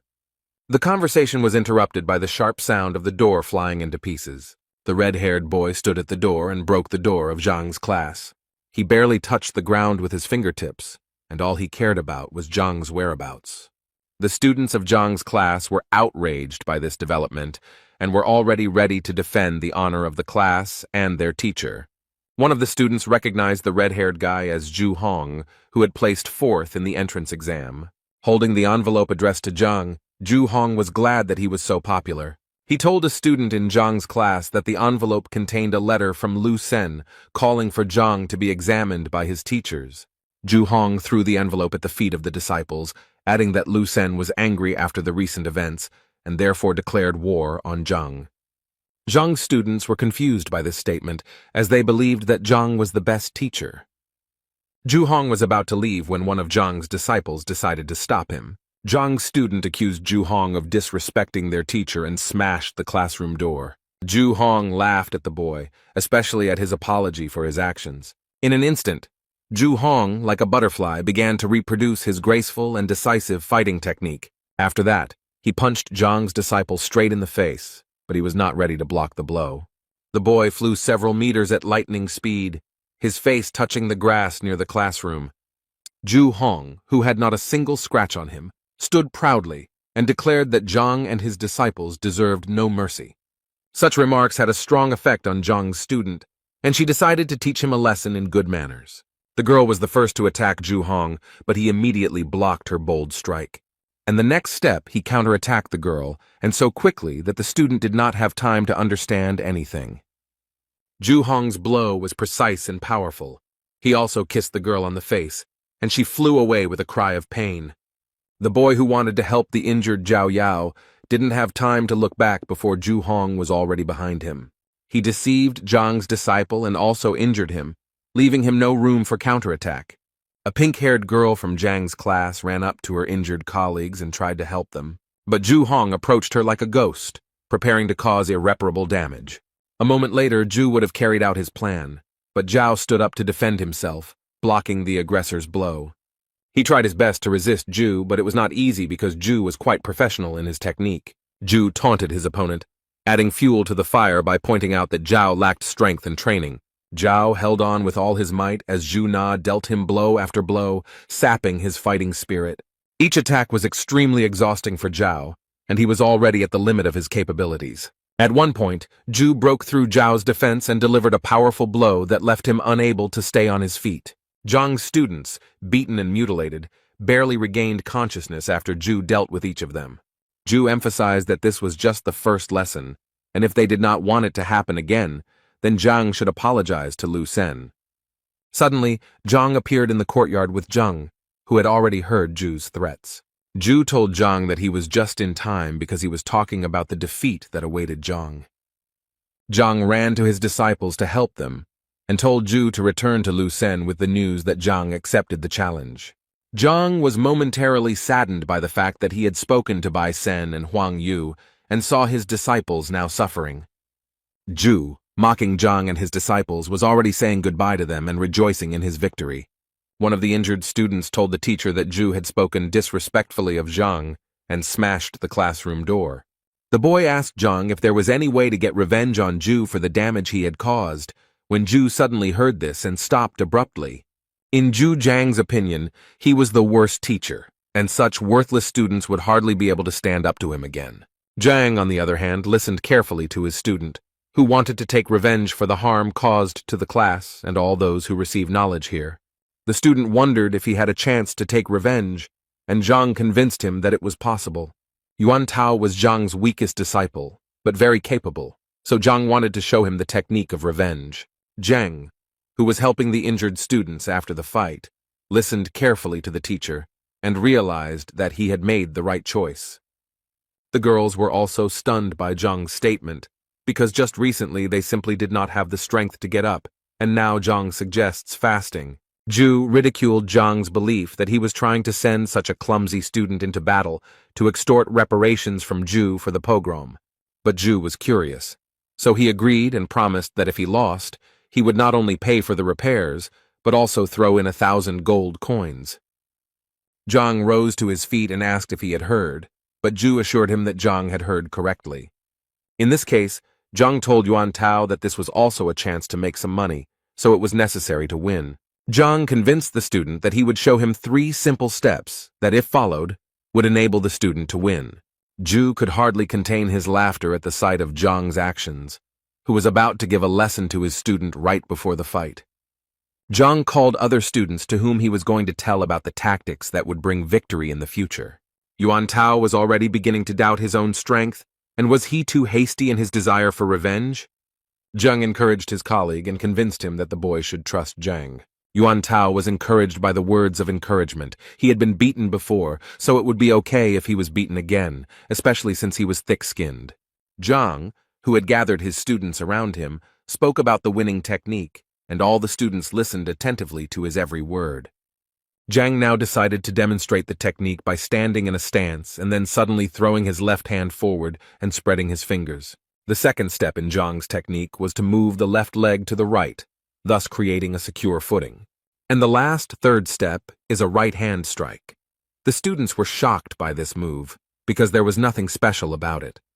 Yuan Tao even asked Zhang if he had made a mistake since it was an extremely simple and low strike. Ju, who was watching this, also saw no point in teaching students such terrible blows, even in his presence. Zhang convinced his student that if he could repeat these simple steps correctly, he would easily win. Yuan Tao finally cast aside all doubts, stood up and walked towards Ju, preparing to teach him a lesson. Ju gave the boy one last chance to refuse the fight and run away as far as possible, because after the fight he would hardly be able to walk. Yuan refused, and Ju instantly rose like a hurricane to launch his lightning attack. Yuan was momentarily confused, but then he heard a voice speaking to him, and it was Zhang giving him hints through the qi connection.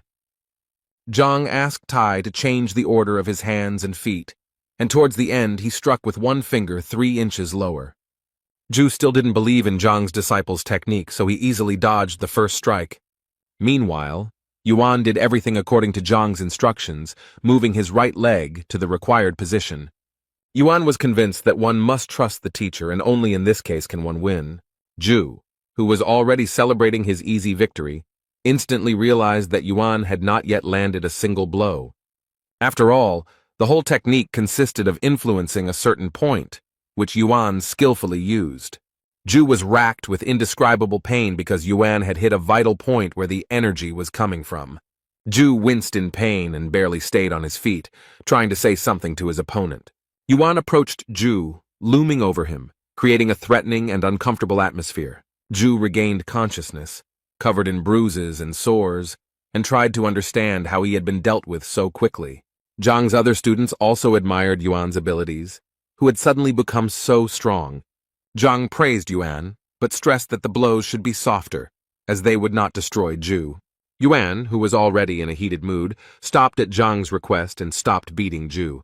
Ju lay on the ground with a swollen face and whined that he had been knocked down by such a simple blow. Yuan was outraged that Ju was devaluing simplicity, so he threatened to hit him again if he did not calm down. Zhang decided to stop the persistent student and said that Yuan should rest, and the rest should test their strength. Zhang invited Zhang Yang to try his hand while there was still a good opportunity to practice. Ju, who thought he would be released after this match, did not expect to become a punching bag. But Ju was convinced that since Zheng had failed to parry even one blow last time, victory would be easy. Ju was now ready to watch his opponent's strikes closely, but Zhang had only worked out the tactics for one fight.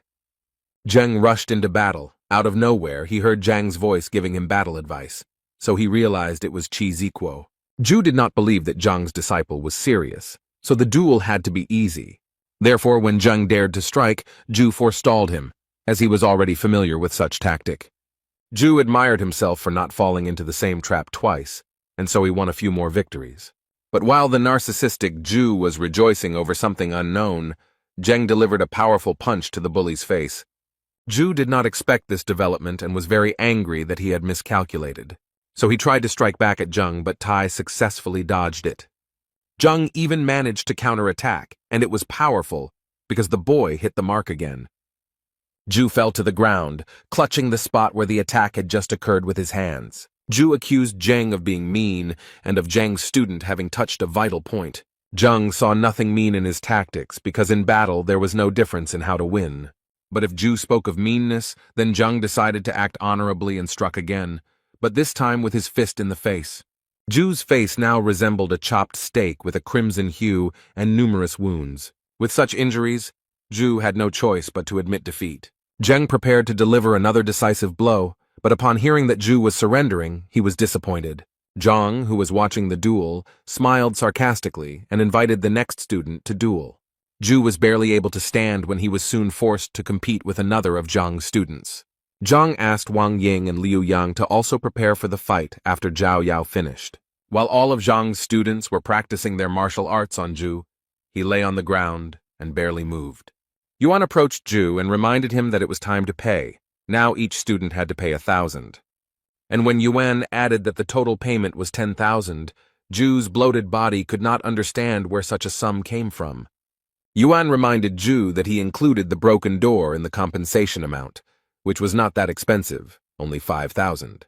Yuan suggested a backup plan that Ju could use in sparring during the entrance exam. Ju was covered in bruises and sores and cried in pain, but he had no choice but to agree to the payments. Meanwhile, in Lu Sen's class, Hong Hao wondered if Zhang would accept Lu Sen's challenge. Lu Sen didn't care anymore because he couldn't just leave the situation like that.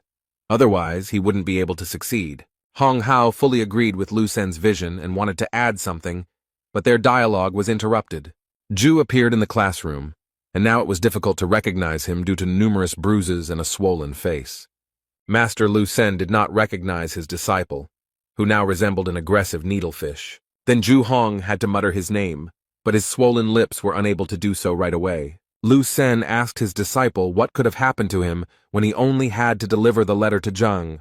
Looking at his poor disciple, Lu Sen even assumed that Zhang was capable of raising a hand against him.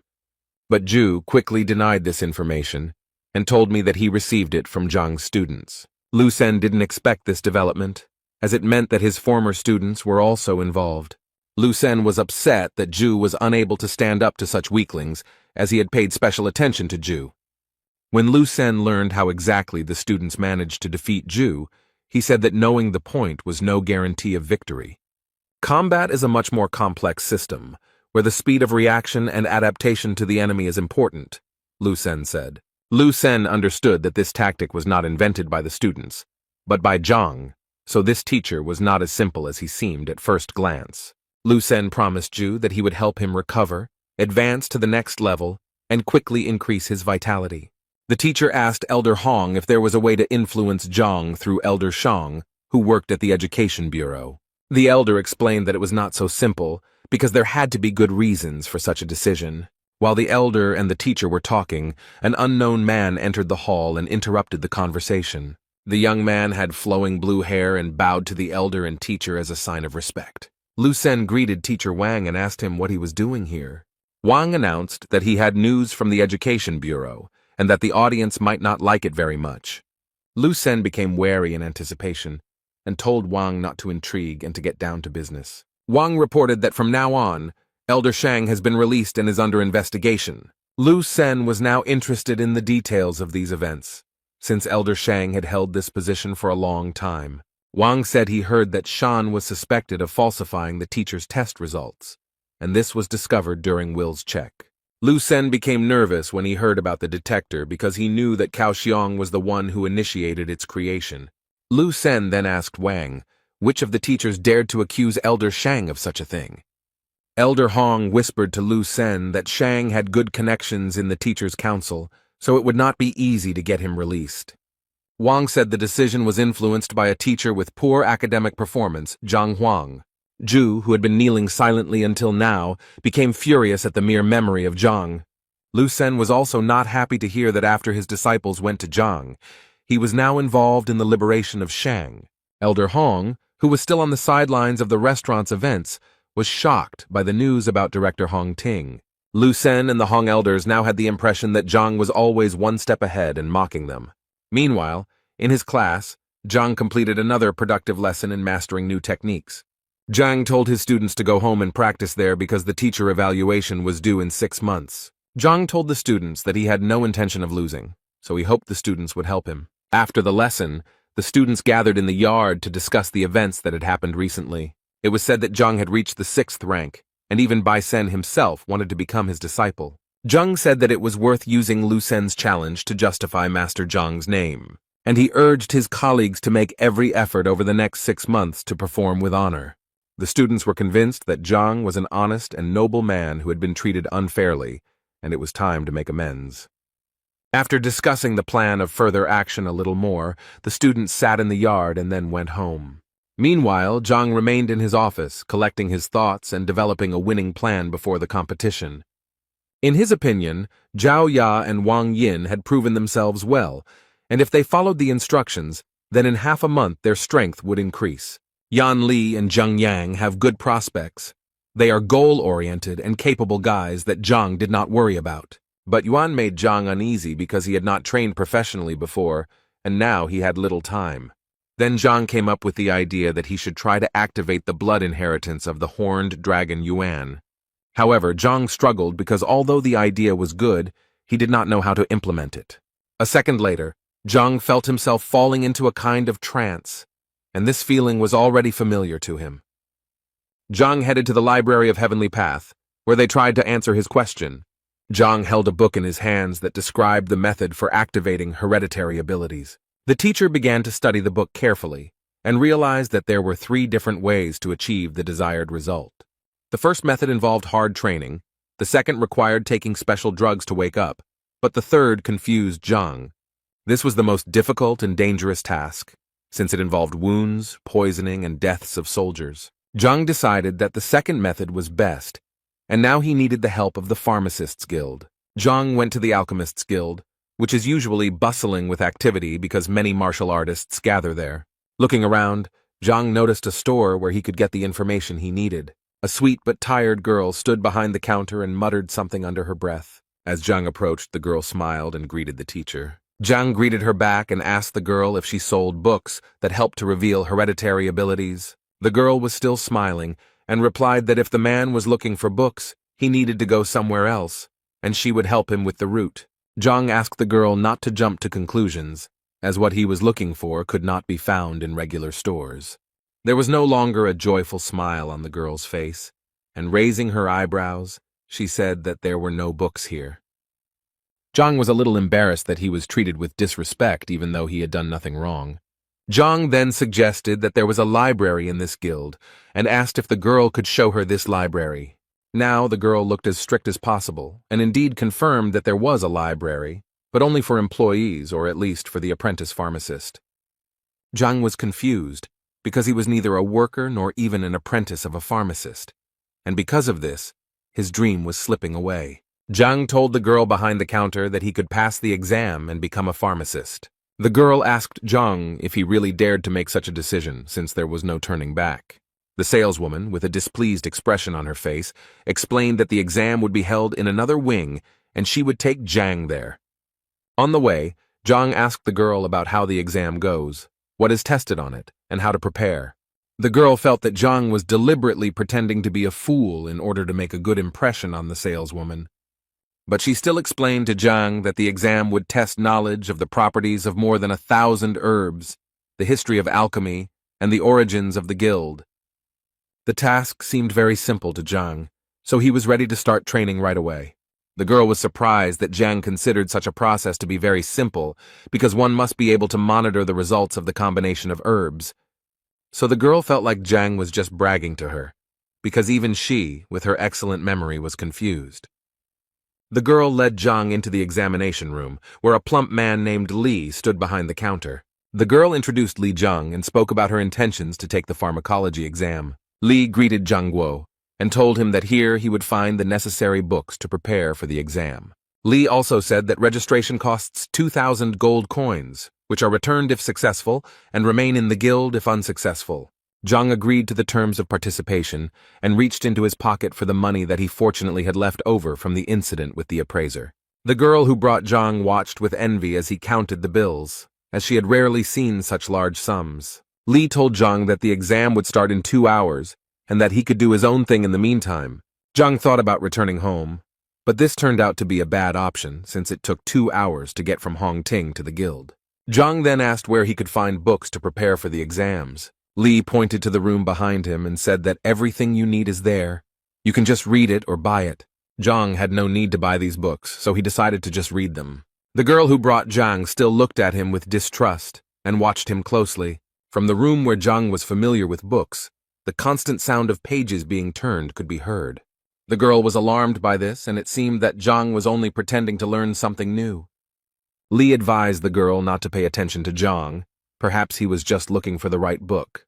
But the girl was convinced that in order to achieve a title in any profession, you need to work hard, and not just learn something in 2 hours.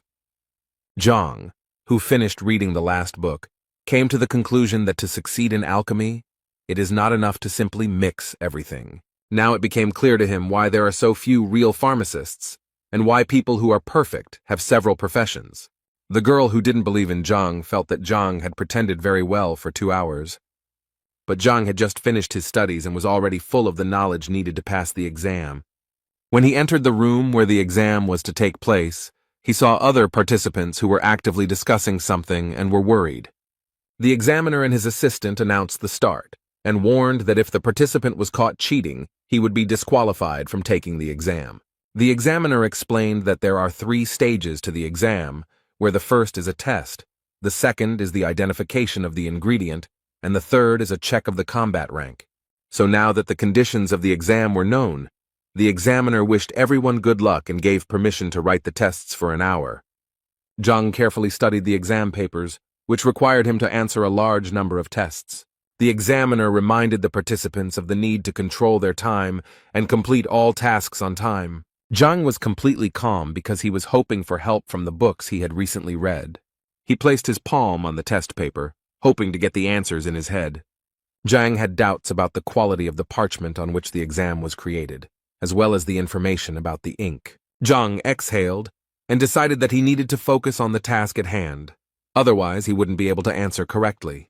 He reread the question he needed to answer several times and programmed himself to search. He imagined himself rummaging through the vast expanses of the celestial library in search of what he needed. Several such attempts bore fruit, and Zhang already had the answers to the exam questions in front of him. He began to write them down quickly, which confused the examiner a little while all the other participants were still collecting their thoughts.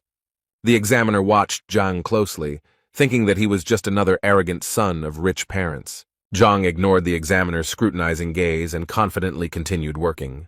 In a few minutes he used up all the paper given to him for the exam and put his pen aside. Zhang stood up preparing to hand in his paper, which surprised the crowd, considering there was still so much time left.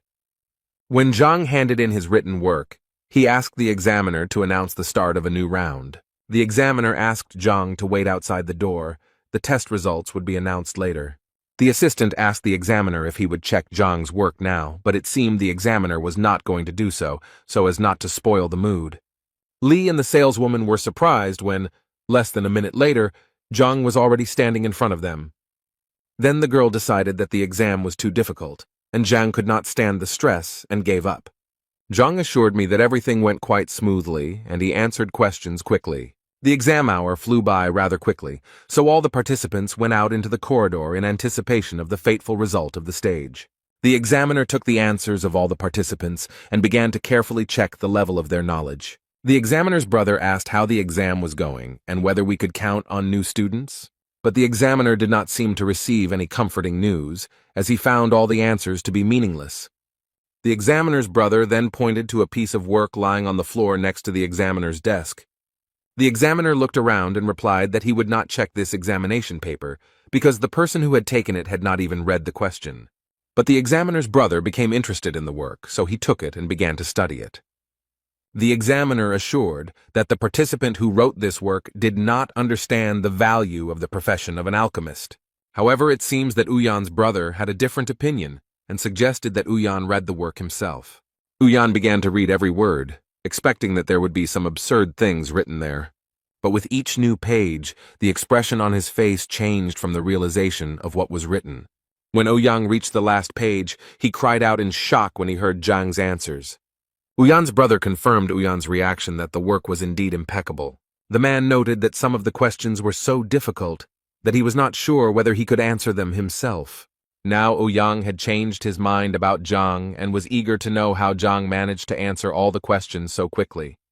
Zhang sat in the hallway with the other participants, waiting for the test results. A few minutes later, Hua, the pharmacist's assistant, appeared before the participants. The girl who brought Zhang to the exam was waiting for Zhang's lie to finally be revealed. Sun Tao from Lu Yuan became the first lucky one to score 91 points out of 100. Sun Tao could not believe that he had succeeded, but his friends congratulated him on his intermediate success. Next up was Qian Wenman from Ji Yun, who scored 90 points out of 100 and was also pleased with his result.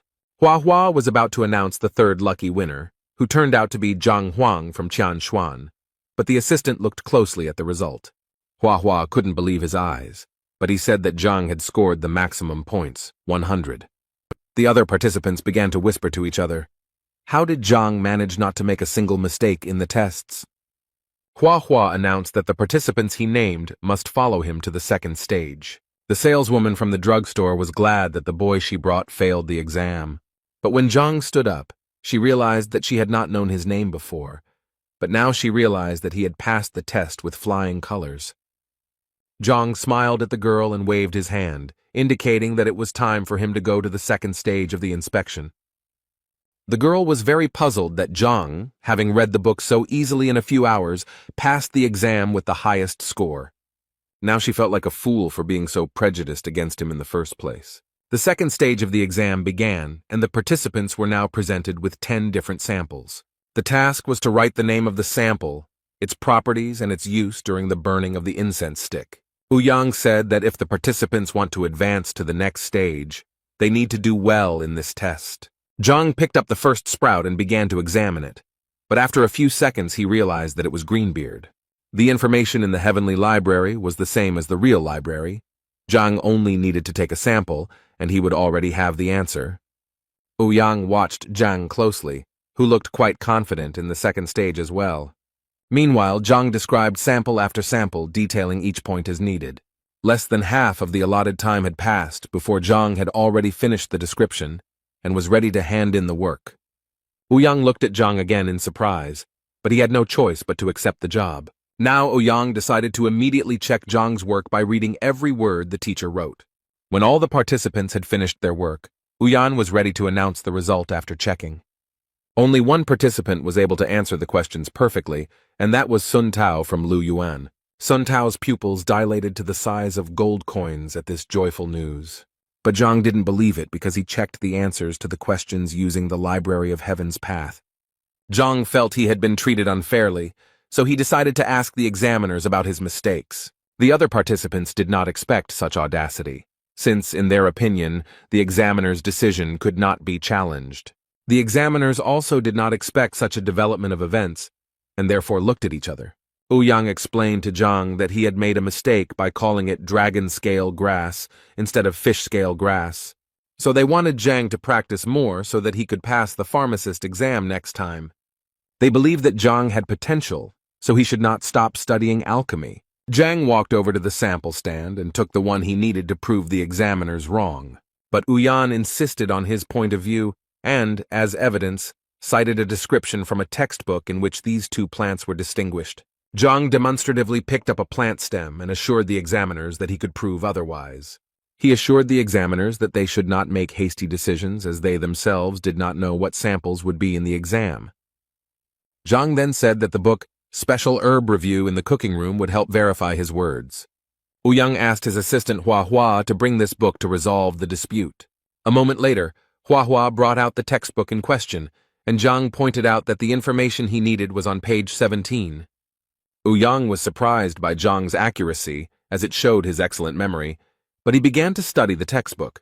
When he finished reading the information, his expression instantly became surprised. Zhang then said that if this evidence is not enough, there is another book, A Brief Introduction to Rare Medicines, that confirms his words. Zhang could also practically prove his point by cutting off the stem of the plant. When fish scale grass is cut, a milky liquid is released, and when dragon grass is cut, it turns yellowish, which dispels the cold. After these arguments, one of the examiners asked Zhang to hand him the stem. He tore off a stem, from which a warm yellow liquid immediately flowed, dispelling the cold. After this, the experts were convinced that they really did not have a sample of fish grass in their hands. Hua asked Ouyang if he needed to bring another textbook from the library to check Zhang's words, but Ouyang said that there was no need. Zhang's opponents, realizing the events that had just happened before their eyes, were very upset. Huayan smiled and said that they had indeed made a mistake, and so it needed to be corrected. Since Zhang demonstrated excellent knowledge in the second stage of the exam, he will definitely advance to the next stage. Sun Tao, who had just celebrated his victory, turned pale and fell to his knees in despair. Ouyang's colleague gave Zhang an alchemist's badge, which gave him access to the basic section of the library and a discount at pharmacies.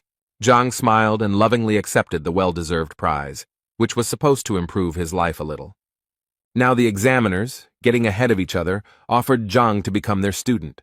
They showered him with compliments and promises, but Zhang very quickly rejected their offer. Ouyang explained that after such a difficult exam, Zhang really should have thought it over carefully. The colleague agreed, but stressed that Zhang should not put off such a proposal for long, so as not to harm the talent. Zhang asked the examiners where he could buy a drug that could help identify hereditary characteristics. The smiles on the examiners' faces turned to surprise and confusion at Zhang's question.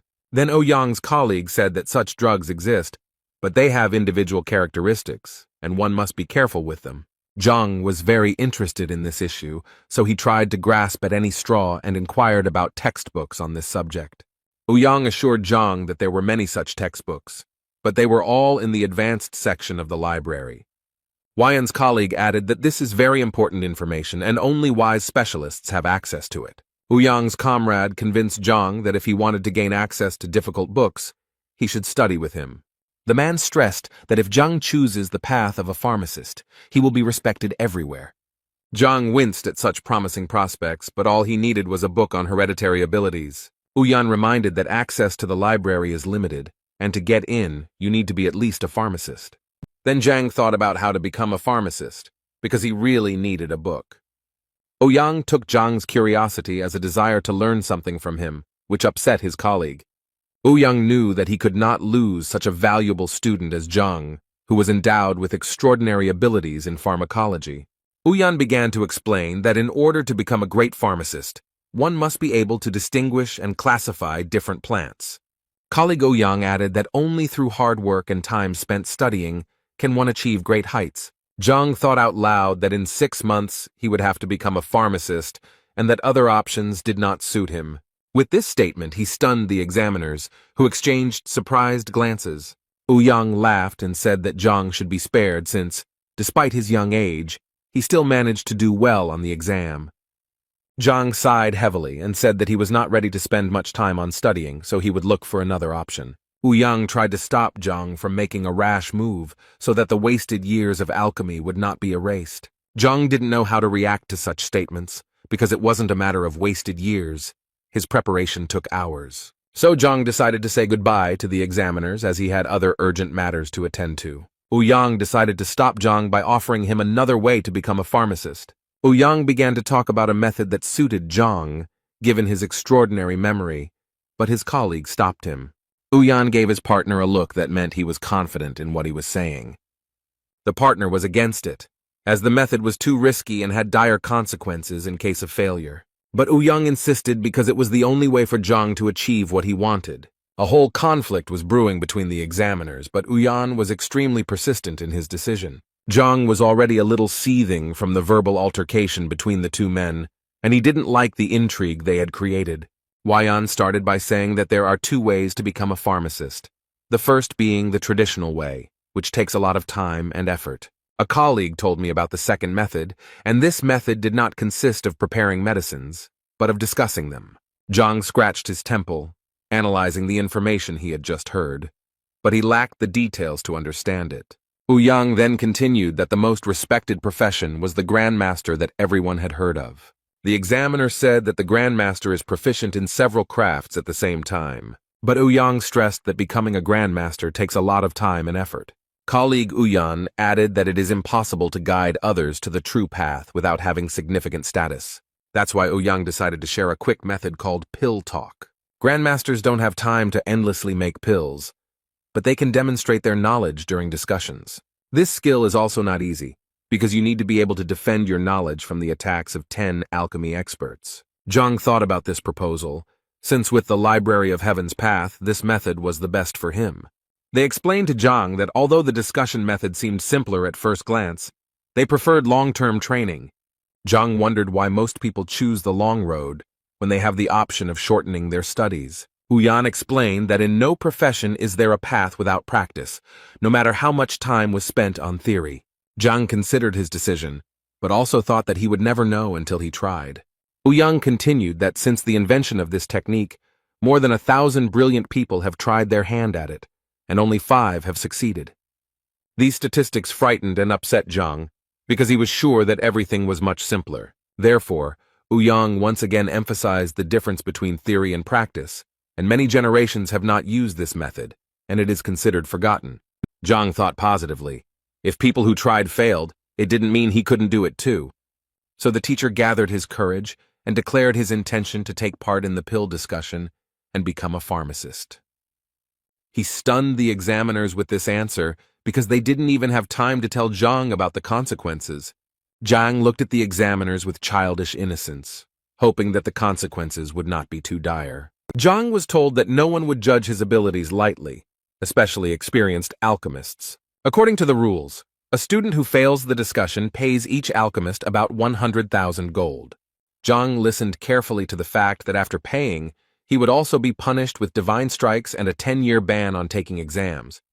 Therefore, the expert emphasized that it is precisely because of such cruel punishments that this method has remained unnoticed for many years. Therefore, Ouyang reminded Zhang that with his skills, it was better to choose the traditional path while minimizing the consequences. But Zhang was confident and decided for himself that he would take part in the discussion and was ready to prepare for it. With his desire and determination, Zhang stunned the examiners, from whom he had expected help in organizing. Zhang just smiled back and was completely calm, giving the impression that he was ready to move mountains. The examiner pointed out that Zhang had just become an assistant and had not even studied the program yet, but was already moving forward so confidently. Zhang simply wondered if he could get into the base section of the library to study the material. The examiners were even more surprised by Zhang's next move, since the library contains hundreds of thousands of books that cannot be read again. Zhang was still smiling and assured the teachers that he would be able to absorb such a volume of information. The examiners were even more shocked by this information, because they did not believe that such a thing was possible. Zhang stood his ground, arguing that he was capable of learning the material and that teachers just needed to organize everything. The examiners' arguments to convince Zhang were exhausted, and they simply accepted his decision. Then Ouyang promised that by tomorrow he would take over the organization and manage everything. Zhang thanked the examiners for their help, then said goodbye to them and prepared to leave. And then he suddenly came back and asked how he could get into the library, frightening the examiners. When Zhang finally left, The men began to discuss among themselves whether it was too risky to reveal the method during the discussion. But Ouyang emphasized Zhang's talent and special tenacity, which could help him. However, Ouyang's colleague did not believe that Zhang's persistence had any basis, and would he regret it? So the examiners decided to send someone to the library after Zhang to observe his methods. After a while, Hua, who had followed Zhang in the library, returned to the examiners. When the men asked him what he could tell them, he scratched the back of his head and could not find the words. All he could say about Zhang was that he was simply leafing through book after book, much to Ouyang's surprise. Hua said Zhang studied books such as Basic Methods of Alchemy or All About Alchemical Cauldrons. After listing the books, the examiners looked at each other and were surprised by this choice. After all, Ouyang understood that these were ordinary basic textbooks that every pharmacist's assistant should know. Hua was then asked if he had mixed up anything and if Zhang had looked at any other books. Hua assured that he saw everything correctly and made a gesture with his hands, demonstrating how Zhang was studying books. The examiners were unable to figure out exactly what Zhang's method was, as he simply skimmed through the textbooks. They then suggested that perhaps he was looking for a specific book in this way, studying it by its cover. Meanwhile, in the Hongting dormitory, Zhao Yao was sitting in her room, deep in thought. Her thoughts were interrupted by Uncle Yao, who came to say that he was leaving on business and that the girl would not be disturbed by unfriendly people. The girl became wary and wondered who her uncle was talking about, focusing on the unfriendly people. Then the girl realized that they were talking about teacher Zhang, whom the girl began to defend in front of her uncle. Yao was convinced that his niece had not yet experienced the world and did not see evil in the people around her. Then the girl took the wooden box and showed it to her uncle, who was very surprised by what he saw. Zhao Yao explained that Zhang gave her the sprout because he knew her health was not perfect and it could help the girl feel better. Uncle Yao couldn't understand where Zhang, given his status, got this sprout from. The girl was confused by her uncle's persistence and asked if everything was okay with the gift from the teacher. As Zhao carefully examined the plant, his uncle explained that it was extremely valuable and was the ancestor of the ice sun grass. Uncle continued to say that the ordinary ice sun grass did not have much value, unlike its ancestor. The girl was very shocked by the information from her uncle and asked him if he was confusing anything. Yao then assured his niece that this was the most expensive herb he had ever seen and that he could not be mistaken. The girl carefully examined the sprout, holding it in her fragile hands, which for some reason were now trembling. Meanwhile, Uncle Yao wondered how Zhang managed to get such a valuable sprout and why he shared it with the student. Zhao Yao was warmed by the thought that teacher Zhang had not only developed a customized training method for her, but had also given her valuable medicine. The girl got out of bed and pressed the sprout to her chest, realizing its true value. Then the girl asked her uncle how much money he had with him now. The uncle rummaged in his pockets and answered his niece that there was not much money, namely 20,000 gold pieces. Then the girl asked her uncle if he knew where teacher Zhang had gone, since he had been gone for a long time. Yao replied that he had been following Zhang and last saw him at the apothecary guild, which led Zhao to believe that he had acquired such a valuable gift there. Zhao Yao closed the box containing the plant and confidently walked towards the exit, taking Uncle Yao with her. Zhao Yao and his uncle arrived at the pharmacists' guild, where they learned that Zhang was taking the exam to become an assistant pharmacist. The saleswoman who met with Zhang before the exam just passed this information on to Zhao. Yao explained to his niece that this was not easy to do, since an alchemist's apprentice needed to remember the properties of more than 1,000 medicines. Therefore, Yao doubted that Zhang would be able to pass the exam without many years of training. The saleswoman then added that Zhang had passed the first part of the exam without making a single mistake. The first test tests knowledge of the properties of medicinal herbs, and a significant number of people fail this step, so Yao was surprised by Zhang's skill. The puzzle in Yao's head was not completed because Zhang gave Zhao a stock worth at least 100,000 gold and asked for nothing in return. Yao knew that Zhang was once a genius and had reached the 3rd martial rank at the age of 16, but that was where his progress ended. The saleswoman pointed out that theory without practice is meaningless, so Zhang needs to go through the 2nd stage by describing the herbal samples. The girl added that if at the 1st stage it was possible to make several mistakes, then at this stage there were none. The conversation was interrupted by the footsteps of 2 boys leaving the examination hall, where the exam had already ended. It was Sun Tao and his friend, with whom the saleswoman was asking how everything went. and if there was any good news. The boys hung their heads, sighed heavily, and replied that they had failed this part of the exam. The saleswoman asked about Zhang because he had not yet left the examination room. Sun Tao said with a sad expression that Zhang had passed the exam and would now be an assistant. The saleswoman did not expect such an answer, as she did not believe that Zhang would be able to pass the second stage. Zhao Yao ran to Sun Tao to ask when Zhang would leave the auditorium as she needed to talk to him. Sun's partner told the girl that Zhang had gone to the library to prepare for the pill debate. Now the girl was shocked that Zhang's career was developing extremely rapidly.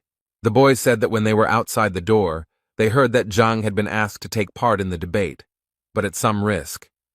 The saleswoman remembered reading about the dispute and how complex it was, almost beyond comprehension. Yao also didn't understand why Zhang was in such a hurry when he became a pharmacist's assistant at such a young age.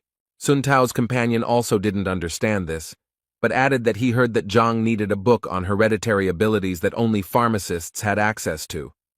Sun Tao also said that Zhang was limited in time and had only half a month to find such a book. Zhao Yao remembered that there would be a teacher certification in half a month, and perhaps that was why Teacher Zhang was in a hurry. Zhao asked the boys what would happen to Zhang if he failed the pill debate. Sun replied that in that case Zhang would lose a lot of money, be punished by God's blows, and be deprived of the right to take examinations for 10 years. Zhao opened her eyes and opened her mouth wide when she heard what awaited Zhang if the discussion failed. She assumed that Zhang had made such sacrifices to reveal her power, and now she was willing to do anything to repay Zhang. Meanwhile, Zhang breathed a sigh of relief after studying all the books in the library. He sat next to a large stack of textbooks, and was a little disappointed that he hadn't found anything about hereditary abilities. Zhang turned to the examiners, who were discussing something heatedly among themselves in whispers. He quietly approached them from behind, and saw how they were making marks on paper against some guesses. Then Zhang realized that the men were voting on why Zhang was mastering literature so quickly, and put him in first place, saying that he was only pretending. Zhang decided to settle the dispute between the two examiners, and said that he was simply looking through the books looking for something that was not lunch, but found nothing. After this, the examiners felt awkward and apologized to Zhang for doubting him. Yang informed Zhang that everything would be ready for discussion about the pills tomorrow. Zhang thanked the examiners for their help and warm welcome and said goodbye to them. He left the examination room laughing at the fact that pharmacists of such status were arguing about such trifles. When he looked up, he saw Zhao Yao kneeling in front of him and uttering words of gratitude. Zhang approached the girl and asked her to stand up, not understanding why she was there and what he was thanking her for. He asked Zhao if she had drunk the tincture of the ice heart grass sprouts and if she felt better. Uncle Yao also knelt down and apologized to Zhang for doubting his skills. Zhang couldn't understand what was going on, because he had just passed the exam to become an assistant pharmacist. And why did he receive these honors? He assumed that the girl came here because she found out that he was planning to activate her body. Zhang thought about how he had previously seen his students as material from which he would make perfect warriors, but now he realized that they had feelings. He now felt a deep responsibility as a teacher for what he did for others, because it had an effect on him too. He approached Zhao, thanked her for her trust, and assured her that he was willing to do everything possible to develop his students. After these words, it was as if a new section of sacred knowledge in the library of the heavenly path had opened up for Zhang. Yao decided to thank Zhang and wanted to give the money for medicine for his niece, emphasizing that this was only a part because he had nothing else. Yao did not want Zhang to go bankrupt because of such generous gifts, but Zhang insisted on selflessness. However, Yao insisted that Zhang accept the money, as he had spent an insane amount of 100,000 gold. When Zhang heard how much the stock cost, he hesitated for a moment, because if he knew the true price, he would have resold the shoot. Yao seemed to sense Zhang's suspicions and wondered if the teacher knew about the preciousness of the gift before handing it to him. Zhang collected his thoughts and assured Yao that he respected his students very much, so the amount of expenses was not important to him. The saleswoman who brought Zhang to the guild watched the entire conversation and scolded herself for her biased attitude towards him. When Zhao Yao returned to the dormitory, his uncle decided to find out more about why Zhang had given this filming. The girl told her uncle that all this time the training was difficult for her. She could not release the yin energy, and sometimes it hurt.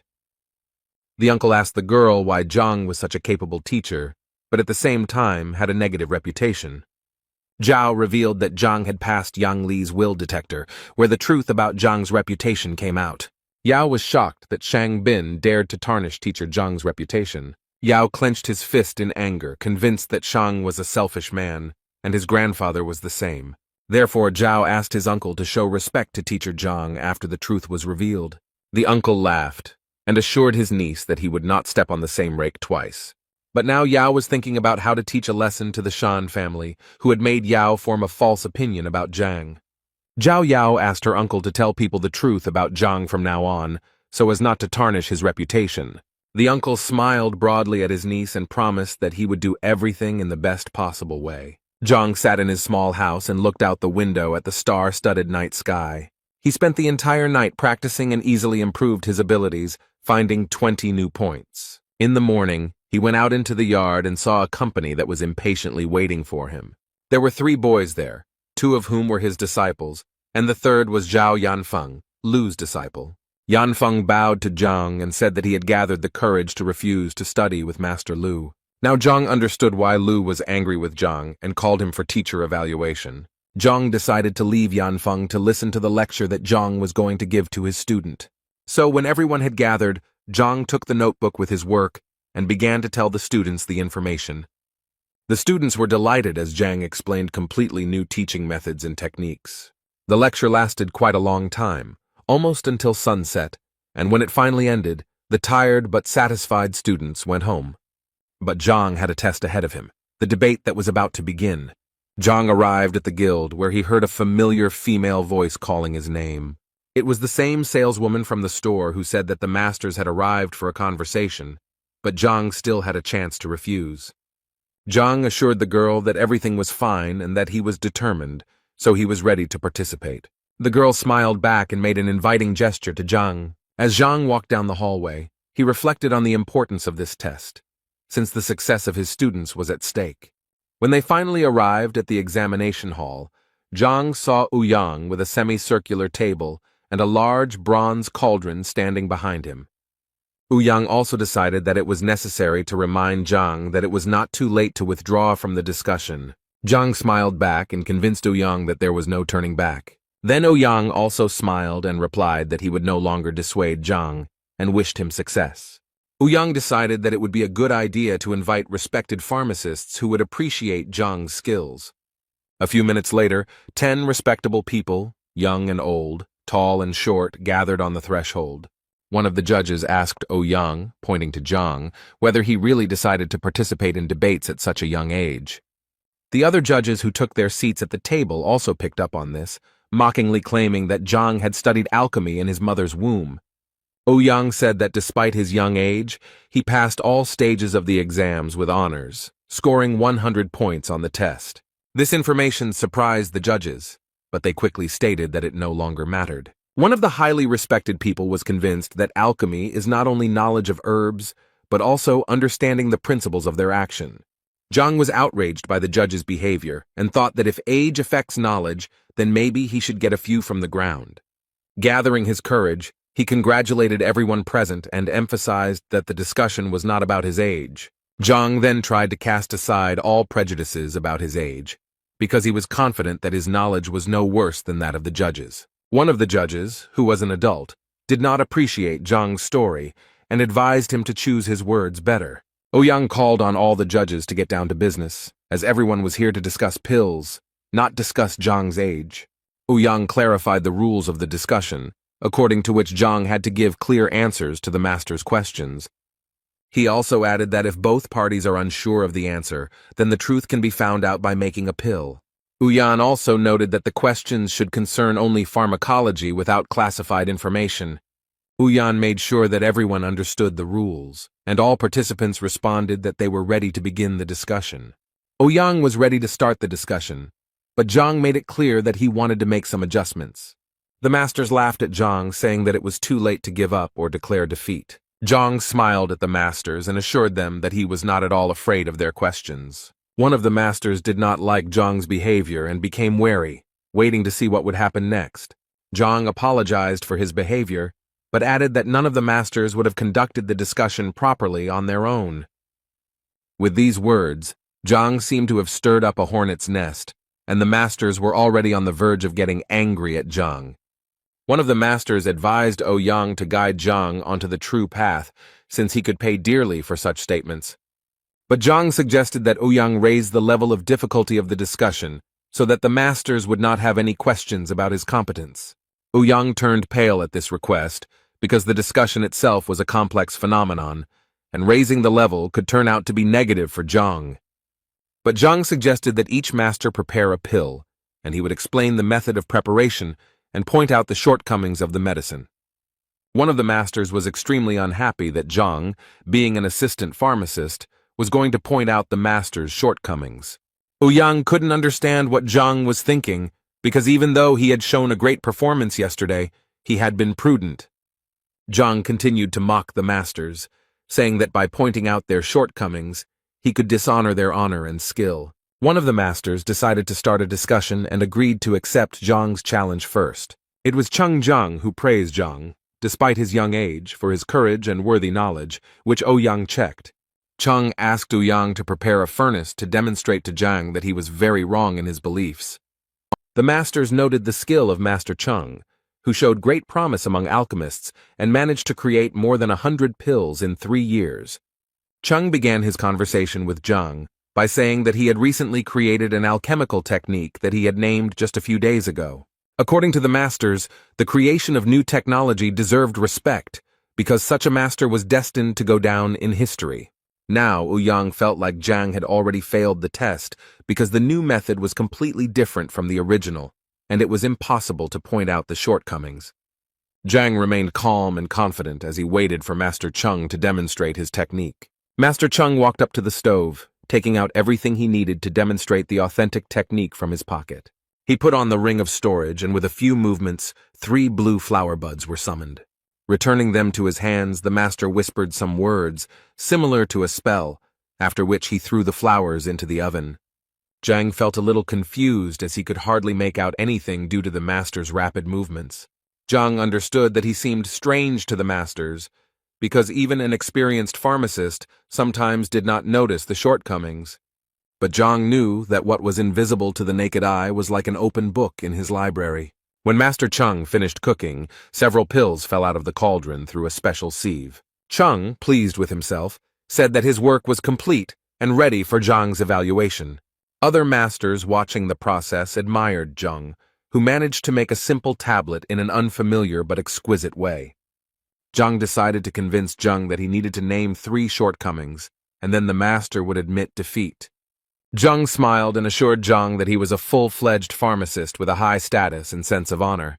Zhang nodded in response and decided to begin his speech by naming the technique, which he dubbed 10,000 Flowing Rivers. The master began to get nervous, but he tried not to show Zhang his excitement and continued to listen to him.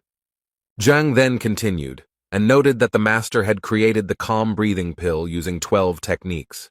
Zhang switched to the Qi connection, and now only Zhang heard Zhang reveal that the master had copied several techniques from Master Bai Ming and Ling Tamba. Zhang looked deeply into Zhang's eyes, realizing that he was right, which made it difficult for the master to control himself. Zhang put his hand on the master's shoulder and said in Qi's voice that he should specifically not say anything about the techniques in his voice, because it would embarrass Zhang. Zhang wondered if he should continue further, but the master knew that it was a defeat, so he allowed him not to continue. The other masters who watched this spectacle could not understand why such an experienced Zhang gave up so easily. The masters were amazed at how easily Zhang was able to guess the name of Zhang's new technique. Thus, the masters realized that Zhang was not as simple as he seemed at first glance. Zhang continued to smile and urged the masters not to waste their time, so he invited the next one. One of the masters loudly slammed his fist on the table and said that he would be next, and now Zhang would not have to do the transfusion. The master was unclear about what had happened to Zhang, but he could not allow the masters to continue to be humiliated. Meanwhile, Zhang sat clutching his head, lost in thought about how his reputation now rested on Zhang's silence. The next master suggested that Zhang change the rules so as not to fall into Zhang's trap. So he invited Zhang to observe the cooking technique, but to point out any shortcomings in the process. Ouyang felt that Zhang would not be able to escape from such a trap, and would definitely fail the test. Zhang slowly remarked that there was no point in wasting time and that it was better to get down to business.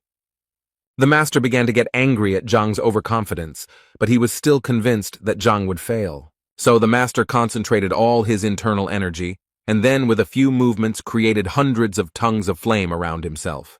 Zhang, who had been closely observing Bai Ming, guessed that he was using the multiple mountain hands technique. The masters sitting at the table did not hide their admiration for the skill of Bai Ming, who created a pill for relieving pain at acupuncture points. Bai Ming took a deep breath and told Zhang that he could begin his part of the test. And now Bai Ming stood proudly and waited for Zhang to list all the shortcomings of this technique. Bai Ming believed that without Zhang's talent, he would not be able to obtain the approval he desired from him. Zhang showed complete calm and composure, and said that the master should mentally prepare himself for what Zhang would say. Zhang began by saying that this was actually the multiple mountain hands technique, in which the herbs were arranged in a certain order, like stones. But for Zhang, the shortcomings of this method were obvious, and therefore even if the pills were of good quality, it was impossible to achieve the ideal. When Zhang said that this technique was suitable for mass production by low-level pharmacists, the master's face twisted with rage. According to Zhang, this method is a dead end, and in this case the pharmacist will bury himself. Ouyang turned pale after hearing Zhang's words. After all, Bai Ming was not only a first-class pharmacist, but also one of the most influential people in the kingdom. Bai Ming was furious, but Zhang's words were meaningless to him until the technical shortcomings were mentioned. Zhang walked closer to the furnace and said that he would start the list of defects with the simplest one. Zhang asked the master if he knew anything about the equipment he used, since pharmacists must have the skills to use it. Zhang guessed that most likely all the kilns were roughly the same, so the master was not too worried about this issue. But Zhang, pointing to the cauldron, said that one technique is intended for one cauldron, and if this is not taken into account, the recipe will give different results. Zhang slapped his palm on the cauldron and indicated the exact parameters of the cauldron, even noting that there were scratches on it. Zhang continued that the cauldron was smelted under the supervision of a master in a quarry more than 7 years ago. After Zhang finished his speech, there was silence for a few seconds, and then the whispers of the masters could be heard. Ouyang was always amazed by the information Zhang gave, especially when he gave the exact parameters of the furnace. Now that Zhang had finished talking about the cauldron, he turned to the flames that the heavenly embers created. Zhang noted that ordinary coal, passing through the walls of the boiler, gives off only a third of its heat, while heavenly coal gives off almost half. Zhang smiled at the master and said that he had only reminded Bai Ming of the basics of alchemy.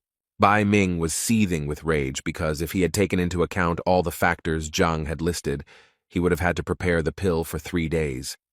Zhang moved away from the cauldron and approached Bai Ming to continue explaining the process. Zhang noted that 47 herbs are needed to make the pill, and some of them are incompatible with each other.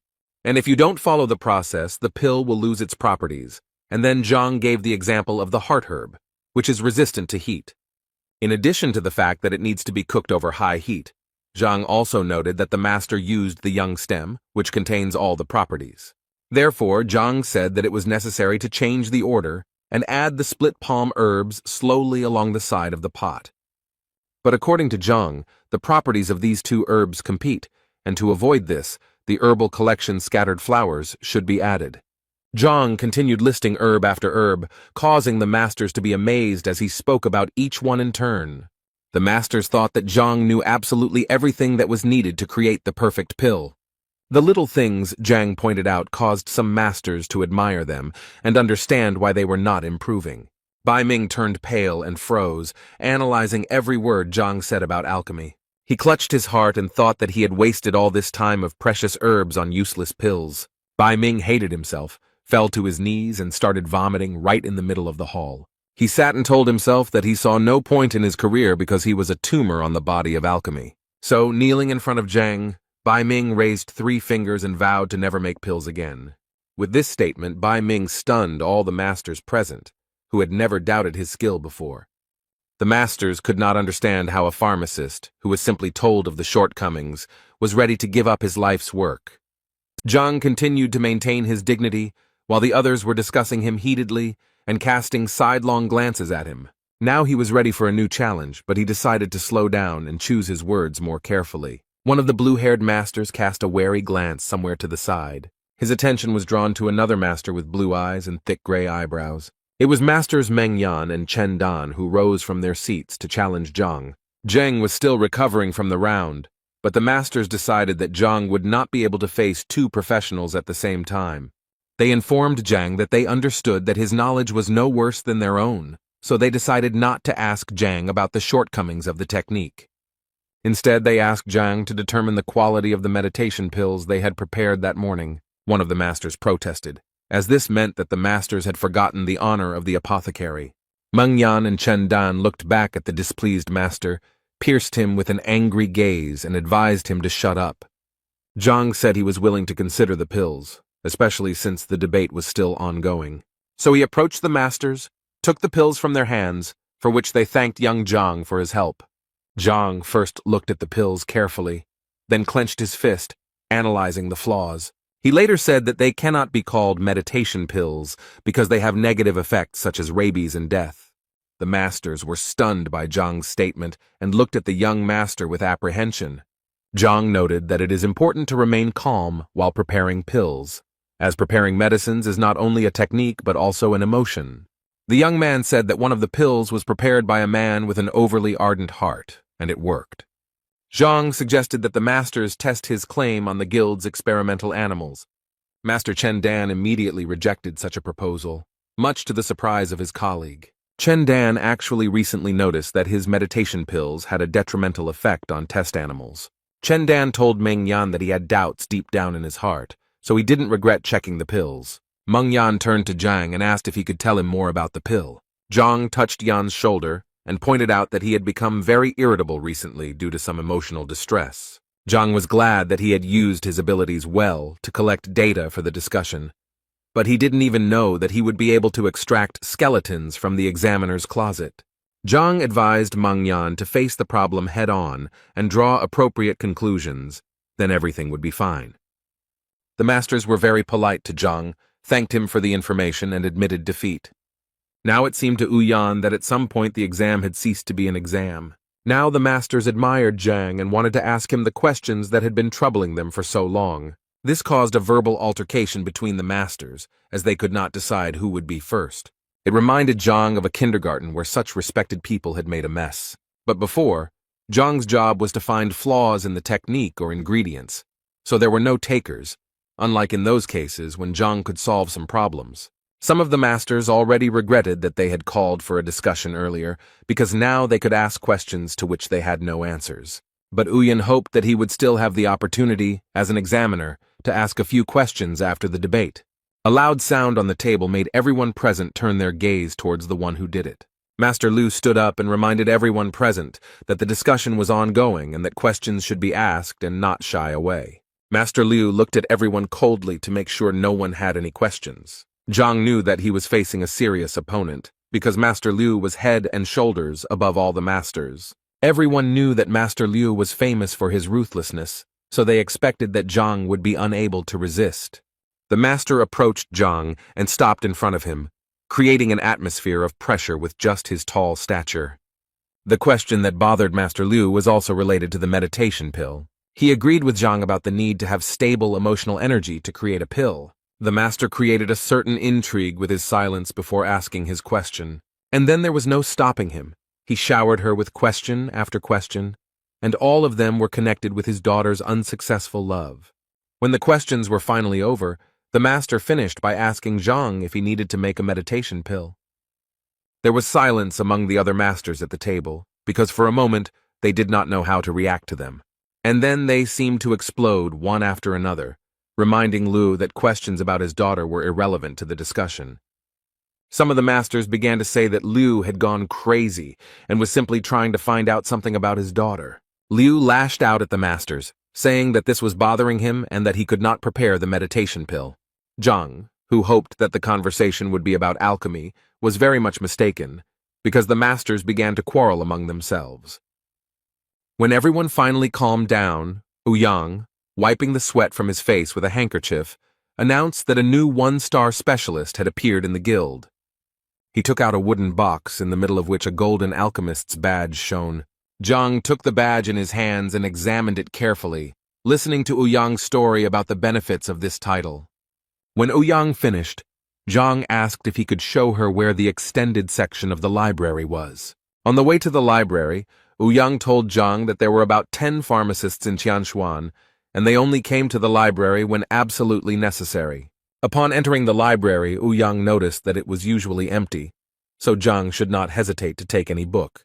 The library was impressive in size, so Ouyang advised Zhang to seek help if the need arose. Ouyang wished Zhang a good time, congratulated him again on his new achievement, and said he would ask some questions later. Zhang was pleased with himself and happy that he finally had access to the library he needed. Although it took him several hours to find the right book, he still found the material he needed.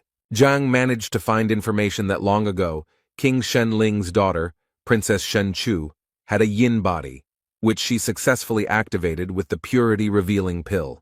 Zhang took this information into account, but decided to look for something else about the horned dragon blood. Zhang found what he was looking for, and learned that a single person could not release such energy for a long time until he used the blood of the giant rhinoceros. With the help of the Library of Heavenly Path, Zhang decided to test all the shortcomings of such methods. In the library, he was told that only 10% of the power could be activated with the purity pill and the blood of the giant rhinoceros. But for Zhang, it was better than nothing. And besides, he decided to combine these techniques, and now he just needs to find everything he needs. Zhang returned to Ouyang as he was sitting in his office, sorting through various documents. Zhang announced his intentions to purchase the purity pill, the meridian rejuvenation pill, the body nourishing solution, and the giant rhinoceros blood from the guild. Ouyang replied that everything was possible except for the purity pill and rhinoceros blood, but perhaps those ingredients were in the main branch. But since the main branch is geographically located quite far away, the delivery will take 10 days. Zhang tensed up, because there were 14 days left until the teacher's evaluation, and if the materials would only be available in 10 days, then he needed to get it together. Zhang accepted Ouyang's proposal and asked him to submit his application as soon as possible. Zhang also asked how much he should expect to pay, and whether he should pay for the product now. Ouyang began to count out loud, listing the importance and difficulty of obtaining the necessary items. So, taking into account Zhang's new status, after completing the calculations, Ouyang announced the amount of 23 million. This price turned out to be beyond Zhang's means, because before this he considered himself rich after the incident with the appraiser. But now, he was unable to pay for the goods. Then Zhang decided to deceive Ouyang and blame everything on the new status, thanks to which he wanted to pay for the goods later. Ouyang declined the request, arguing that the materials were extremely valuable and the guild could not be in debt. Ouyang combed his beard and thought about how he could help Zhang with the necessary things. Ouyang then suggested to Zhang to prepare a meditation pill with a complex composition and an acceptable price on the market. But Zhang was not satisfied with this proposal, because according to Ouyang's predictions, under such a scenario, Zhang would become rich in 2 months. In this regard, Zhang asked Master Ouyang if he had any other suggestions for earning money. Ouyang thought for a second, and it occurred to him that the profession of a grandmaster, who could charge a lot of money for his advice, was very profitable. Zhang smiled at Ouyang and asked him to order everything he needed for him, and in 10 days, Zhang would pay for everything. Zhang thanked Ouyang for his kindness and help, said goodbye to the master, and quickly ran away. The market was rich in variety, such as the Sunny House, which could be rented and admired in a luxurious location in the middle of nature. A nice man approached the seller who was so actively advertising the Sunny House. Zhang, who had decided to pose as the great master, was a little embarrassed when the boy called him a highly respected person. Zhang informed the seller of his intentions to rent out the house. The salesboy asked Zhang about his preferences in order to choose something good. Zhang said he was looking for a clean, large house that was conveniently located, furnished and ready to move into. The young man seemed to have an answer to every question, so he said he had a house that fit the bill. Zhang told the young man that he didn't care about the price, and the young man willingly agreed to show him his dream home. As they approached the luxurious estate, the seller told them that the house belonged to a rich merchant who had passed it on to his son as an inheritance, but he was a gambler. Also now, according to the seller, An estate with a 5-room complex, a gazebo and a lake is for sale. Zhang listened carefully and examined the house with the help of the library, looking for flaws. When the estate was presented, the seller announced that such a luxurious place was rented for 150 gold pieces per month. It seems that Zhang did not like the announced figure, and was already thinking about how to put the cunning seller in his place. The guy continued to convince Zhang that the estate was luxurious and the price of such apartments was cheaper than it seemed. As the boy continued to talk about how beautiful the estate was, Zhang walked as close to it as he could, much to the boy's confusion.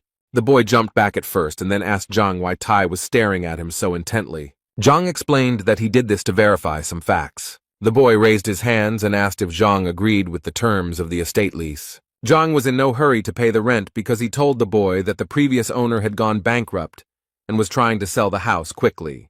While the boy was panicking, Zhang continued to lay out the facts that the house was impossible to sell, and therefore it was being rented out, although the price was inflated.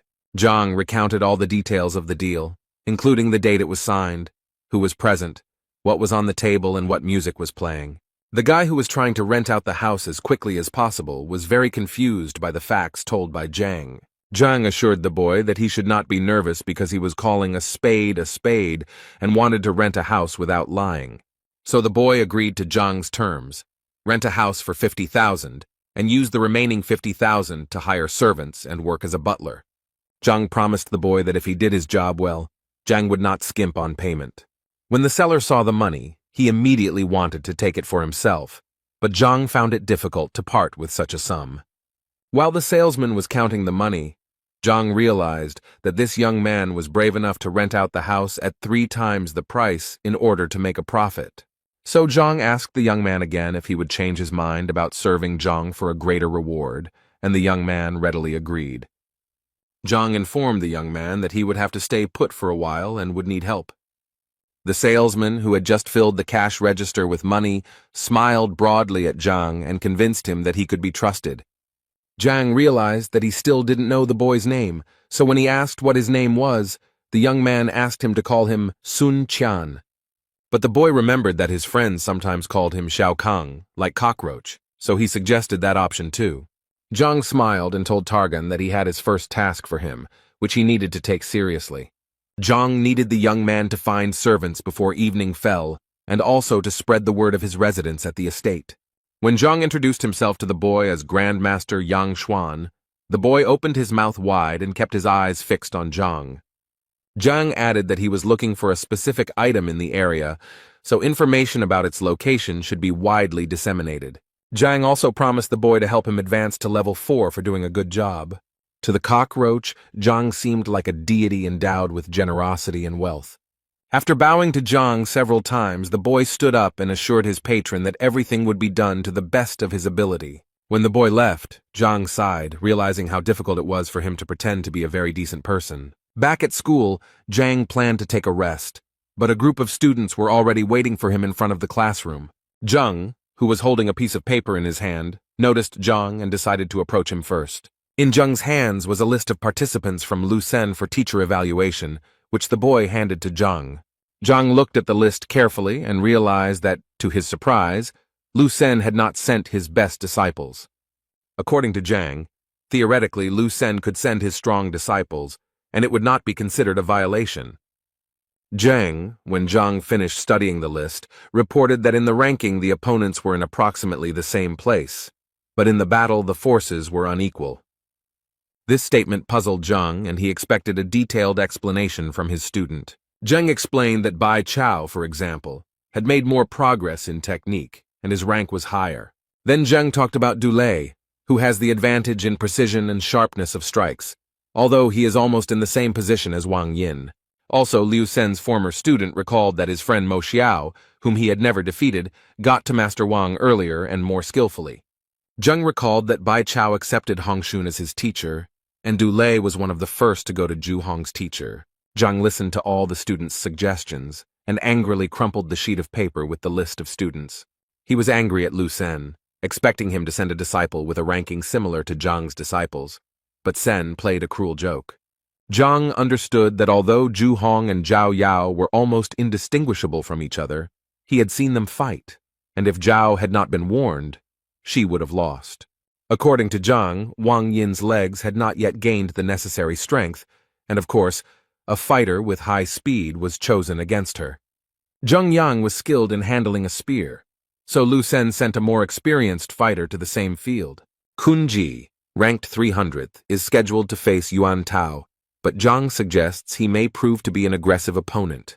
Zhang strained himself at every step to come up with a plan because Lu Sen carefully selected the participants so as not to give Zhang's disciples a single chance. Zhang got angry and threw the paper on the ground. He was furious that Lu Sen wanted to wipe his feet on it. Zhang now realized the even greater importance of earning money in order to purchase the necessary medicines that would improve the students' techniques. After some time, Zhang returned to the house he was renting and noticed that security had appeared there. As Zhang approached the entrance, the guards bowed to Zhang and greeted him. As Zhang walked through the courtyard, he noticed several servants, which made him happy, because the seller turned out to be a capable young man who fulfilled all his wishes. Meeting the salesman, who was now a butler, Zhang thanked the boy for doing the job. Cockroach informed Zhang that he had spread information about his location and was confident that word of mouth would work as expected. Zhang asked his butler to tell him how this information spread. The boy said that he had sold his shop and told everyone in the shopping district that he was now serving the great master. Zhang asked the boy if he still had the money he had given him, and the boy assured him that the people had agreed to serve voluntarily after hearing about the great master. Zhang liked it, but he was a little amused by the idea that people didn't check the information. After hearing all the information from the butler, Zhang asked him to make him some tea while he waited for customers. For some time, no one appeared at the estate, so Targan suggested that Zhang hang a sign saying that the great master lived in the house. Zhang declined the offer, instead suggesting that the butler take a walk around the area. But before going for a walk, Zhang asked Dvoretsky that the guards not let anyone in during the walk. And then he asked Targan about the richest man living in the city. According to the butler, it was Lord Lin Tianyu, the owner of a trading company and a real billionaire. Zhang believed that the purpose of his pretense was to earn a good fortune, and therefore Lin was a suitable candidate to achieve this goal. When Zhang asked the butler where the rich man lived, the boy said he would take him there. Walking through the noisy streets of the city, where everyone was bustling about looking for solutions to their problems, Zhang and the butler came to the Tianyu trading firm. The house was striking in its high cost, had several floors, and was finished with precious materials. Zhang and his butlers walked closer to the lord's estate, looking at the lions made of green southern jade at the entrance. Zhang thought that with $1 million gold in his hands he was incredibly rich, but compared to the wealth he saw, he felt like a beggar. The butler suggested that Zhang inform Lord Lin of his arrival, but Zhang refused. Zhang walked up to the lion and touched it with his hand, so to speak, to study the area. When Zhang finished his assessment, he invited the butler to sit somewhere while he asked Zhang why they didn't go to the lord. The cockroach immediately stated that he did not object to Zhang's orders, but Zhang told the butler to express his opinion freely. The butler was surprised because Zhang was a famous great master to him, and therefore the lord could not refuse the meeting. Zhang agreed that he would not be refused a meeting, but he wanted to force the lord to come on his own. According to the butler, this sounded like something impossible because the lord is a very respectful and caring person. The butler told Zhang that the lord had built a large trading network on his own, and some princes and ministers were unable to meet with him. Zhang calmly sipped his tea and said that he would prove that the lord himself would come to him. But in order to carry out such a plan, the butler must do everything Zhang says without objection. The boy agreed, and Zhang asked him to cut off the head of the precious stone lion. The butler was shocked to hear Zhang's wish and almost fainted.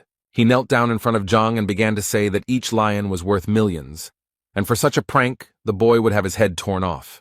Zhang looked at the boy with a stern and cold gaze, reflecting the boy's distrust. The boy didn't know what to do, but Zhang convinced him that if he broke the lion's head, he would protect the boy. The boy sat on his knees for a few more seconds, then gathered his strength and fulfilled Zhang's request. The cockroach took a sledgehammer lying near the construction site and approached the lion, daring to take a bold step. Swinging with all his might, the boy delivered a powerful blow that knocked off the stone lion's head.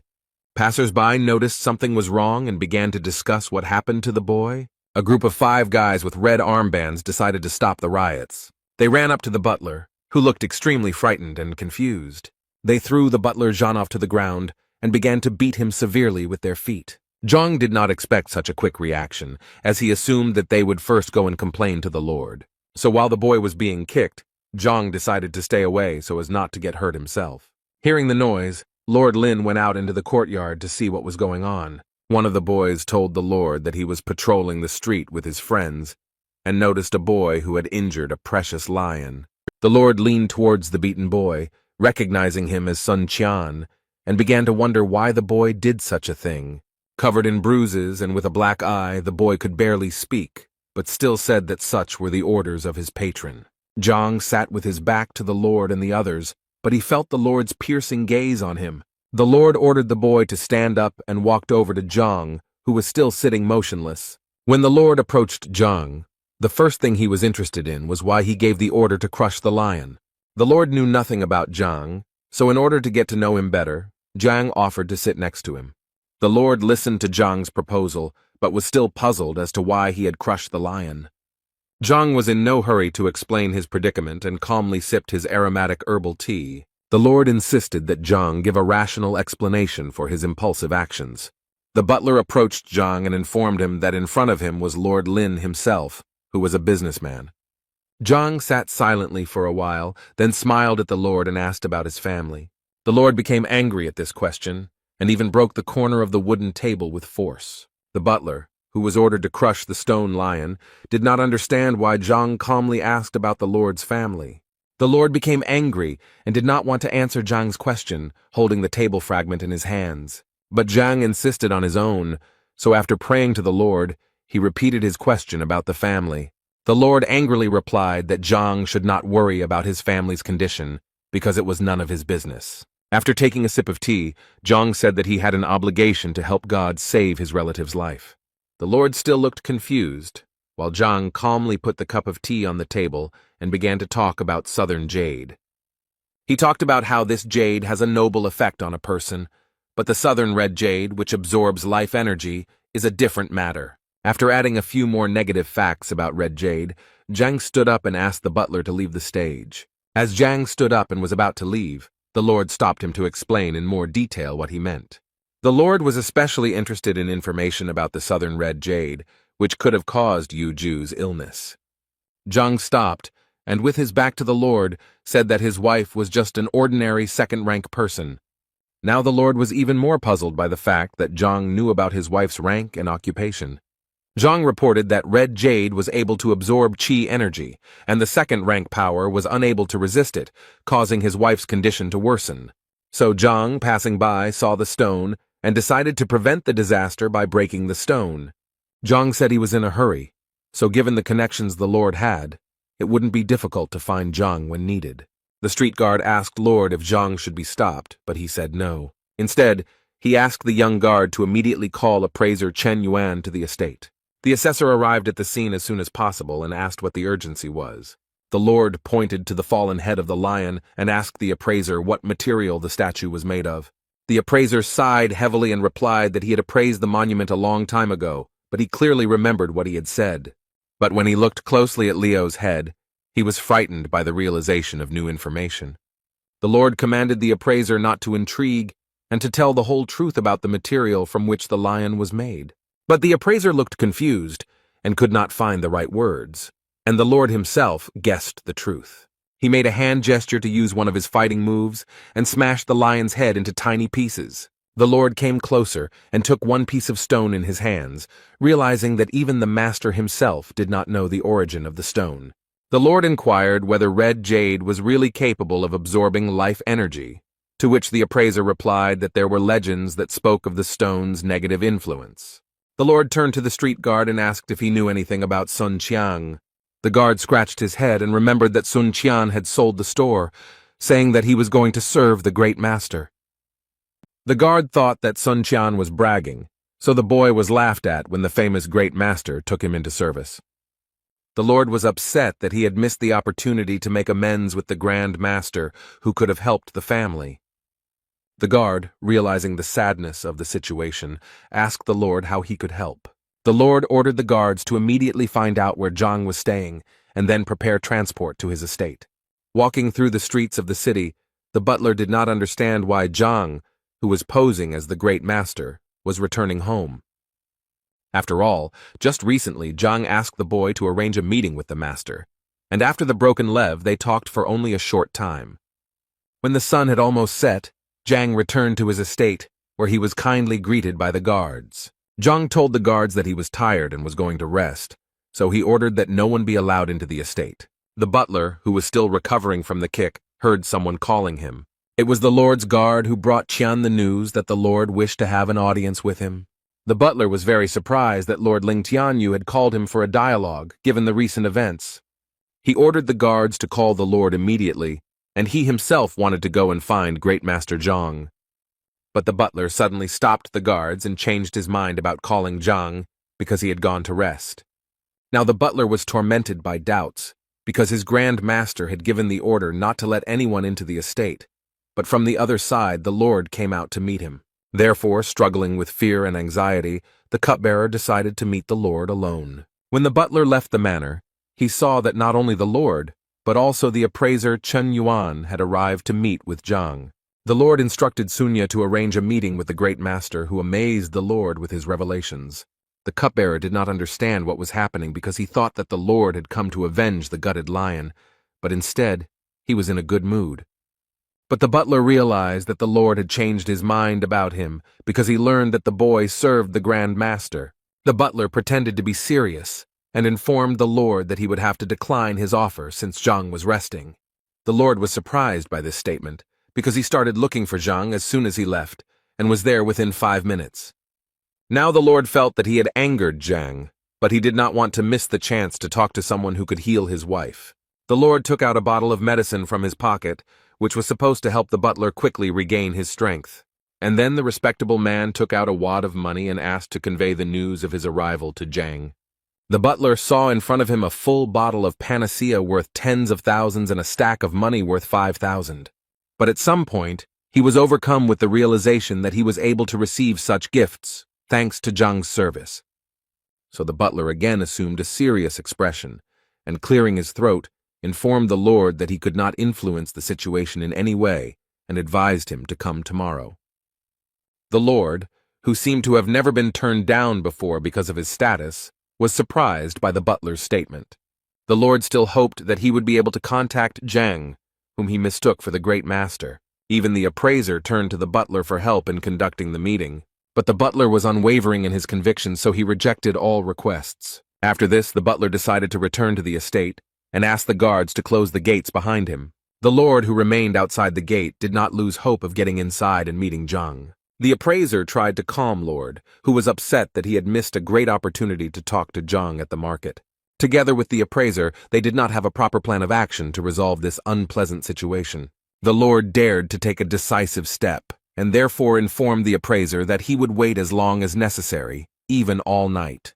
Meanwhile, the butler, who was on the other side of the gate, leaned against it, feeling his heart pounding and his legs shaking.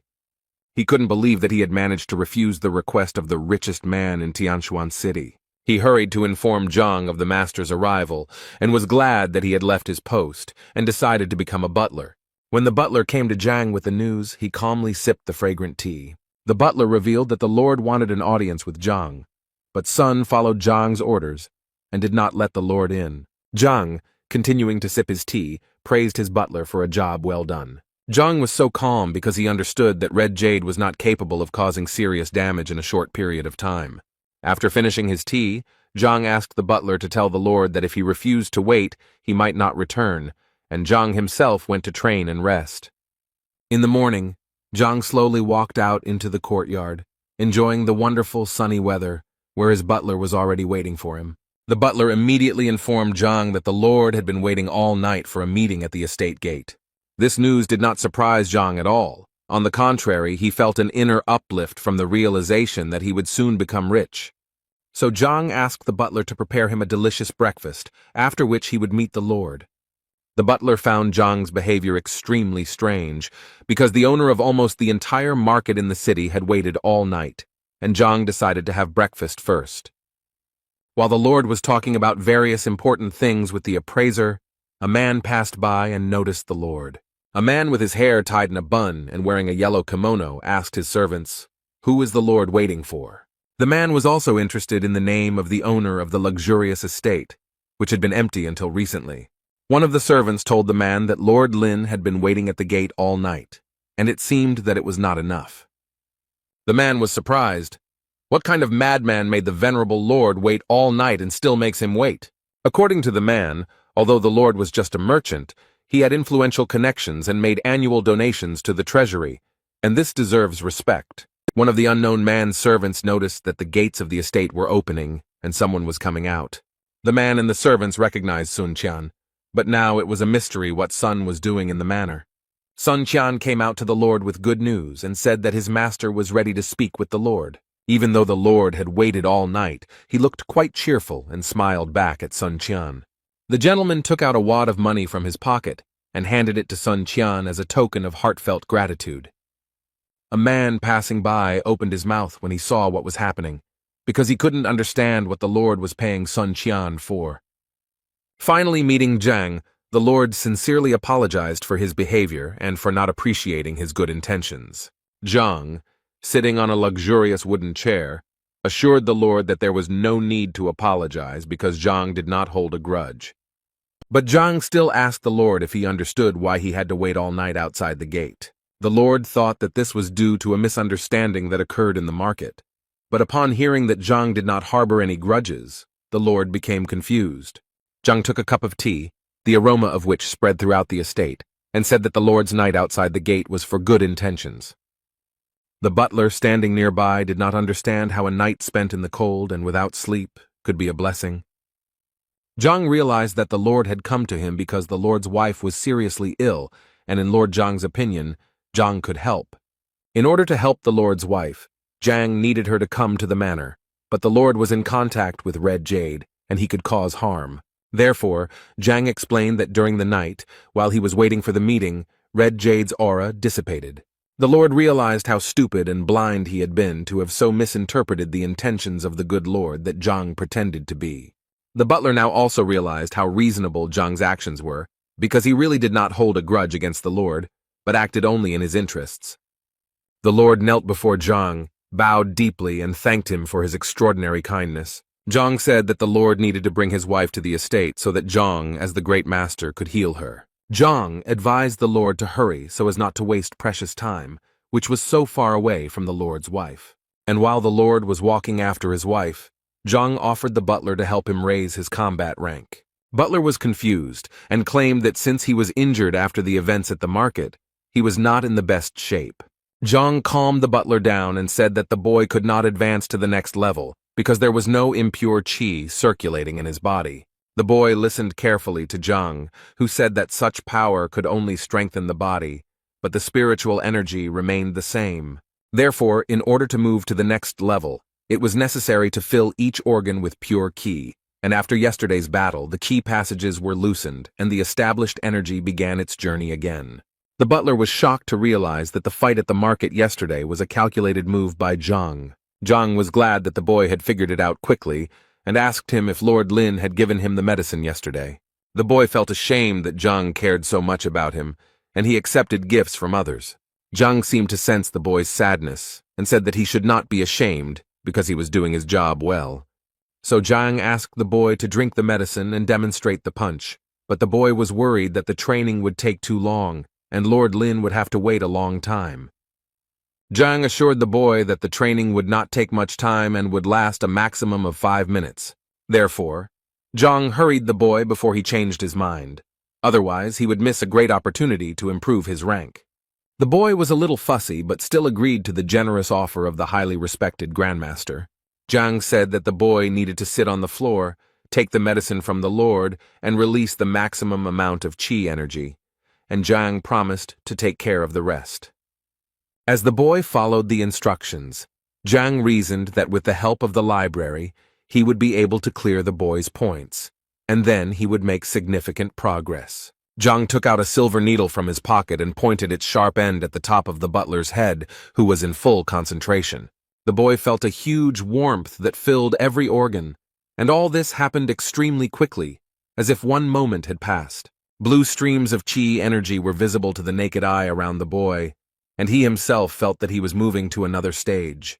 The boy could not believe that he had finally overcome the obstacle, which seemed like an immeasurable barrier that he had managed to jump over.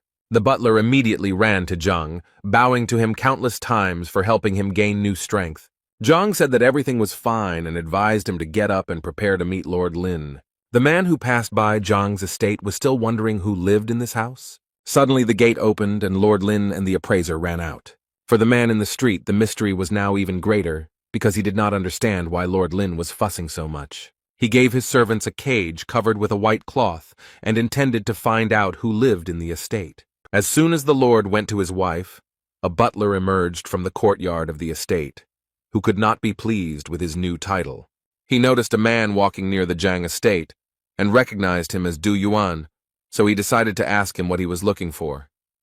Du Yuan said that he was just passing by and wondered why Song Qian was not at the market. With a smile on his face, Sun Qian announced that he was now a butler in the service of the glorious master. Du Yuan was very surprised by this statement, so he immediately asked Song Qian who exactly he served. Sun Qian proudly declared that he was in the service of the generous and prudent Grand Master Yang Xuan. Yuan was shocked by this statement, but now everything fell into place for him, and now he was looking forward to meeting the great master himself. Yuan was surprised that he didn't know anything about Yang Xuan, so he asked Sun Qian as much as he could, including how long the great master planned to stay here.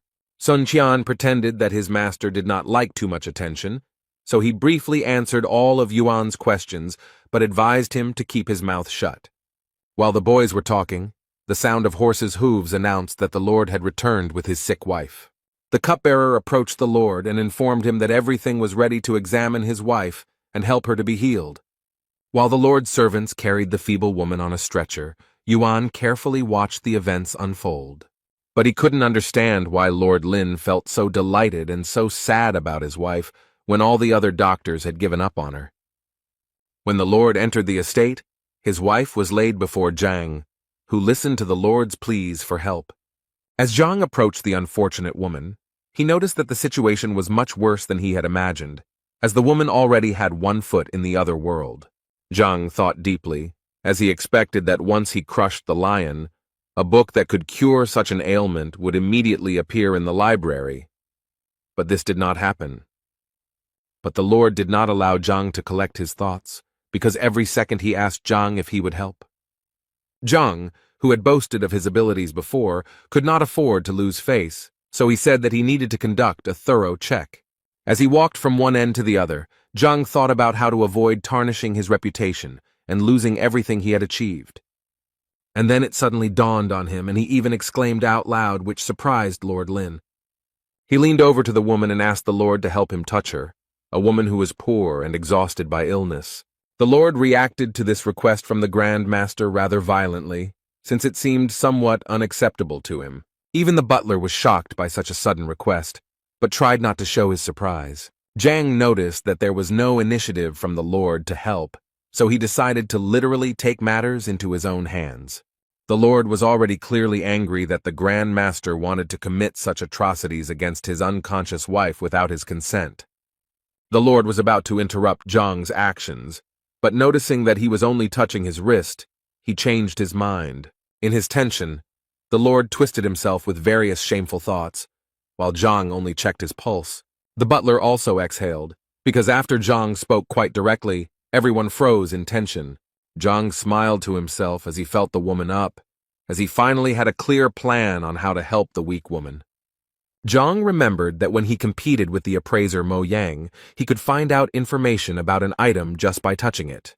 But now, Zhang doubted whether such a trick would work on the lord's wife, because the objects he was evaluating were inanimate, but the necessary book was quickly found in the library. Zhang began studying her to learn more about the weaknesses of the lord's wife, and found information that she had weak meridians. For Zhang, this was just what he needed, as the protective energy shell had been destroyed by the red southern jade, causing the meridians to become blocked. The lord, who had been closely monitoring Zhang's actions, was always worried and wondered if Zhang would be able to help her. After finishing his analysis, Zhang let go of the woman's hand, stood up, and assured the Lord that his wife's illness was quite easy to cure.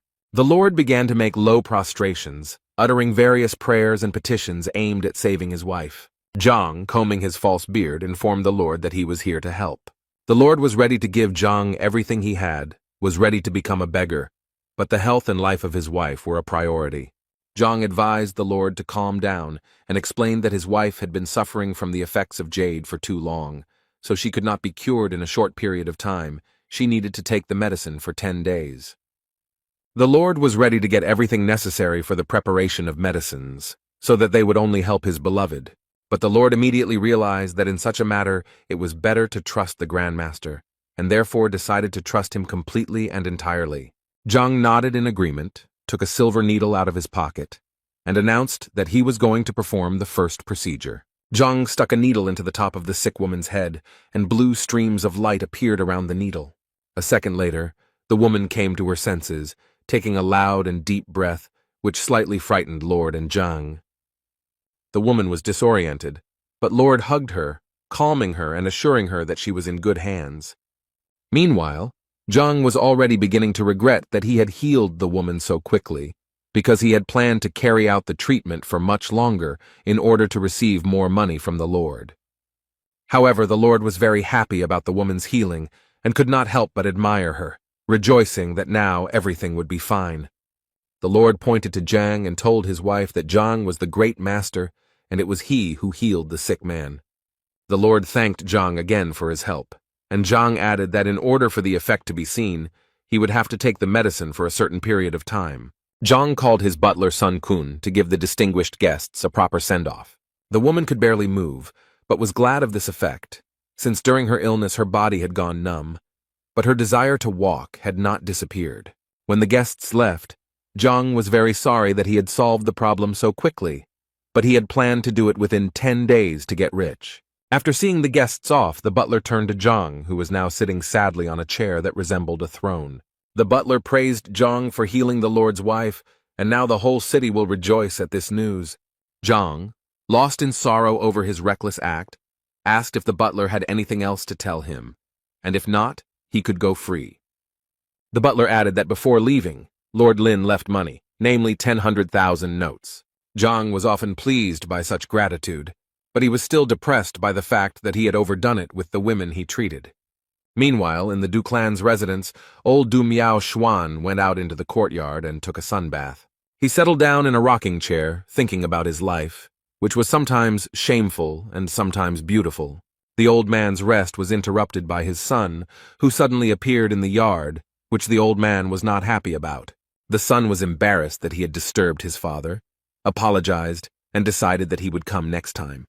The father continued drinking his freshly brewed tea and stopped the boy, as he was in a hurry with some news. The boy said that there was a grand master in the city who had healed the Lord's wife in 10 minutes, so the young man suggested that perhaps he could help his father too. The old man, hearing the news about the great master, put down his cup and asked his son to slowly repeat what he had said. The boy repeated everything, and when he was distracted for a moment, he saw that his father's trail went straight. He saw his father standing at the gate and already pinching somewhere, urging the boy to follow him. As news of the Lord's wife's quick recovery spread throughout the city, Zhang pondered how to improve his technique. So Zhang came up with a theory that he wanted to test on his butler and ordered him to lie down on the floor. The butler was frightened by Zhang's unexpected proposal, but on the other hand, it was difficult for him to contradict someone who had more power. Zhang persuaded the boy to stop mumbling, and then assured him that the procedure he wanted to perform was completely safe. The boy obeyed his master and lay down on the floor, trembling all over, while Zhang touched him, but did not get any result. The butler was scared when he noticed that Zhang was unhappy about something, so he hoped that this would be the end of it. Zhang said he needed the boy to be unconscious to carry out his plan, so he warned the young man he was going to stab him. Now the butler was even more frightened when he heard from Zhang that he did not like it when the young man was conscious. Zhang asked the boy to shut up and hit him several times, causing the boy to lose consciousness. Zhang touched the boy's wrist again and now gained access to the library, concluding that when people were unconscious, the library perceived them as inanimate objects. While Zhang was performing some ritual, A guard approached him and informed him that Du Miao Xuan had arrived at the estate. Zhang gave the order to let the distinguished guest in and began to bring his butler to his senses. While the old man was waiting for an audience with Zhang, he thought that because of his illness, his abilities had weakened and no one could help. But now the great master had hope. Standing in front of the entrance to the estate, the old man asked his son if he had brought him here, if he had not made a mistake. The boy convinced his father that Sun Qiang had brought news of the great master, and moreover, the young man had seen with his own eyes the master's wife healthy after the visit. The old man wondered why the Grand Master's visit had not caused a stir among the locals and whether he was a charlatan. A few minutes later, Sun Qian came to his senses and informed the guests that Zhang was ready to receive them. Following Sun Qian, the old man looked around the estate's surroundings, which he found unimpressive, making him wary. The old man and his son found themselves in a rather luxurious room, where Zhang, in the role of Grand Master, was already waiting for them, sitting on the throne. The old man carefully studied Zhang's appearance, guessing that he was in his 40s, although his skin was much younger. Meanwhile, Zhang sat calmly and casually on the throne, drinking fragrant herbal tea. He then turned his gaze to the old man and saw that he was studying him closely, which did not please Zhang. Their eyes met, and for a moment they stared at each other with serious expressions. The old man's son was the first to start a conversation and said that his father was seriously ill and needed help. Zhang was a little angry that he was now being positioned as a healer, and he also didn't really want to help the old man who looked at him as a traitor. The young man was confused by what Zhang said and did not know what to say, so he asked his father to tell him everything himself. The old man smiled, apologized for the misunderstanding, and said he had a few questions about the fighting style. This conversation revived Zhang, and now he was more interested in listening to the old man to understand what was going on. The old man spoke to Zhang in riddles, as he did not trust him completely, as it seemed to him that his son had been deceived. But Zhang was convinced that with the help of the Library of Heaven's Path, he would be able to unlock any technique without even wasting time thinking. The old man said that he had recently mastered a new style, but had not yet mastered it well enough, so he asked for help. After this, the old man decided to demonstrate his level of skill to Zhang, who was posing as a grandmaster. Zhang watched the old man's movements carefully, trying to notice any flaws in the technique and how they could be avoided. And as soon as the old man made a few movements, Zhang stopped him, because looking at the old man's posture, one could tell that the old man had been familiar with the fast fist technique for quite a long time. But Zhang noticed something else. The old man was having trouble controlling the power he was endowed with. And Zhang assumed that the old man was not who he claimed to be. Zhang even thought that the old man was not a human being. Zhang's butler and the old man's son were stunned that Zhang called the old man inhuman. The old man's son told Zhang that perhaps his father had been disrespectful, but to insult him by calling him inhuman was too much. Zhang simply smiled and advised the boy to ask his father if he was offended by what he said. The boy looked at his father in surprise, expecting some logical explanation from him. But the old man simply remained silent for a while and seemed to have no intention of explaining anything, and then fell to his knees. He began to bow to Zhang, begging him for help and saying that Zhang was his last hope. The butler was surprised by Du's behavior, who had just been impudent and cruel, but if Zhang called him not a human, he would fall to the ground. Zhang sighed heavily and asked the butler to escort the distinguished guests out the door. The butler immediately began to carry out Zhang's order, accompanied by the cries of the old man, who tirelessly begged for forgiveness. Zhang was outraged by the guests' behavior, because his words should not have been empty words for them. The butler called for help from the guards to help take the respected Du out of the estate. 2 guards grabbed the old man by the arms and dragged him out of the gate, and he shouted that he was ready to wait as long as it took, if only they would help him. Now the old man sat on his knees outside the estate, thinking about the big mistake he was about to make. The son did not understand why his father was going to wait under the estate for at least an eternity, and why Zhang's words did not offend him. The old man told his son to sit next to him and explained that he had shown disrespect to Zhang, whom he now considered the true great master.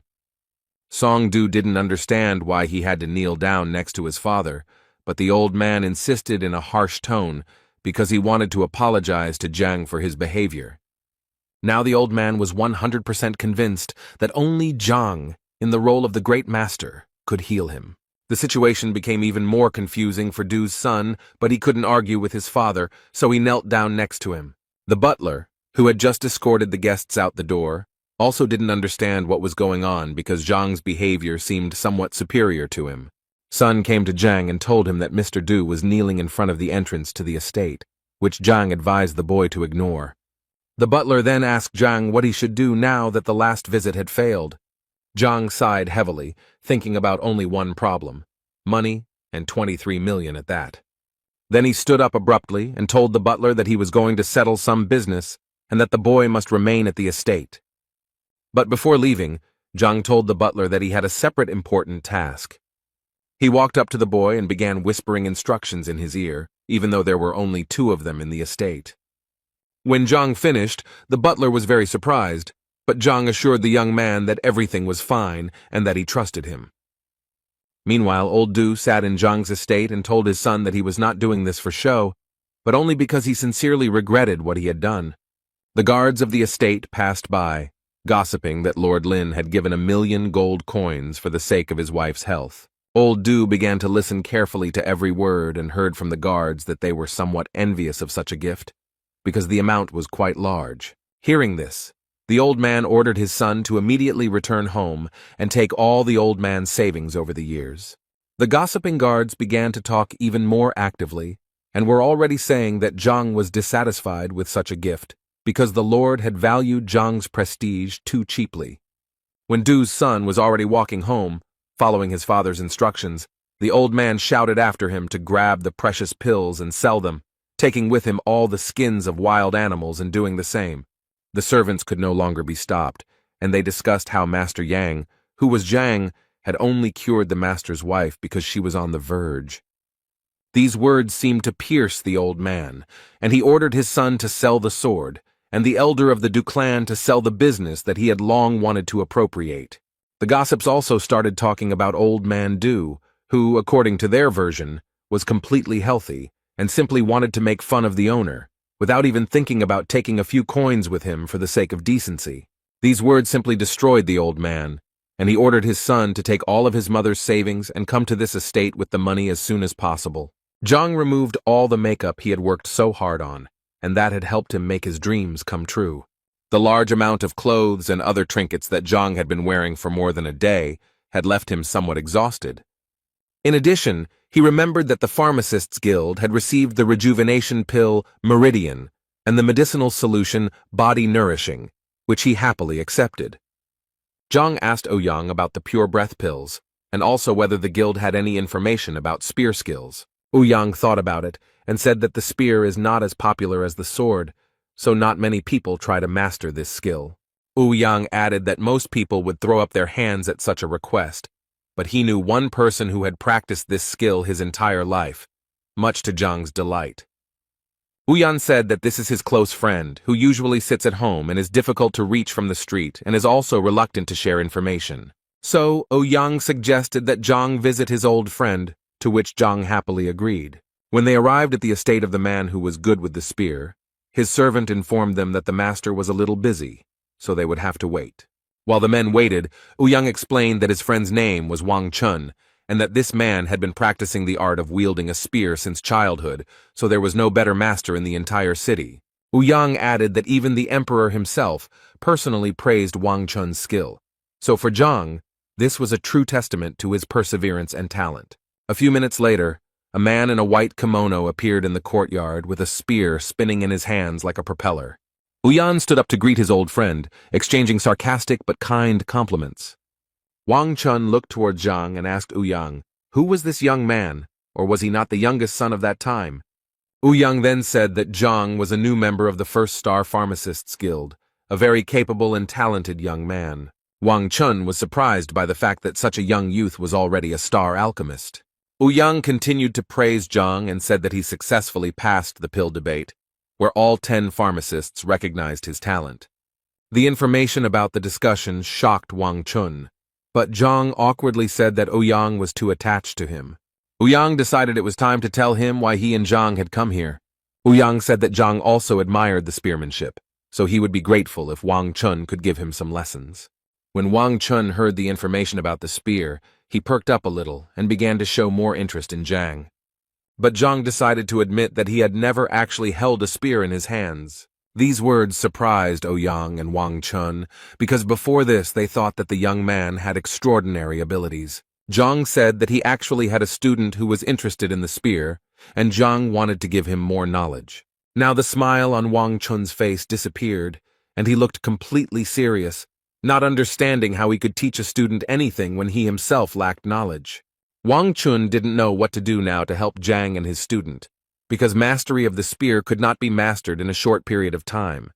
Zhang then proposed an alternative, which was that if Wang Chun had books on this skill, Zhang would not mind taking a look at them. Wang Chun said that the books had enough theory and needed to be read, but it was not enough. But he would be happy to show them to Zhang.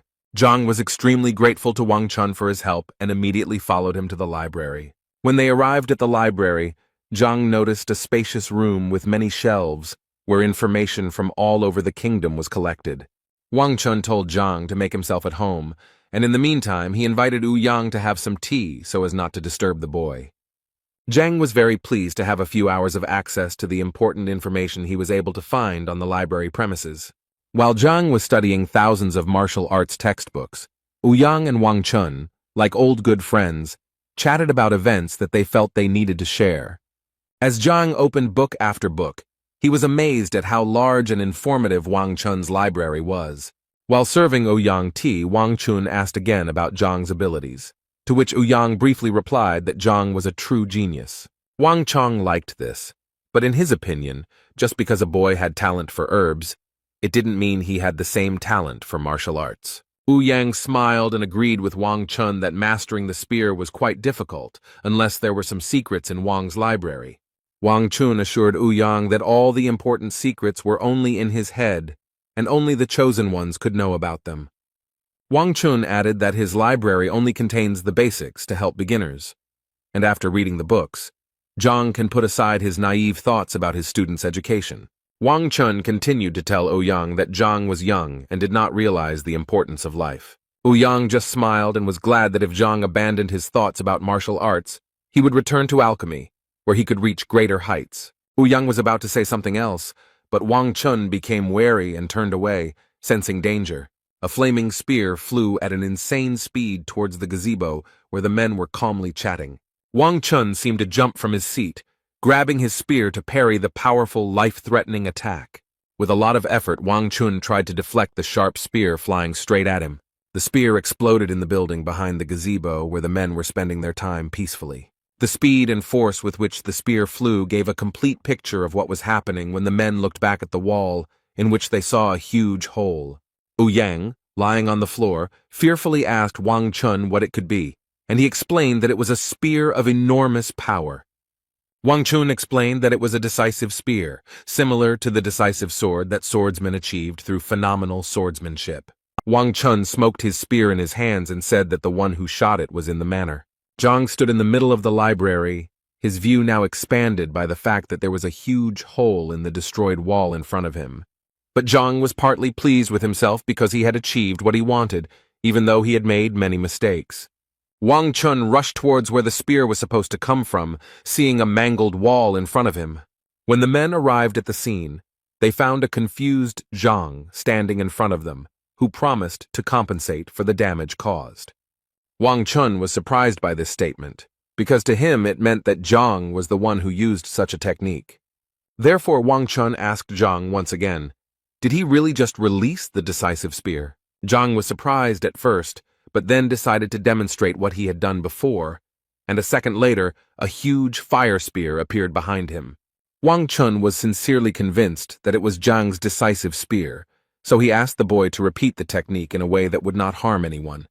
Ouyang, who stood nearby with his mouth open, couldn't believe how Zhang was able to reach the top so easily when his friend had been trained in spear fighting since childhood. After seeing this, Wang Chun didn't want to believe Zhang that he had never held a spear in his hands before, but Zhang insisted. Zhang smiled and insisted that he understood everything from the textbooks, and he used the resolute spear by accident without knowing it. Wang Chun had a slump because he spent many years refining his skills, on the other hand, The boy who read books was able to do it in a few hours. Wayan tried to cheer up his friend and said that not everyone is born with the same talent. Meanwhile, Zhang tried to find out more about the resolute spear, which he had easily dismissed. Wang Chun explained that the determined spear is the result of understanding the spear so that it becomes an extension of the hand and has great power.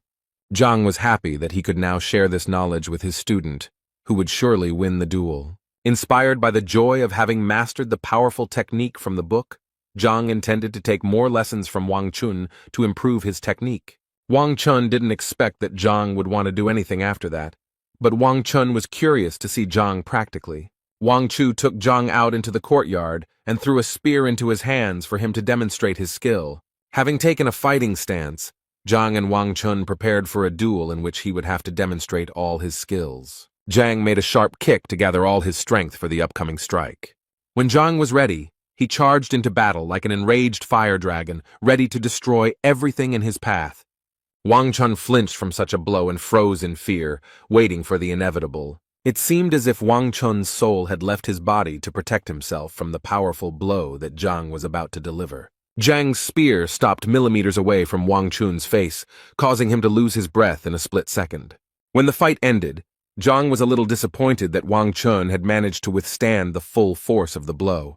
Wang Chun still stood there silently, recovering from Zhang's blow. If Wang hadn't trained for many years, he wouldn't have reached the 7th rank, and who knows if he would have survived after that. Meanwhile, Zhang stood there with a smile on his face, saying that he would like to teach his student a similar technique, so he would appreciate advice from Wang Chun. Wang Chun smiled slightly and told Zhang that he was not sure if there was any need for advice here, since Zhang was very skilled with the spear. Zhang was glad that he had mastered the skill in the shortest time, and now his student Zhang Yang would surely be able to win. Wang Chun thought about how just an hour ago he had refused to teach Zhang something because he thought it was irrational, but now he realized that he himself had not reached the heights that Zhang had. Wang Chun hesitated for a few minutes, but then decided to ask Zhang to teach him a few lessons. With a smile on his face, Zhang was surprised by such a request, but willingly agreed to share the secrets he had managed to learn in the library. Yang, who was watching the men, did not understand why Zhang was giving advice to Wang Chun when he himself had come to learn from Wang Chun from the very beginning. Wang Chun was not used to listening to Zhang's advice, because usually masters of their craft do not share secrets with the first comer. But such actions formed a noble image of Zhang in the eyes of Wang Chun. Wang Chun was very grateful to Zhang for his help, but he couldn't just take it for granted. Therefore, when Wang Chun learned that Zhang did not have money to buy some medicines, Wang Chun decided to pay for him to study with Zhang. Wang Chun handed Zhang a wad of money, emphasizing that it was a modest payment for the knowledge Zhang had shared. Zhang was very surprised by such generosity, because he came to Wang Chun to study, but he himself became a teacher and even made a profit. After Wang Chun handed over the money to Zhang, the man bowed deeply. But Zhang thought it was unnecessary since the payment was quite sufficient. Zhang asked Yang to look after the pills he had already received, as he planned to return for them later when he went to school. After leaving the guild, Zhang was extremely pleased with himself because the plans he had conceived were being realized. When Zhang returned to school, he met only Wang Yin in the courtyard, whose husband was asking about other students. Wang Yin looked confused and upset, unable to put 2 words together to explain anything to the teacher. Zhang was a little angry because he had hoped that all the students would come to the training he had planned. Another disciple rushed into the courtyard calling for Wang Yin to run after him immediately as the battle was about to begin. The boy was in such a hurry to tell Wang Yin this news that when he finally saw Zhang, he was at a loss. Now Zhang wasn't going to let the student go until Tai explained why all the students were skipping training and what battle they were talking about. Zhang was angry because his students had not yet received the necessary knowledge and skills, but were already participating in unknown fights. The boy muttered something for a long time, trying to find the words so as not to anger the teacher any further. However, he still dared to say that the Education Bureau distributes funds to help teachers, and in the Bureau's opinion, Zhang does not deserve these funds. Now Zhang was furious because the Bureau had threatened the existence of Zhang's class with its unjustified act. In the neighboring courtyard, there was a real mess with the participation of a large number of students and other unknown persons. Zhang's students defended the honor and dignity of their teacher, who had been unfairly slandered. The person in charge of distributing the financial aid was convinced that he was doing the right thing because he had no documents to exonerate Zhang. The man stressed that since there is no other precise data other than the exam results, in which Zhang received 0 points, there is no point in spending money on him. But the students were outraged by such statements, because Zhang remained their teacher as long as he had followers, and this was more than enough. The person who was supposed to allocate the funds agreed with this statement, but also emphasized that the charter stated that if a student was not worthy of the administration's expenses, then no assistance would be provided to him. Zhang's students were at a loss for words to express their emotions in response to such statements. However, the person responsible for distributing financial aid to students offered them an alternative. He invited all of Zhang's disciples to the lower arena to fight his disciples, and if Zhang's disciples won, they would be able to obtain the valuable pills. Zhang's students understood that the lower arena existed to resolve conflicts between students, and if they won, the teacher would apologize to the students. All of Zhang's students were convinced that this was their only chance to defend their honor and dignity. In their opinion, Teacher Zhang had done many useful things for them, so the moment of gratitude had finally arrived. Zhang may not need the pills that can be obtained as a victory, but for the sake of honor, a duel is inevitable. Everyone, as one, was burning with anger and ready to defend the valiant name of Zhang, no matter what it cost them. Therefore, all of Zhang's disciples agreed to the duel and were ready to fight to the end in order to preserve their existence and clear Zhang's name from slander. The man who suggested this option to the students warned the young people with a sinister smile so that they would not regret it later. And then he called his disciples, who were supposed to teach a lesson to Zhang's disciples, and who were much fewer in number. When all 47 of this man's students came out into the yard, he happily introduced them to a bunch of rivals. The trio of Zhang's disciples were extremely scared, as they did not expect that they would have to compete with so many people. But they quickly pulled themselves together, because there was no turning back, because now the honor of their class was at stake. On the way to the courtyard, another group of students told Zhang that Zhou Tian, whom Zhang did not consider an enemy, had caused a commotion. Zhang was told that Zhou Tian was formerly a disciple of Elder Chen, who later made him his disciple. Zhang was worried that his reputation might be tarnished by Zhou Tian's whims. Meanwhile, the duel between Zhang and Zhou Tian's disciples was in full swing, and everyone was defending themselves as best they could. Due to the lack of experience in certain techniques, Zhang's students had difficulty defending themselves and were holding on with all their might. Zhou Tian's disciples sensed this weakness, so in addition to their normal combat skills, they used mocking psychological pressure. Zhou's disciples' maneuvers were more graceful and powerful, where you never knew which blow might be the last one. Zhang's student held on with all his might, but he understood that he would not be able to remain in a defensive position for long. Just when it seemed the world stood still and the blow could be decisive, Zhang appeared on the field and intercepted the blow with just 2 fingers. Zhou Tian was angry to see such a mess, because Zhang's disciples had voluntarily agreed to the duel. Zhang calmly looked into his opponent's eyes as if preparing for an irreparable blow. But Zhang knew that Zhang Yang and his other disciples were too injured and not ready to continue the fight, so he broke the staff with the 2 fingers he was holding to protect his disciple. Zhou Tian shouted that the disciples who agreed to the duel of their own free will must continue the duel until the end. And then Zhou smiled evilly and suggested that Zhang stop the fight if his students admitted defeat. Zhang Yang, despite his many wounds, was enraged by such a proposal and was not prepared to surrender at any cost. Zhang grabbed the spear and was ready to defend himself to the last, because Zhang, in his opinion, deserved more. Zhang placed his hand on the boy's shoulder to calm and encourage the young man, who also had no intention of admitting defeat.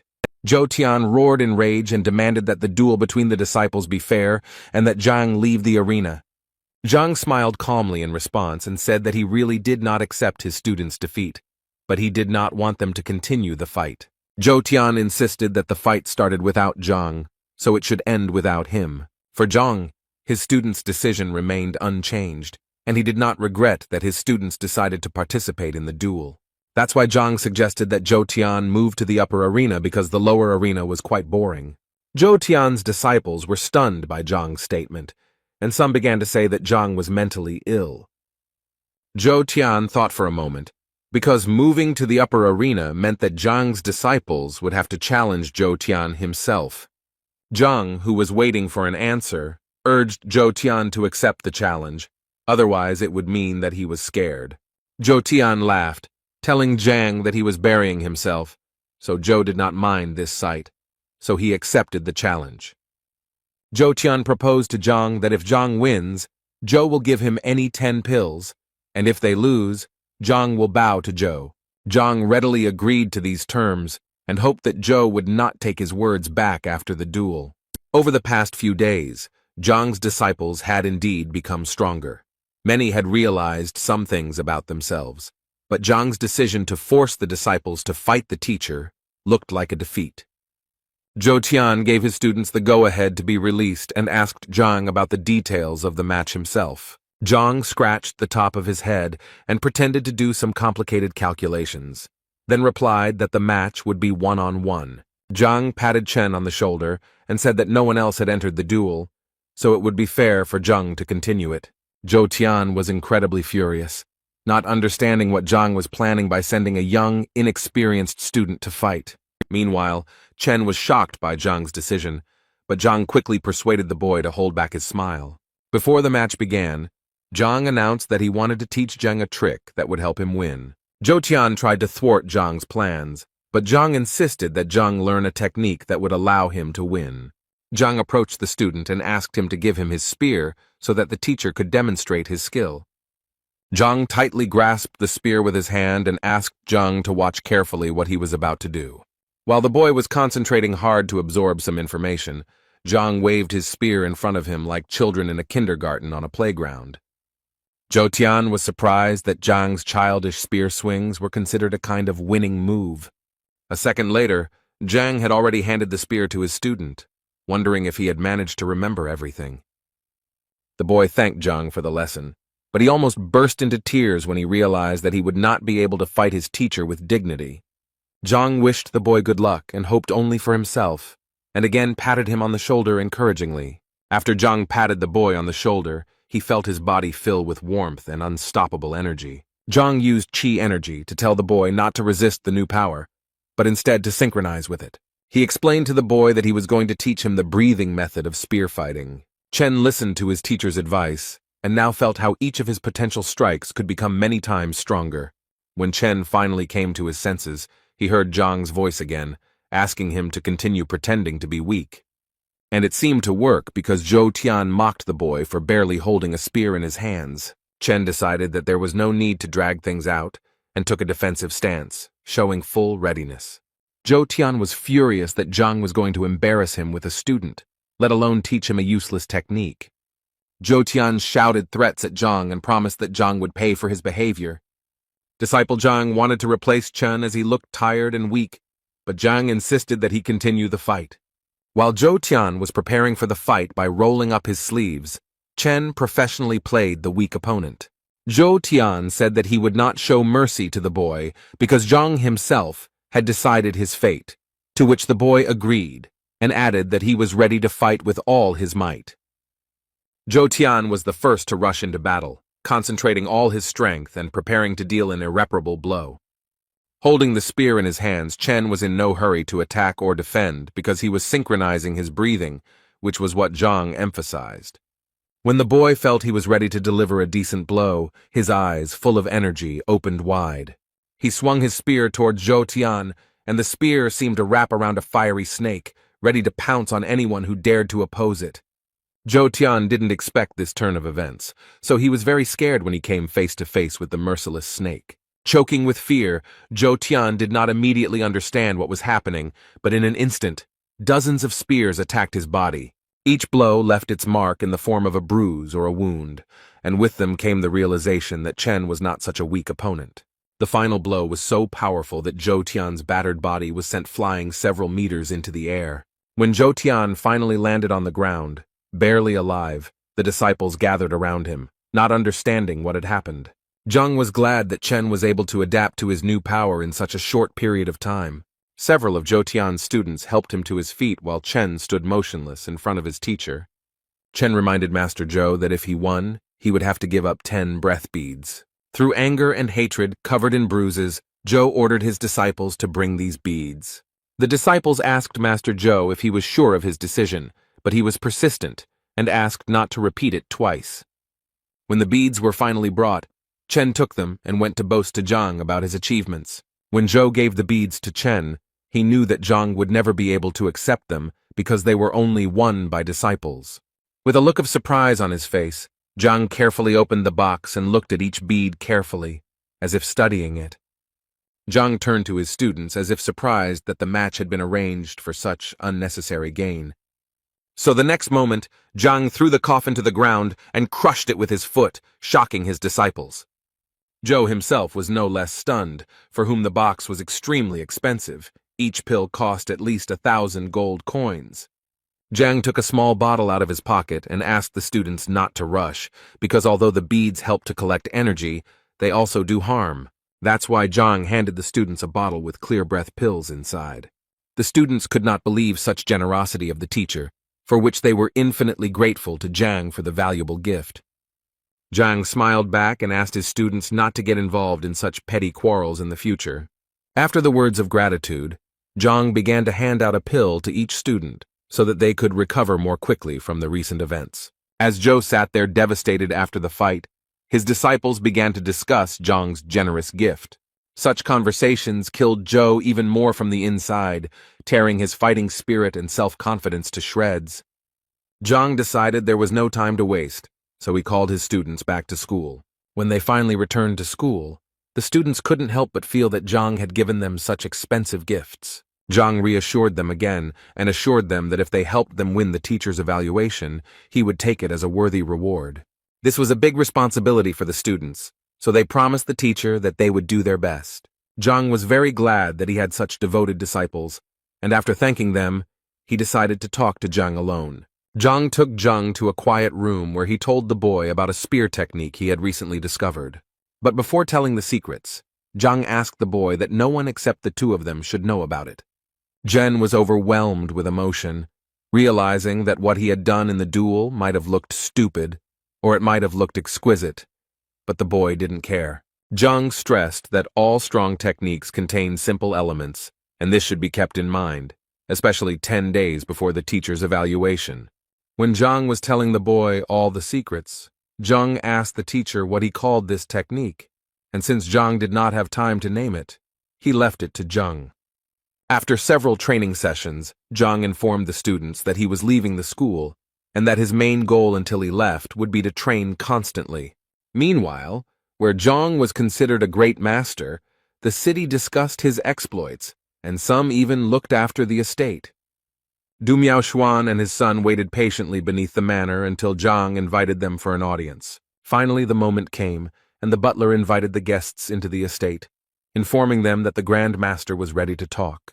Meanwhile, an unknown man watched these events from around the corner, trying to understand what was happening on the other side of the gate. Old Du, as soon as he arrived at the estate, fell to his knees in front of Zhang, begging for help.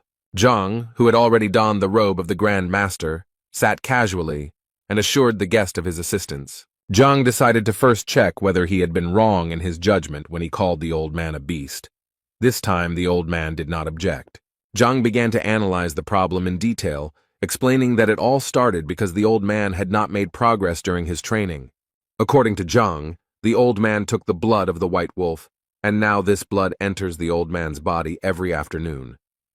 When Zhang began to tell details about how the old man was covered in animal hair every time, but at the same time he was neither an animal nor a human, the old man snorted, but agreed with everything. The son was upset that his father tried to hide it from him when the usual routine habit of being alone in the garden turned out not to be a habit. Zhang took a sip of hot tea and continued to talk about the wolf, whose strength corresponded to the 7th human rank. While stirring the tea, Zhang explained that wolf blood was one of the main ingredients for making Tongxuan pill, which had the effect of unblocking meridians. The old man admitted that he was young and naive, and therefore simply believed that wolf blood would make a person much stronger. Zhang put down the cup and asked the old man not to jump to conclusions, because the blood really does have such properties. The old man was shocked to hear such information, but at the same time he could not understand why he had suffered for so many years. Zhang rose from his throne and, pacing, continued to explain to the old man that the information he had read in the manuscript was incomplete, and the old man had simply not completed the reincarnation process. So Zhang suggested completing the process right now with acupuncture. Zhang realized that the old man's meridians were blocked, preventing the wolf's blood from circulating normally in his body. Then the man took out several silver needles, whispered something over them, and pointed them straight at the old man. One after another, the needles, shrouded in a blue noble glow, reached their target in the old man's body, freeing him from his ancient suffering. When the release process was completed, the old man thanked Zhang and hurried to leave the estate when he was suddenly stopped on the street by an unknown man. The old man looked at the young man and recognized him as Master Luo, who was well known in the area. A man named Lo asked the old man who owned the estate, to which the old man kindly replied that the Grand Master lived in the estate. The old man was full of praise for Zhang, calling him an intelligent and extremely capable man, but he emphasized that the Great Master did not like frequent guests. The old man told Luo that the Grand Master valued his time very much, so he should pay him well, at least 3 million. Luo thanked the old man for the detailed information. A few minutes later, Luo Chun was already at the estate and met with Zhang, who immediately realized that this man was a blacksmith. Zhang, in his luxurious and casual manner, asked the man what brought him here. The man complained that lately he could not make such powerful weapons as before. Zhang immediately asked the blacksmith to show him a weapon that Tai would consider durable enough. Zhang took the sword out of its sheath, examined it carefully, and realized that it was an ordinary sword, which did not even require the use of spiritual techniques to create. Zhang immediately understood what the problem was, as if it was red in his eyes, which made the blacksmith very nervous. Zhang seemed to have deliberately inflated the price by means of artificial intrigue, which he stretched out and savored. But he still told the stocky man that he ate too much, causing the blacksmith to drop his sword on the ground. The man even tensed up from such statements, because for him they sounded humiliating. Even the butler was shocked by Zhang's brazen remarks towards the venerable man who told him about his problems. Zhang hastened to calm the blacksmith down, as he had no intention of insulting him with his words. Koval admitted that lately he really likes tasty food, especially imperial shrimp. Zhang picked up the teapot to pour himself some tea and told the blacksmith that it was all because of the shrimp. But the blacksmith still didn't understand what shrimp had to do with making weapons. Zhang, who calmly continued brewing tea, emphasized that shrimp are directly related to weapons. He explained to the blacksmith that emperor shrimps are grown in cold water. They are a product of yin energy, so a person who eats shrimps reduces yang. However, Zhang stressed that pre-spawning and post-spawning shrimp are completely different products. Zhang continued drinking tea and said that the shrimp was getting weaker as it transferred all its energy to the new generation. Zhang glanced at the blacksmith and noticed that in addition to the shrimp, the blacksmith was constantly irritated, and therefore the energy could not be properly concentrated. Koval knew that he had been really struggling to concentrate and clear his mind lately, but he didn't know that it was all about the shrimp.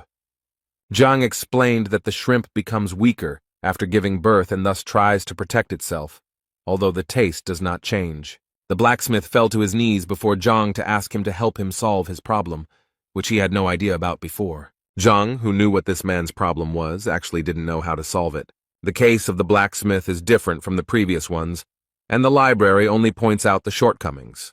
Therefore, Zhang could think of nothing better to do than advise the blacksmith to stop eating the shrimp and release the ones he caught. It would seem that this extremely simple piece of advice brought incredible relief to the blacksmith. The blacksmith was extremely pleased with Zhang's work, who simply looked at the weapon and understood its essence. The blacksmith then asked Zhang if he could help him open a blacksmith business. Zhang looked at the blacksmith with a searching gaze, which indicated that the blacksmith was crossing the line. The blacksmith quickly understood Zhang's emotions and immediately apologized for his impudent behavior. Zhang decided it was time to end the audience, so he asked Sun Qian to escort the guest out. Sun Qian explained to the blacksmith that Grandmaster Zhang wished to rest, so it was time to end the conversation. After everyone left, Zhang sat on the soft bed, thinking about how difficult it was to pretend to be a great master. Zhang realized that he was now at the level of a great master only because he received help from the library, and without it, he was nothing. But for Zhang, this was not a big surprise. He understood that any craft requires a significant expenditure of energy. In order to maintain a decent level, Zhang needs to constantly replenish the library and absorb its knowledge, otherwise he will not be able to use it effectively. While Zhang was pondering this, the library seemed to hear his needs and offered a new book unknown to Zhang. The book flew towards Zhang as if it had invisible wings, radiating a warm light around itself.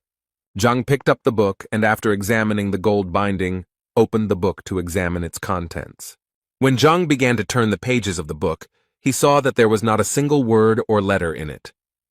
So Zhang closed the book and decided that he would not study it for now because there was nothing to study. But the book seemed to want to be read, so it opened in Zhang's hands, shining with a bright, warm light of its own accord. The book rose and illuminated the room with bright rays that scattered in different directions. Zhang, frozen in place, raised his head and watched this spectacle with his mouth open. At some point, the book suddenly closed and hung above Zhang's head, as if waiting for something. By the time Zhang realized what was going to happen next, it was already too late to run. The book shot a bright and powerful beam of light at Zhang, like lightning on a clear day. Meanwhile, rumors were circulating in the estate of a rather famous gentleman that the old man had recently begun to feel ill, and that the latest discussion of pills had completely exhausted him. The old man put down his pen, the tip of which was still dipped in black cuttlefish ink. The old man held the letter above him and announced a new rule that everyone had to follow or face exile. The people who had gathered to listen to the old man's new order tried to calm him down and dissuade him from making rash decisions. Suddenly, a thin boy with long hair appeared behind the old man, who was the man's son. He told his father that the last hope for improving the situation was the Grand Master who had appeared in the city. When the old man heard the Grand Master's recollection, he turned sharply to his son and asked him to repeat what he had said once more. Song admitted that he had sent a mentee who informed him that not only had a great master named Yan Huang solved the problem of Ling Tianyu's wife's illness, but Du himself was waiting at his door. The old man listened attentively to every word of his son, expecting new details with every second. Song continued that Du Miaoshuan left the Grandmasters 10 minutes later and rose his rank from 5th to 7th during that time. While the son was telling his father that the blacksmith Lo Chun had come again, the old man grabbed his son by the skins and began to beg him to take him there. The son was surprised by his father's behavior because a few minutes ago the old man wanted to sell all his property. The father scolded his son for inaction and advised him to sell his head, because now the most important thing was a visit to the great master. Meanwhile, on the outskirts of the capital, Elder Tsang tried to comprehend the recent events of the 2 weeks he had spent on a business trip. The servant gave the elder a report on the past 2 weeks, and told about the important and least important events using the gradation of the stars. When the elder was looking through all the events, he noticed one that did not have a star rating, so he asked the servant how this happened. The servant explained that the event had happened recently, and they could not evaluate it because the servant wanted to discuss some details. The old man tensed up, waiting for the information that the frightened servant would tell him. The slavery began 3 days ago when a man named Yang Xuan arrived in the capital, calling himself the Great Master and healing Lord Lin's wife. At this point, the elder stopped the servant, saying that he knew about this incident, so he rummaged through the records of the kingdom and did not find such a Grand Master. When the elder ended the conversation with 1 star, the servant wanted the elder not to jump to conclusions, because there were still details about old Du and his promotion. The elder's opinion changed when he heard the details. Now he gave the event 2 stars. The servant also reminded the elder of the incident with the blacksmith, which also ended in success for the latter.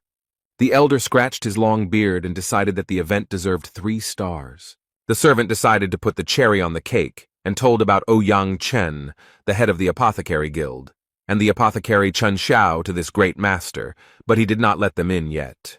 The elder came to his senses and said that such a development of events deserved his 4 respected stars. The servant either pretended to be deaf or was really deaf and thought that the elder had rated the event 5 stars, but accidentally blurted it out loud, which greatly angered the elder. While Zhang slept, the events surrounding the Grandmaster's mastery were gaining a frantic pace, as some were outraged by the insane amount of money that had to be paid for entry, while others considered it a necessary measure. Moving from a lying position to a horizontal one, Zhang grabbed the back of his head, which was in severe pain, trying to remember what happened. His head began to split every second, as if someone was squeezing a ripe watermelon with all their might. Rows of hieroglyphs began to form before him, which did not form words or sentences. And then, when the delirium ceased, the headache ceased with it. Zhang began to remember what happened to him, so he looked at the ceiling and saw that the golden book was gone. Meanwhile, the morning sun illuminated every corner of Zhang's luxurious estate, which he rented to carry out his grandiose plans. When Zhang leisurely walked out into the courtyard, the butler informed him that while he was sleeping, the head of the pharmacists' guild, Ouyang Chen, and the pharmacist, Chen Xiao, had arrived. Zhang still didn't quite understand what was going on, and the butler added that the guests had been waiting for about 2 hours. The butler also added that the distinguished guests had paid 3 million to enter, so Zhang ordered them to be let in. The visit of the head of the Guild of Pharmacists ended rather quickly and caused a flurry of various rumors, but Zhang was already hurrying to his students. When Zhang returned to school, he was told that Huan Yu had arrived and was waiting for him. Huan Yu waited for Zhang in the middle of class, causing great admiration among the male students. The girl was very happy when she saw teacher Zhang entering the classroom with the students. He called the girl into the yard so that they could calmly discuss the issues that interested the girl. The girl had the honor of informing Zhang that he was invited to Master Lu's residence. Zhang was already happy that Lu wanted to show Zhang the royal library, but the girl interrupted Zhang's premature joy. In fact, Zhang came as a judge for Bai Shun and Huan Yu. Zhang was not very happy about this news, but Huan told Zhang how much Master Lu valued him for his deep knowledge of painting and calligraphy. Zhang didn't know how to refuse this offer, considering that Huang had helped him a lot during the detector, although he himself couldn't pass up the chance to get into the library. Zhang smiled at the girl, said that there was no time to waste, and asked when the tests would be carried out. The girl was a little embarrassed and replied that the test was supposed to start at noon, but if you hurry, you can still make it. So Zhang immediately jumped up and went with the girl to the exam, trying to find out at least some rules along the way, but Huang assured her that she knew nothing. The only thing the girl knew was that the exam was entirely designed by Master Lu and Master Yuan Yu, the latter being a doctor, and Zhang didn't understand what this had to do with painting. Huan said that Yuan Yu was not only a master of medicine, but also of painting and calligraphy. Zhang was stunned by the fact that Yuan Yu had recently painted a picture of the Crow River, and the birds mistook it for a real landscape. Therefore, this time, Master Lu decided that the exam would be taken by 3 dignitaries, which Zhang did not consider himself to be. When the couple arrived at Lu's courtyard, the butler they met at the entrance became nervous that the guests were wandering around for so long. Zhang immediately apologized for his ignorance, because he understood that decent people have decent affairs. When Zhang entered the building, he saw Master Lu waving kindly at Yuan Yue. Noticing Zhang, Lu stopped the conversation and immediately introduced Zhang to his close and talented friend Yuan Yu. In turn, Lu praised Zhang in front of Yuan Uemu for his high achievements despite his young age. Zhang felt out of place and assured Yuan Yu that Master Lu often exaggerated when talking about talent. Yuan Yu replied to Zhang that skill has no age, so if Lu was describing human talents, then he was right. Lu decided that since everyone was gathered, it was time to begin the long-awaited exam for young talents. Before starting, Lu decided to announce some important points, in particular the grand prize, a painting by Master Lu himself. Since the participants are focused on painting and calligraphy, Lu said it was inappropriate to ask them to write anything. 3 masters will paint their pictures, which the participants must evaluate. The winner will be the one who does it most accurately. Zhang was shocked when he heard that he would have to write something, since he didn't even know how to hold the bone properly. Therefore, he decided to propose to the rest of the jury his refusal of this exam format. Lu reassured Zhang that the hidden purpose of the exam was to instill a love of art in young followers. Such statements did not reassure Zhang, and he tried in every way to avoid such an event. When it was time to get to work, Zhang became increasingly panicked, and no amount of reassurance worked on him. Lu ordered Huang Yu and Bai Shun to closely watch the movements of the masters and perceive what they saw. If Zhang had known all the details of the exam, he would never have gone, because he couldn't even draw with a pencil. The honor of being the first to paint this picture fell to Yuan Yu, who promised that he would work at half strength.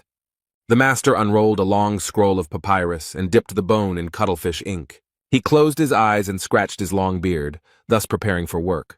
When the man finally caught the wave of inspiration, his eyes opened wide, and he began to create a masterpiece. Strokes of paint flew in all directions, falling onto the papyrus in strange spots as Master Yuan Yu completed his masterpiece.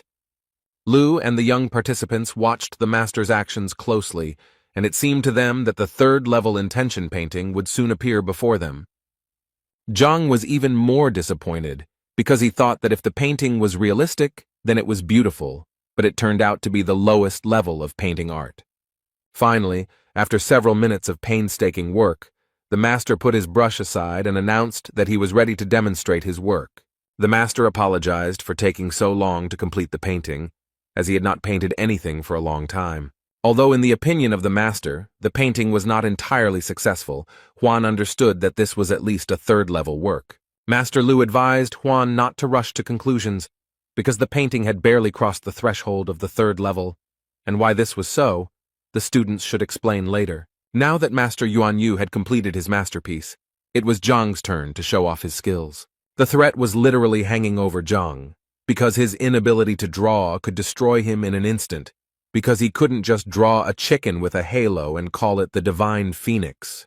Before he started painting, Zhang asked if he could read a little. Master Lu was surprised by this request, and for a split second, he didn't know what to answer. He asked Zhang what had caused his strange desire, because it seemed like the man lacked knowledge. Zhang laughed nervously and said that he still finds it difficult to achieve the proper state for painting, so he reads every time to improve the quality of the result. Yuan Yu noted that a truly good mood and performance are closely related, and given Zhang's age, it is indeed difficult to immediately grasp the harmony. Yuan Yu asked Lu to allow the young man to read books on painting, which were probably in the master's study. Lu had memories of reading something like this in the past, and remembered that it had caused some difficulty. But he still allowed Zhang to read a few books, pointing with his hand to the office, the way to which Zhang already knew. On the way to the office, Zhang was thinking about how he could get out of this situation unscathed, because the golden book he found made all the knowledge of the books he had looked at into Zhang's knowledge. But this did not work with art,